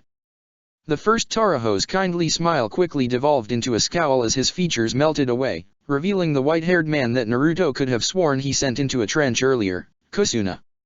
Well, that was to be expected, I suppose. You are strong after all. He glanced about the clearing before grinning cruelly. Now. Faster than any civilian could have possibly reacted, or even seen, the 3 other men of the gang of 4 that had assaulted Shin's temple leapt from the trees. Luckily Naruto was no civilian and with a disinterested glance simply widened his eyes a little. Almost immediately the 3 shinobi found their jump stopped by some invisible barrier keeping them suspended in the sky, but only for a split moment. Shinra Tensei. All of a sudden the 3 other men of the group found out just what had happened to Kusuna back at the temple as they were forcibly expelled from the area by invisible blasts of pure gravitational force. However, all Shin or the other members of Naruto's group felt were slight breezes from the powerful technique. The white-haired leader of the quartet simply stared at the monk in shock, disbelieving that he could so casually get rid of his 3 dark chakra-empowered companions without even moving. What are you? He took a hesitant step back from the younger blonde as Naruto looked around, leveling a steady, unwavering stare at the servant of Moryu. I don't know what you mean, Shinobi-san. I am nothing more than a simple monk. When he finished speaking, he smiled kindly, his eyes narrowing into unervingly innocent slits. Kusuna just took another step back, his eyes widened with fear now. It was like some unspeakably horrific entity had just appeared behind Naruto, like a great Hanyu mask that stared at him as a visage of pure terror. Why, Yuri, not human. The white-haired shinobi darted from the clearing suddenly in a shunshin, his movements nothing but a blur of motion. However, Naruto's eyes followed him anyway, even as he lazily raised a hand in the man's direction. Banshao Tenin. There was a moment's pause before the white-haired shinobi's surprised and fearful yell echoed in the clearing. Not a second later he had flown back towards the group, landing roughly in a trench by Naruto's feet, black eyes locked on the teen's form with fear. Naruto, though, simply maintained his innocent, kindly smile as he gently crouched down, making sure to look the man in the eyes. You know, I would very much appreciate it if you and your companions would stop attacking us. We have something very important to do and it is more of an inconvenience than anything. Kusuna just continued to stare up at him, his breathing ragged. His body felt paralyzed as he stared up into those deep, ringed eyes, as if he were drowning in them. Alright. Naruto just nodded happily, even though the air was still tense as if at any moment the entire clearing would just explode. Alright then, you can go now. It seemed Kusuna needed no further encouraging as he scrambled to his feet, once again darting from the area without so much as a backwards glance at the group. There was a few moments of terse silence before Naruto turned, bearing a more genuine, but no less intimidating smile as he casually walked through the group. Shall we continue on then? The group stared at him oddly for a few moments, especially Taraho and Shin, but after a few seconds of deliberating, or in Fu's case not a moment's hesitation, they followed after him. So you are saying you failed me? The 4 shinobi knelt in front of a regal-looking tent, big enough for one person. The man that sat inside on an intricate seat fit for a king looked pallid and unhealthy, his dark hair slick on his sweaty skin as he spoke with a wavering, croaky voice. However, his eyes were deep and dark, burning with energy and power as he glared at his subordinates. You couldn't even bring me a single, weak little priestess. The 4 kneeling shinobi flinched at his harsh tone, as if his voice was wavering between 2 different speakers. Finally Kusuna gathered up his courage and looked up, only to immediately regret it as he felt the force of his master's chakra bear down on his like a physical presence. It was the monk Yomi-sama. He was too powerful for us. Yomi simply glared at the man who dared to say the power he had bestowed them wasn't enough for a single, lowly monk. He was about to rebuke the man before a low, whispering voice in the recesses of his mind convinced him otherwise. He grunted irritably instead. What monk? Kusuna let out a deep, relieved breath at not being torn apart before looking up again, avoiding looking into his master's dark, unwavering eyes. He didn't look special, but he has great power. He could send us flying away from him without even moving, using strange techniques I have never heard of. Yomi's eyes narrowed as the whispering voice in his mind became louder, more demanding. What was the name of this technique? Kusuna frowned, wondering what his master's fascination with this monk was. He was powerful, but in the shinobi's mind there was nobody stronger than Yomi, especially as he bore the spirit of Moryu within him. He racked his mind for a moment, trying to think what he had heard from the boy as he casually blasted his companions away with ease. It was Shinra Tensei. Yomi's eyes widened for a split second before grasping his head in pain, crying out as the whispering voice became more of a scream. The 4 shinobi saw their master's distress and were about to get to their feet to see what was wrong when his eyes snapped open again, effectively freezing them all in place. His eyes weren't human anymore, the dark of his iris having spread to the entirety of his eyes, giving him a demonic visage. So they have resurfaced again. His voice was raspy and disjointed, like it wasn't quite his own. However, the moment passed and a second later Yomi blinked and his eyes were his own again. He shook his head, wincing at the loud voice in the dark of his mind screamed at him. He looked up when he realized he had been silent for a good minute and the four shinobi were staring at him with worry and confusion. Go, destroy the priestess. Do not fail me or Moryu-sama again. Kusuna nodded hesitantly as the other three shinobi darted off, glad to be away from their master while he was in this mood. However, the white-haired medic Nin hesitated for a moment. Yomi-sama, what do we do about the monk? The dark-haired man looked up, still looking incredibly sickly, despite the enormous waves of power radiating off him. Nothing, when the time comes I will deal with him myself, just make sure that if they reach the sealing ground, he enters alone. His glare intensified as Kusuna felt a cold sweat break out over his form. The others are expendable, do you understand me? Do what you have to but make sure the monk is alone. Kusuna quickly nodded, taking a step back from the glaring man. Of course Yomi-sama. And with that he vanished from in front of the tent in a blur of motion, leaving the possessed man to his thoughts and machinations. Slowly Yomi's face slid into a sickening grin as darkness once again overtook his eyes, a thin mist of potent purple chakra radiating off his body.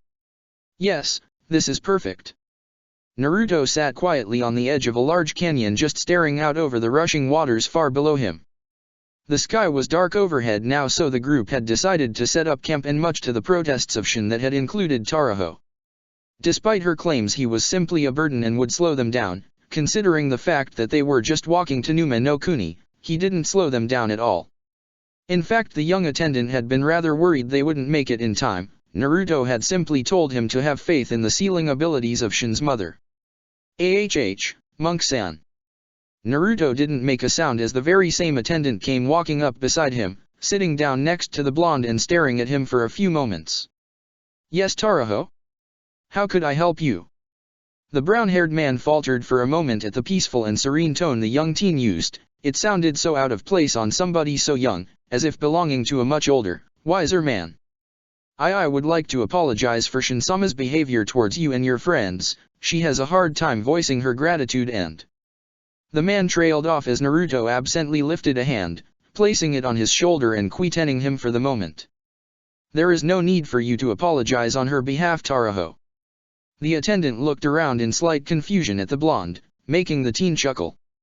You might just think of me as a teenager, or a sheltered monk, but trust me, I understand.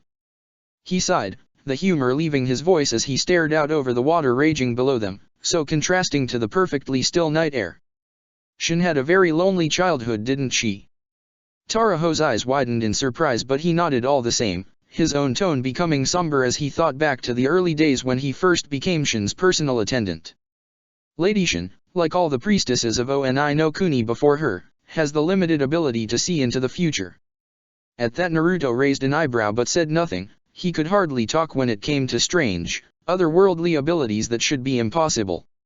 She gains small glimpses into the future of those around her, allowing her to see their deaths before they happen with 100% accuracy. This time it was Naruto's eyes that widened before his face darkened a little, his eyes turning down. And let me guess, people avoided her, fearing that she would foresee their deaths. They would stay away from her because of a power she had from birth that she had no control over having. Taraho looked up, still surprised by this strange, oddly understanding monk. Yes. Other children were warned away from her by their parents out of fear, and despite the respect they had for her and her mother, they didn't want to risk her abilities turning on them. Taraho frowned, seeing very familiar look in the blonde's eyes he recognized from back when Shin wasn't so good at concealing her emotions. You speak of all this as though from experience, Monk-san. Naruto looked back round, the mirth back in his eyes as he concealed his previous slip with a small smile. Thank you, Taraho, I think I understand better now. Languidly he stood up, stretching out his back as he looked up at the twinkling stars above them.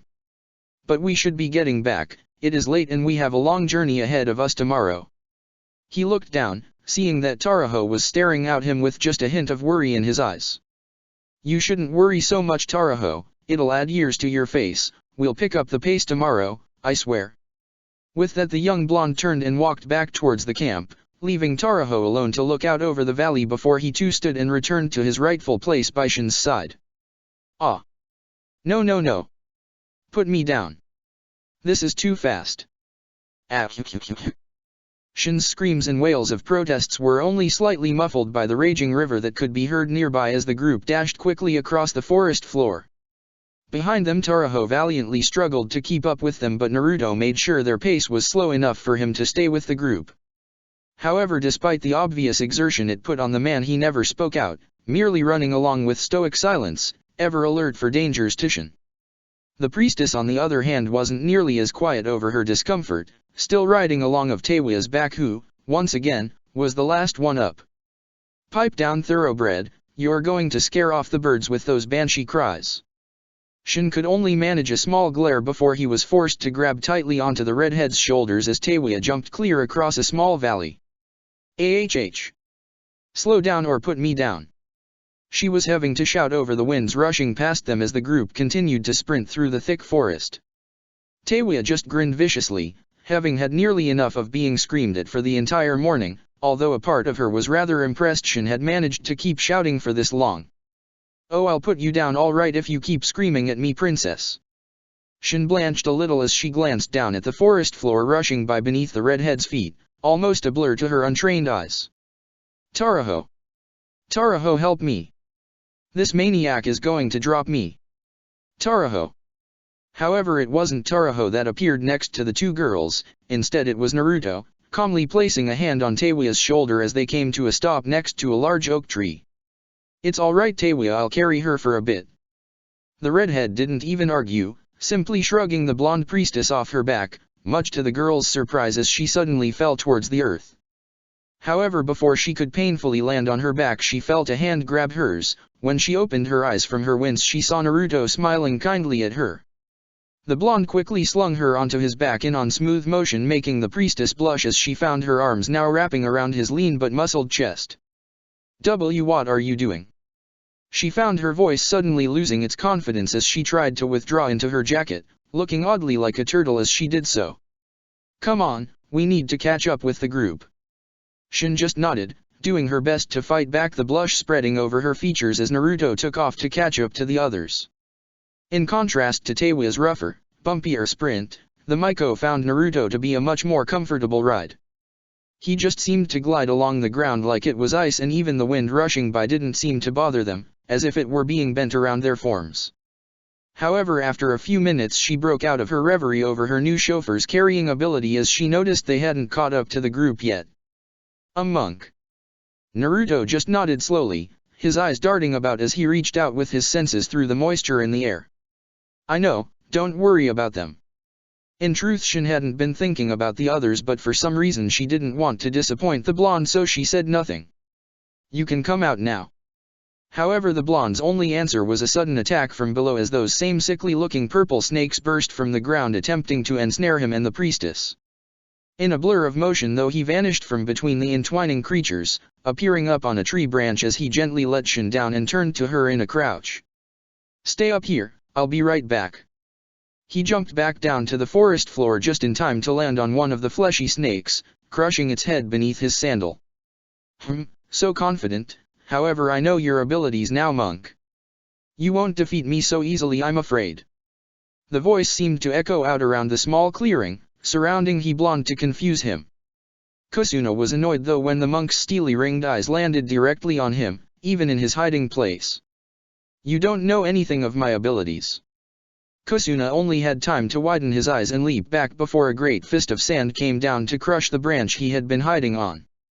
Strange blue vein-like marking lined the sandy hand, which is all the shinobi saw before it harmlessly dispersed into particles.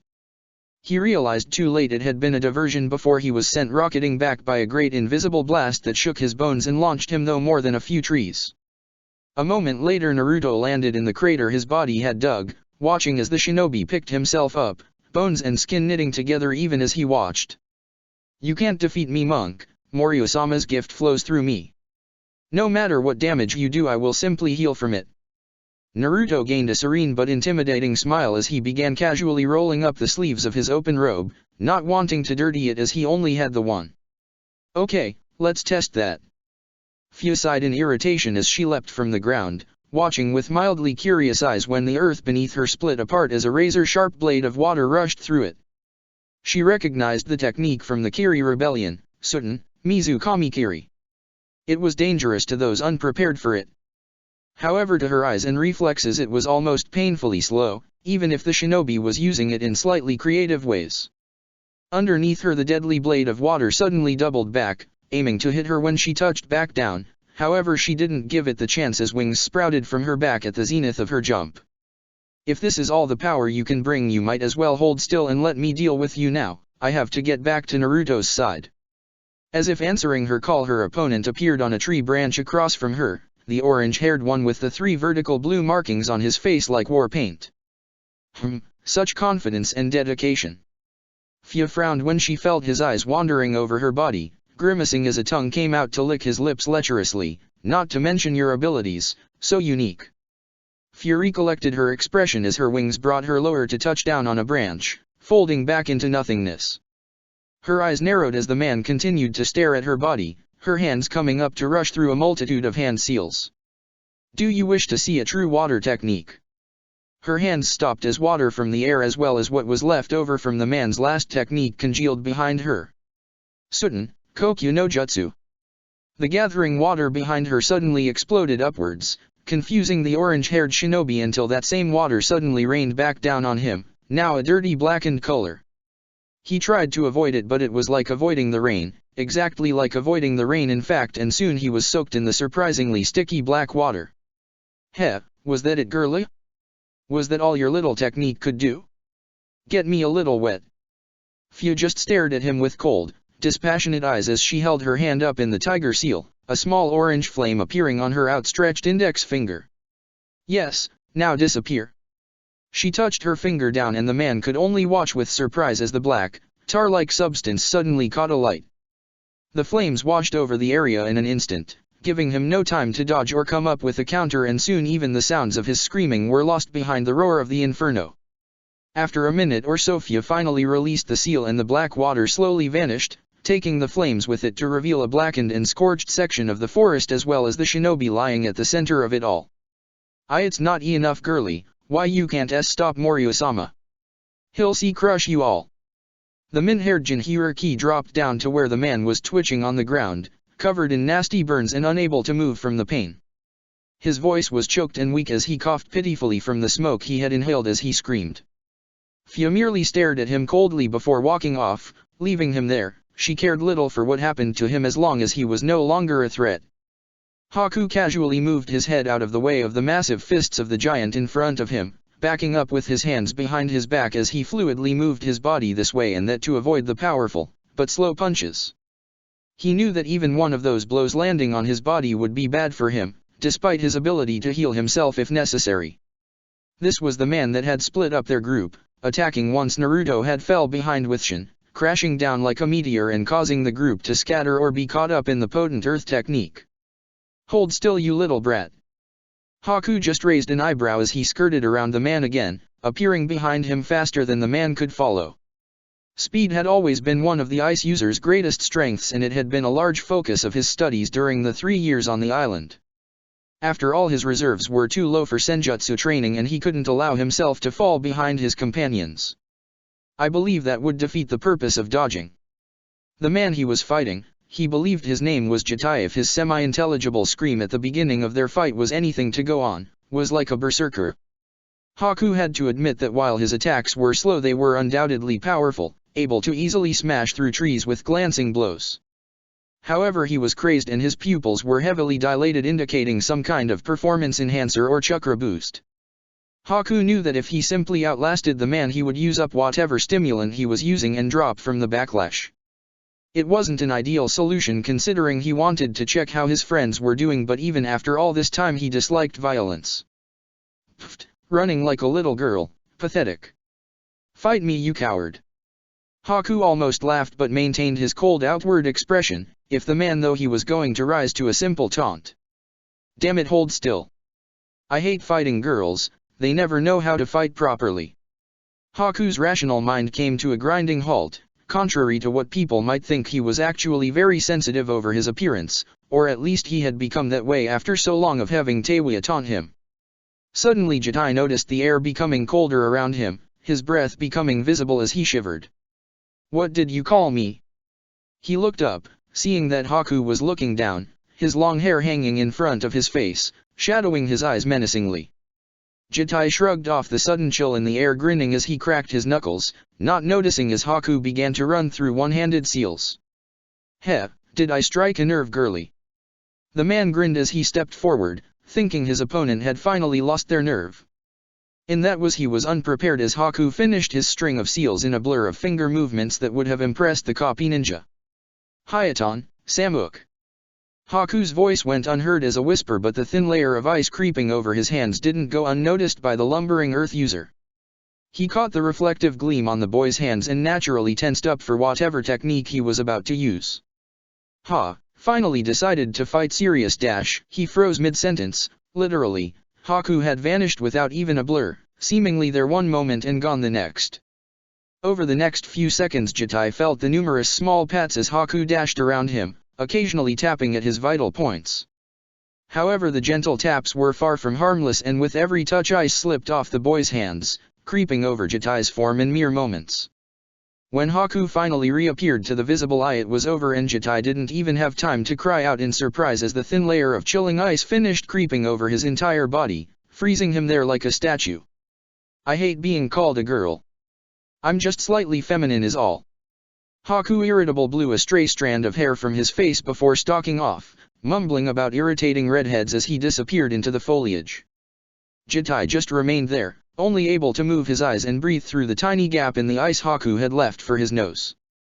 He had a feeling he would be there for a while as he saw no sign of the ice beginning to melt under the sun.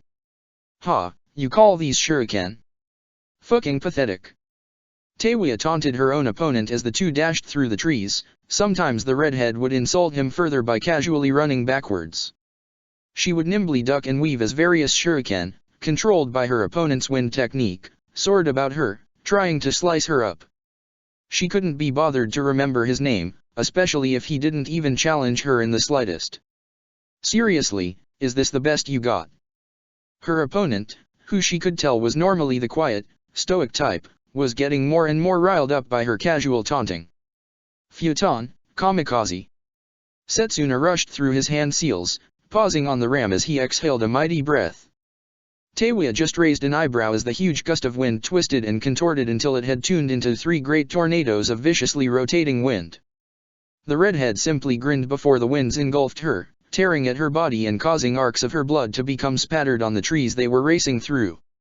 Setsuna smirked as he saw his opponent be torn apart by his technique, at least until he heard he chuckling from somewhere behind him. "That was it? Kami, you suck." He turned, wide-eyed as Teiwaya emerged from the trees behind him, casually leaning on the trunk of a great oak. "You don't even realize how outclassed you really are, do you?" Setsuna growled, feeling his stoic facade disappearing under this mere girl's onslaught of demeaning taunts. However, as he reached up to run through more hand seals, he found his arms immobilized. Looking down, he was shocked to see his arms bound by dark, demonic-looking chains that stretched off into the darkness of the tree line, a similar situation to his legs. Suddenly Teiwaya snapped her fingers and the chains went taut, painfully pulling at his limbs until he was awkwardly contorted into a spread eagle position. The redhead strode forward confidently, her long blood-colored hair flowing out behind her as horns seemed to sprout from her head, her eyes becoming a dark, menacing red. Idly she pulled a single, rather blunt-looking kunai from her kimono top and began picking at her nails with it as she grinned up at the bound man. "Like I said, you're out of your league." She stopped picking her nails as she tossed the kunai from hand to hand, still grinning viciously as her visage became more and more demonic. "Welcome to your own personal hell." With that she plunged the kunai into the man's chest, causing him to scream out in pain as the cold metal tore through his heart. However, to the man's horror, there was no blood, no sweet release of death, only the excruciating pain. When Teiwaya carelessly yanked the metal weapon from his chest, it was as if he had never been stabbed at all, save for the pain he could still feel. Did you think you'd die?" His smirk became even more cruel as she spanned the kunai by the hole at its grip. "We're only just getting started." Birds scattered from the trees as the man's scream continued to echo through the forest, like music to Teiwaya's ears. The redhead stood over her opponent's unconscious form, sliding her elegant metal flute back down to its resting place in her chest bindings and huffing with irritation. "Damn, no challenge at all, falling for a weak genjutsu like that." She nudged the dark-haired man with her foot, hearing him whimper in his unconscious stupor as he rolled up into a tighter ball. The redhead grimaced as she took a step back from him. Fuck, I think he pissed himself. She sighed as she took another step back, looking around at her surroundings and realizing she had no idea where she was. With another irritable sigh she walked off into the trees, figuring she better get back to her friends before they came looking for her. Damn, guess I got a bit carried away. Chapter 70, Clouds 8. I see now that the circumstances of one's birth are irrelevant. It is what you do with the gift of life that determines who you are. Mutuo. Naruto groaned with irritation as he crushed another of the disgusting fleshy snakes under his sandal. He had the displeasure to watch as what he thought was Kusuna's unconscious body dissolved into a small nest of the writhing, wriggling things. With another sigh he casually wiped his sandal against the dusty ground, trying to get little bits of the purple creatures off his heel as he looked around the forest. He couldn't sense anybody else in the near vicinity, so he knew Kusuna had taken off at some point in the fight, or he hadn't been there at all. He was just unfortunate that with all the dark chakra in the shinobi's body he couldn't tell the clone from the original. Man, I hate clones. Naruto paused at that, feeling as though he had said something inherently hypocritical, yet he couldn't for the life of him fathom why. He shook his head of it as he walked from the clearing, not giving the crushed remains of the poisonous snakes a backwards glance. A few blurred jumps later and he had reached the tree branch he had left Shin on. Unfortunately the pale blonde-haired priestess was nowhere to be seen. Naruto just ran hand through his hair as he looked about, sighing irritably. Would it kill the girl to follow instructions? Shin stumbled again as her feet caught in the low bushes and awkwardly placed roots that littered the forest floor. She was no fool, she wasn't waiting around to be caught in the inevitable crossfire she had always heard erupted between people using chakra. However, as her clothes continued to be caught by low-hanging branches and irritating twigs, she began to regret breaking away from Naruto. She paused, coming to a stop in a particularly dense area of the forest where only a few meager rays of sunlight pathetically streamed in. Hello. She looked around, hoping to see a familiar face blur into existence nearby. Hell, even Teiwa would be a welcome sight right now. Monk. Her head whipped around when she heard a slight rustling behind her, only turning in time to see the bushes settle. From the wind? Yes, she convinced herself it had to be just the wind. She was letting the dark and the isolation get to her.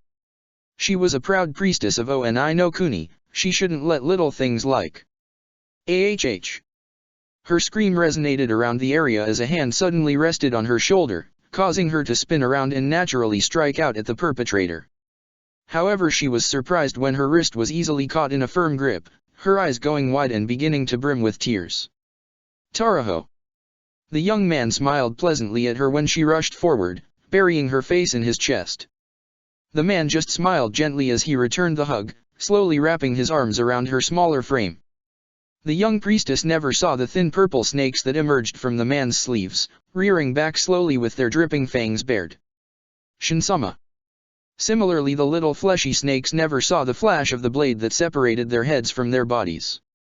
The priestess looked around in shock as she felt the blade rush past her hair, pushing off of the Taraho holding her as another entered the clearing. Taraho. Shin stared in confusion as the two identical men glared across at one another, their swords raised in almost mirrored perfection. The young girl backed away from them, now unsure who her real attendant was. They both looked identical. Damn it, she wasn't a shinobi or a kunoichi, she couldn't detect a henge or whatever it was the monk had called it. Shinsama, you have to get away for your own safety. One of the Tarahos looked to her while still keeping his sword trained on the other him. The other bespectacled man looked around as well, sowing the same concern in his brown eyes. Don't listen to that impostor, Shinsama, if you run away you'll be led right into their trap. The two men resumed glaring at one another as Shin stood still, indecisively. She didn't know what to do. Quiet, you shinobi scum. The two men continued to adjust their stances in perfect mockeries of one another, lending no credit to either being the real Taraho. No, you be quiet, you pretender. Shin watched helplessly as the two men began to shuffle forward, keeping their stances level as they readied themselves to attack. Stop this, both of you. Both Tarahos froze in place as they looked around at the girl, both of them confused by her sudden outburst. Only one of you is the real Taraho, so I'm ordering you both to put down your blades. She surprised herself with the authority she managed to muster in her voice. It contrasted how weak and helpless she felt inside. However, to her dismay, neither of the brown-haired men made a move to comply with her demand. I am sorry, Shin-sama, but when your safety is at risk I must ignore your commands. Shin widened her eyes at one of the men before the other turned to her, just as much sincerity in his voice. I'm afraid the same goes for me, Shin-sama. And as if an unspoken signal had been given, the two samurai rushed forward, their identical blades meeting in a clash of sparks and metal. From there Shin had trouble seeing what was going on. Taraho may not have been a shinobi, but he was a proud samurai before he had become her attendant, and he could use chakra to enhance his movements. Their blows became a blurs of movement, their feet almost vanishing as they twisted and turned around one another, vying for superiority. Finally they disengaged for a moment, one of them now bearing a few scratches across their arms and clothing. Your appearance may be a perfect duplicate, but you could never master the art of the sword like a true samurai. The injured Taraho just scowled as his features began to melt away, revealing the white-haired shinobi that had previously tried to perform the very same trick. This might have been amusing at first, but without that monk around it's pointless. Taraho merely set his features as he shifting his stance again, causing the white-haired shinobi to smirk viciously. Oh, this isn't a sword game anymore, boy, let me show you how shinobi fight. The man suddenly vanished in a flicker of movement, causing Taraho to sweat as he lost sight of him. The bespectacled attendant looked left and right, checking behind him and even above him for the next attack, frowning when he couldn't figure out what was going on. Wrong again. Before Taraho could realize what the slightly muffled voice meant, 4 fleshy snakes burst from the ground beneath him, coiling around him faster than he could move before tightening painfully. The attendant grunted from the sudden constriction as he lost his grip on his sword. He found he could barely move a muscle as one of the snakes suddenly appeared before his face, bared fangs dripping with a noxious-smelling, viscous purple fluid. Taraho! Shin tried to rush forward and help one of her oldest confidants, but it was too late. The snake lunged forward, biting deeply into his neck. The man cried out from the pain, causing Shin to freeze as she literally watched the poisonous chakra spread through his veins, ugly marks appearing around the infected skin. At the same moment Kusuna melted out of the ground as if it were water, grinning viciously at the captured swordsman. Little men holding pointy sticks should know better than to face a shinobi. We are your superiors in every way, samurai. The snakes suddenly released the man, allowing him to fall bonelessly to the ground, twitching from the pain of the poison. Shin wasted no time rushing over to his form, collapsing to her knees beside the man. All right, priestess, it's your turn now. Shin ignored the shinobi though, tears beginning to gather at the edges of her vision as she gently shook Taraho's unmoving arm. Taraho! She couldn't believe it, she had seen it, this exact moment, she had seen it in a vision, but she just couldn't believe it had actually happened. It was never supposed to be Taraho, not him, she just refused to believe it as she knelt there, shaking his body. No, Taraho, please, not you, please. More tears welled up in her eyes, staining her cheeks as they rolled uncontrollably down her pale skin. Well, Maiko-sama, you really can show an emotion other than irritation. Shin's eyes widened a little as the body in front of her suddenly vanished in a puff of smoke. Behind her Naruto suddenly descended from a high branch, quickly followed by a rather shell-shocked Taraho, the real one this time. But I think you should save your tears for now. The pale blonde just looked up, wiping at her eyes as she saw the very much real and alive form of her attendant standing right there. Taraho! She leapt at the man, catching him off guard as he was suddenly tackled to the floor. I thought you were. It was just like in my vision, I thought. She couldn't say any more as she buried her head in the chest of the closest thing she had to family since her mother passed. Taraho just smiled as he gently stroked her hair in a calming gesture. I am glad Shin-sama is safe. The two went ignored though as Naruto stood forward to face a very irritated Kusuna who was seething and already looking around for an escape. How? Naruto chuckled as he lazily swung his Shakugou back and forth, the picture of innocence as the streaming light from above them lit him up. You aren't the only one that knows the henge. I'm just lucky you decided to teach me the substitution technique, it really came in handy here. A few seconds later and that would have really been Taraho infected by the horrible chakra you guys use. Kusuna continued to see this. He slowly backed up, knowing he was no match for the young monk. The plan had been to lure him away long enough to deal with the priestess with the dark chakra clone, but even that hadn't worked. It doesn't matter, monk, we'll get the priestess eventually. Even you can't stand against Moriosama's full might. He made to dart from the clearing but found his path blocked by great walls of sand that had risen up without him even noticing. He turned fearfully to see Naruto striding toward him, eyes set and Shakugao held firmly in his hand. I showed you the folly of attacking the priestess back at the temple. Kusuna rushed forward, hoping to blindsight the monk with a quick attack, but Naruto wasn't fooled, easily diverting the punch to the side with his staff before striking him solidly in the chest with two outstretched fingers. You didn't listen. Kusuna gaped as he felt his right arm go completely numb, falling limply to his side. I told you politely not to attack us again after leaving the temple. 10 fleshy snakes suddenly burst from Kusuna's back, all aiming their deadly venom for the young monk. However, once again it was ineffective as Naruto's hands began to warp the air from the heat radiating off of them. He lashed out, scorching and burning the snakes like they were paper the moment they got anywhere near him, before one again lashing out with another lightning-infused palm strike. This time it was Kusuna's other side that went limp, effectively leaving him defenseless before his frighteningly calm opponent. And again you failed to listen. At this point Kusuna's eyes had gone wide with fear as he found his back up against the intimidating wall of sand. To the side, Shin and Taraho had broken out of their reverie and were looking at the confrontation with shock. Thin but strong arms of sand burst from the makeshift wall, wrapping around the rogue shinobi and binding him there firmly. This time I'm not going to ask you, or show you. Naruto's eyes hardened as he brought his Shakugao around in a smooth flourish, spinning it elegantly. I am going to tell you. With a powerful jab, Naruto slammed the end of the old monk's tool straight into Kusuna's chest, sending the shinobi crashing through the wall of sand in a surprising display of strength. When he stepped through the gaping hole he had made, he saw his opponent lying weakly on the ground, unable to move his body or even access his chakra anymore. You aren't going to hurt anybody anymore, because now you can't.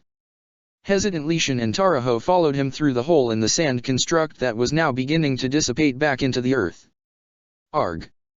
Kusuna suddenly twitched on the ground, his veins becoming more pronounced and turning a darker, sicklier purple. His skin became pale and pallid as before the three's very eyes. His body seemed to wither away, becoming thin and weak. What's happening to him? Shin was staring in disgust as the man just seemed to age a few decades before their eyes, withering away to a mere husk of his former self. I took away his ability to use chakra. Without it he can no longer control the darker chakra that's been implanted into his body.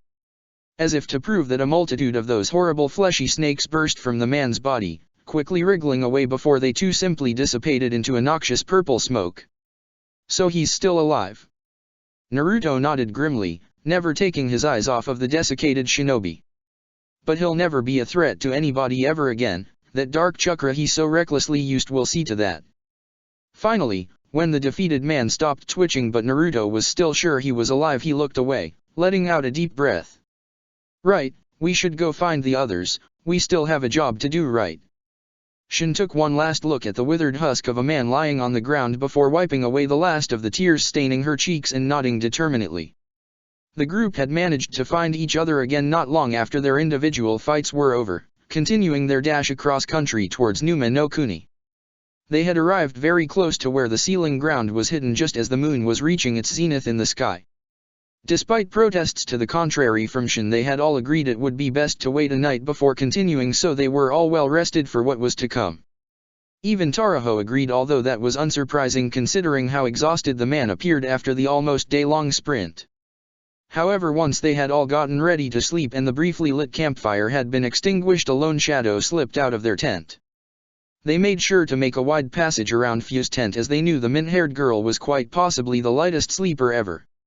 Finally they breathed a small sigh of relief as they got a sufficient distance from the campsite, looking out toward the direction of the sealing ground. Going somewhere, Miko-sama? The poor priestess nearly jumped out her skin as the soft voice suddenly spoke up from above her. She looked up with jerky, robotic movements to see Naruto looked down at her with an amused expression from his position standing horizontally on the trunk of a tree. I needed the bathroom. Naruto just raised an eyebrow as he dropped from the tree, landing without even a whisper of sound next to the startled priestess. So far from the camp. Shin stuttered for a moment before scowling at the teen, crossing her arms over her chest as the fire relit in her. Yes, what of it? Naruto just shrugged nonchalantly, walking back in the direction of the camp with a small chuckle. Nothing, have a nice night, Miko-sama. Shin watched the boy go for a few moments to check he was really gone before breathing a long sigh of relief. Quickly and as quietly as she could, she took off in the other direction, this time jogging so she could get away from the others as quickly as possible. It was only after another few minutes of running through the forest that she finally broke out of the tree line, finding herself standing on the edge of a cliff, looking down over the site of the ceiling shrine. Wow, you really like your privacy if you need to go this far. Shin just nodded absently before blanching, looking around slowly to see Naruto right next to her, crouching down to look over the ceiling site with an interested expression. What are you doing here? She nearly screamed it but managed to control herself and simply ground it out between clenched teeth in a hoarse whisper. Naruto simply looked around and cocked his head in mock confusion before grinning disarmingly, catching the young priestess off guard. I promised you I would protect you, didn't I? That includes when you foolishly run off so you don't have to endanger the people you care about anymore. Shin felt her body go limp with surprise for a moment before she managed to catch herself, scowling at the teen. What are you talking about, monk? I came out here because I saw no reason to wait any longer, you only give those shinobi more time to get here. Naruto sighed with a lilting smile on his face as he turned back towards the ceiling ground. The entire area outside of it was littered with odd mounds of recently disturbed earth. What makes you think they aren't here already? He casually picked up a small pebble before throwing it in a long arc through the air. It landed with a scrabbling sound near the middle of the large, flat area outside of the cave where Moria was sealed. All of a sudden the closest of the burial mound-like structures burst open, revealing a tall, broad statue-like being covered in intricate, traditional armor that looked around for a few moments for the source of the disturbance. When it didn't find anything, it squatted back down, piling earth back on top of itself as camouflage. It never heard Shin's slight gasp of surprise. Moria's ghost army, and I was about to walk out there. Shin paled at the thought of walking out amongst hundreds of virtually invulnerable stone soldiers that wouldn't hesitate to destroy her without mercy or even conscious thought. You know, I'm almost surprised you would do something so noble. Shin shook her head, Naruto's voice managing to somehow worm into her mind and settle her doubts for the moment. It just had a very soothing effect on her, at least until she thought back to what he actually said. Stop twisting my actions, monk. I already told you I just didn't see the point in waiting any longer. Naruto just smiled at her, absently blowing a stray lock of his hair away from his face.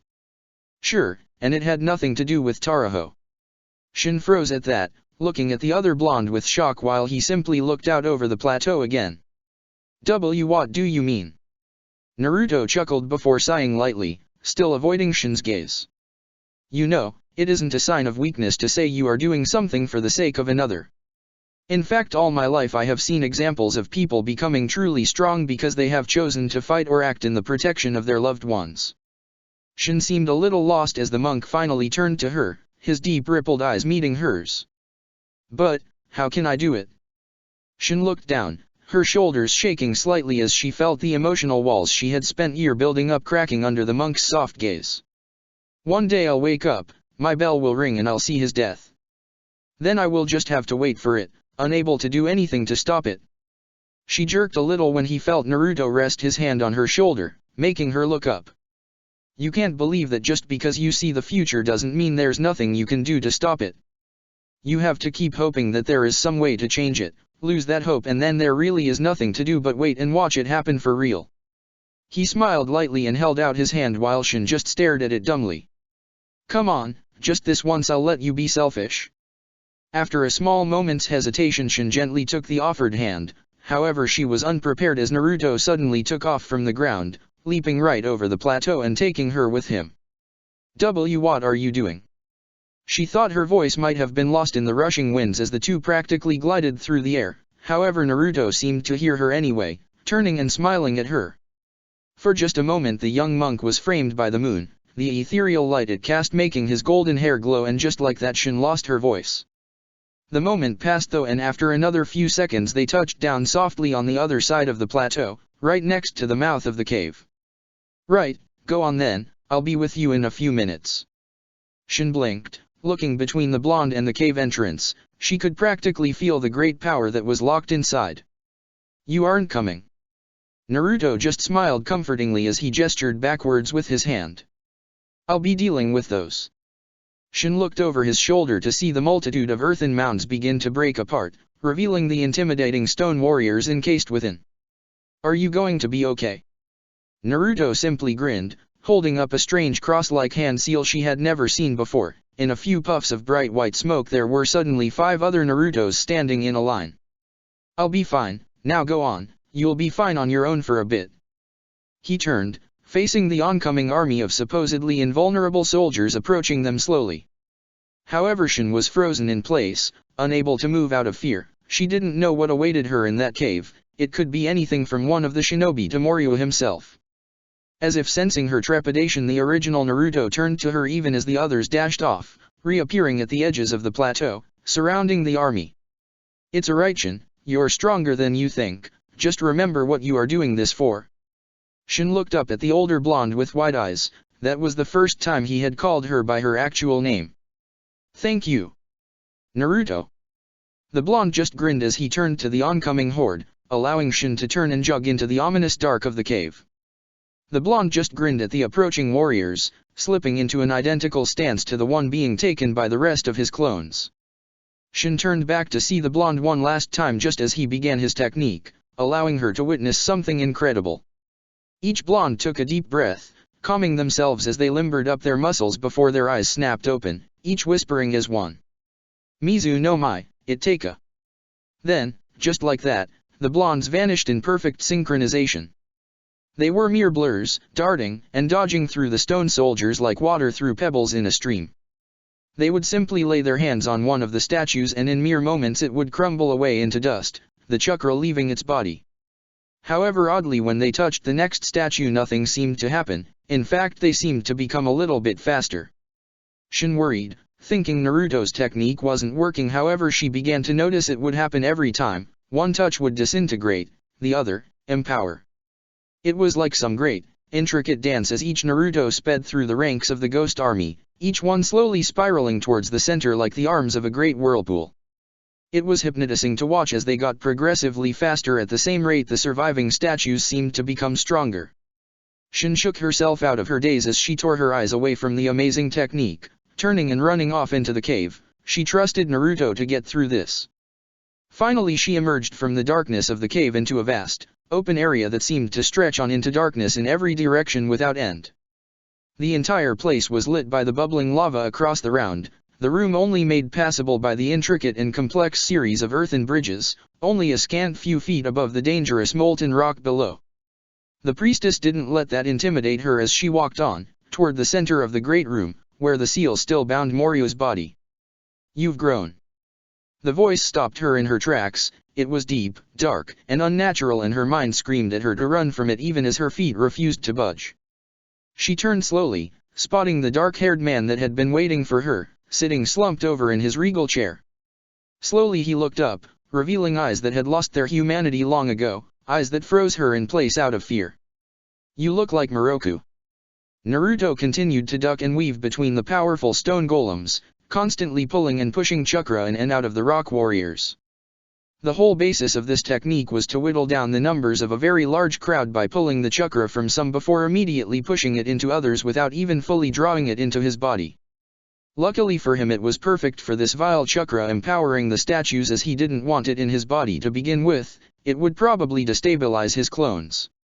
The other principle was to mess with his opponent's control by pushing more chakra into their bodies. However, in this case it only seemed to make the golems stronger. Either way, he continued with his dance, constantly aware of his clones' movements through their shared vision and their position in the larger spiral they were slowly creating. Eventually, as the numbers of statues continued to drop, their movements became faster and faster, as if reacting to some increasing tempo only they could hear. Then, finally, Naruto pivoted on his foot in perfect harmony with his clones, slamming his hands in a double palm strike into the chest of one of the last statues. At the exact moment his clones did the same to theirs.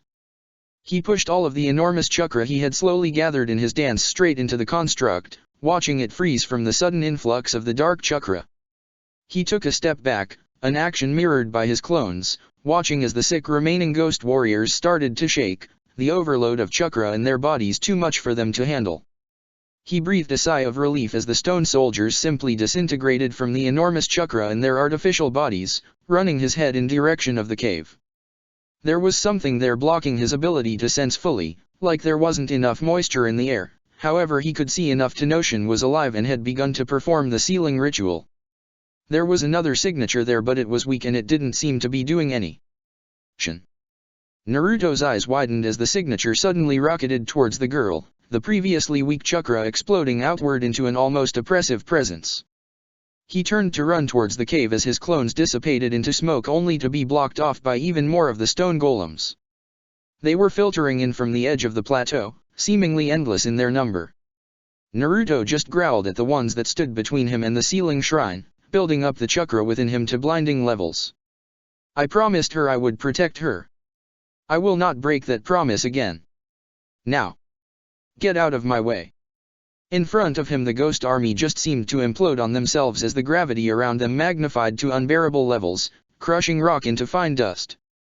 However, as many as Naruto destroyed, there always seemed to be more, only existing to keep him away from the shrine where he could protect Shin. He spun on a heel, aiming to destroy another of the brutes when it suddenly froze in front of him. A moment later the top half of it simply slid off the bottom half from a previously invisible cut. I don't like it when you take off without me. I get worried. Naruto had never been happier to hear Fu's deadpan, slightly irritated tone as the girl dropped down beside him, water swords held firmly in hand. It's good to see you, Fu. Unfortunately I need to go help our priestess.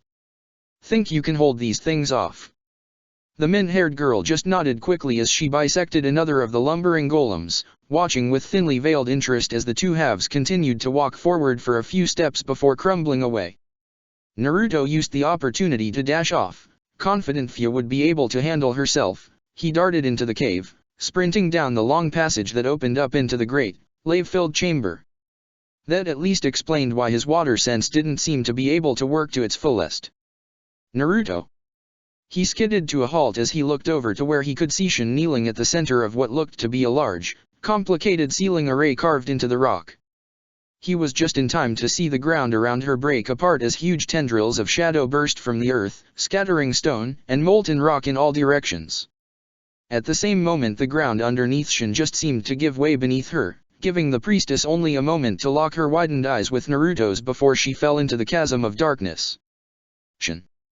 Naruto froze for a moment, watching the girl fall before he was forced to dodge out of the way as a massive pillar of pure dark chakra slammed down where he had been standing. He rolled to a stop, looking up at the four great dragon heads that had congealed from the solid chakra. They stared back at him with dark, glowing red eyes that seemed to mock him. Give her back. He could have sworn the dragons grinned before they rushed at him, each aiming to swallow him whole. He dodged them all, landing on another of the flimsy earthen walkways where he knelt for a few moments. The dragons recollected themselves, turning and roaring at the young blonde, seemingly mindless as Morio's true consciousness was elsewhere. The air seemed to become still as Naruto finally looked up, opening his eyes slowly. However, when he did, the great demon seemed to rear back with cacophonous wails. They cried because Naruto's eyes had changed. They were now a startling gold. Shin was lost, floating in an endless void of darkness that had no end of beginning. There was nothing here, truly nothing. This was her end. The powers of her bell would not protect her forever. Then the girl tucked herself into a ball, closing out the dark chakra surrounding her, willing it to just go away. However, the malevolent presence that was entwined within this place would never be so easy to defeat. Is this it, little priestess? Is this truly your end? To sit here and while away your time while the races of man crumble around you? Safe inside your little bubble. Shin tried to ignore the voice, but it was everywhere. It was the dark fog that surrounded her. It whispered and echoed in her mind even now. Do you not think there is a better way, little priestess? Join with me, return my full power to me. Your mother understood. Shin looked up, spotting the small pinprick of light in the eternal darkness of this place. Mother. She didn't notice her little bubble of light slowly fade around her as she unfurled her body, looking up toward that glowing, hovering light. Shin. It really was her. Shin got to her knees, looking up at the light as she reached out a hand, her protective sphere of light weakening and flickering around her. The darkness around her seemed to sense the weakness, the fog and mist seemingly drawing in closer around the young teen. Yes, just accept it, little priestess. Give in to me, be with your dear mother again. Shin reached out, feeling as though she could almost touch the little hovering light, however just before she did she froze, fingers only a few inches away. And no. Naruto's words flashed through her mind as she took her hand back. She had to remember why she was here, to protect the people she cared about. She couldn't do that if she gave up, she would be letting Moria win. No, she wouldn't allow it. No. She pulled back, the bright light around her strengthening as the dark voice seemed to scream in pain. I understand now, this power. She gripped the bell pinned to her jacket as the light became blinding, casting back the shadowy fog.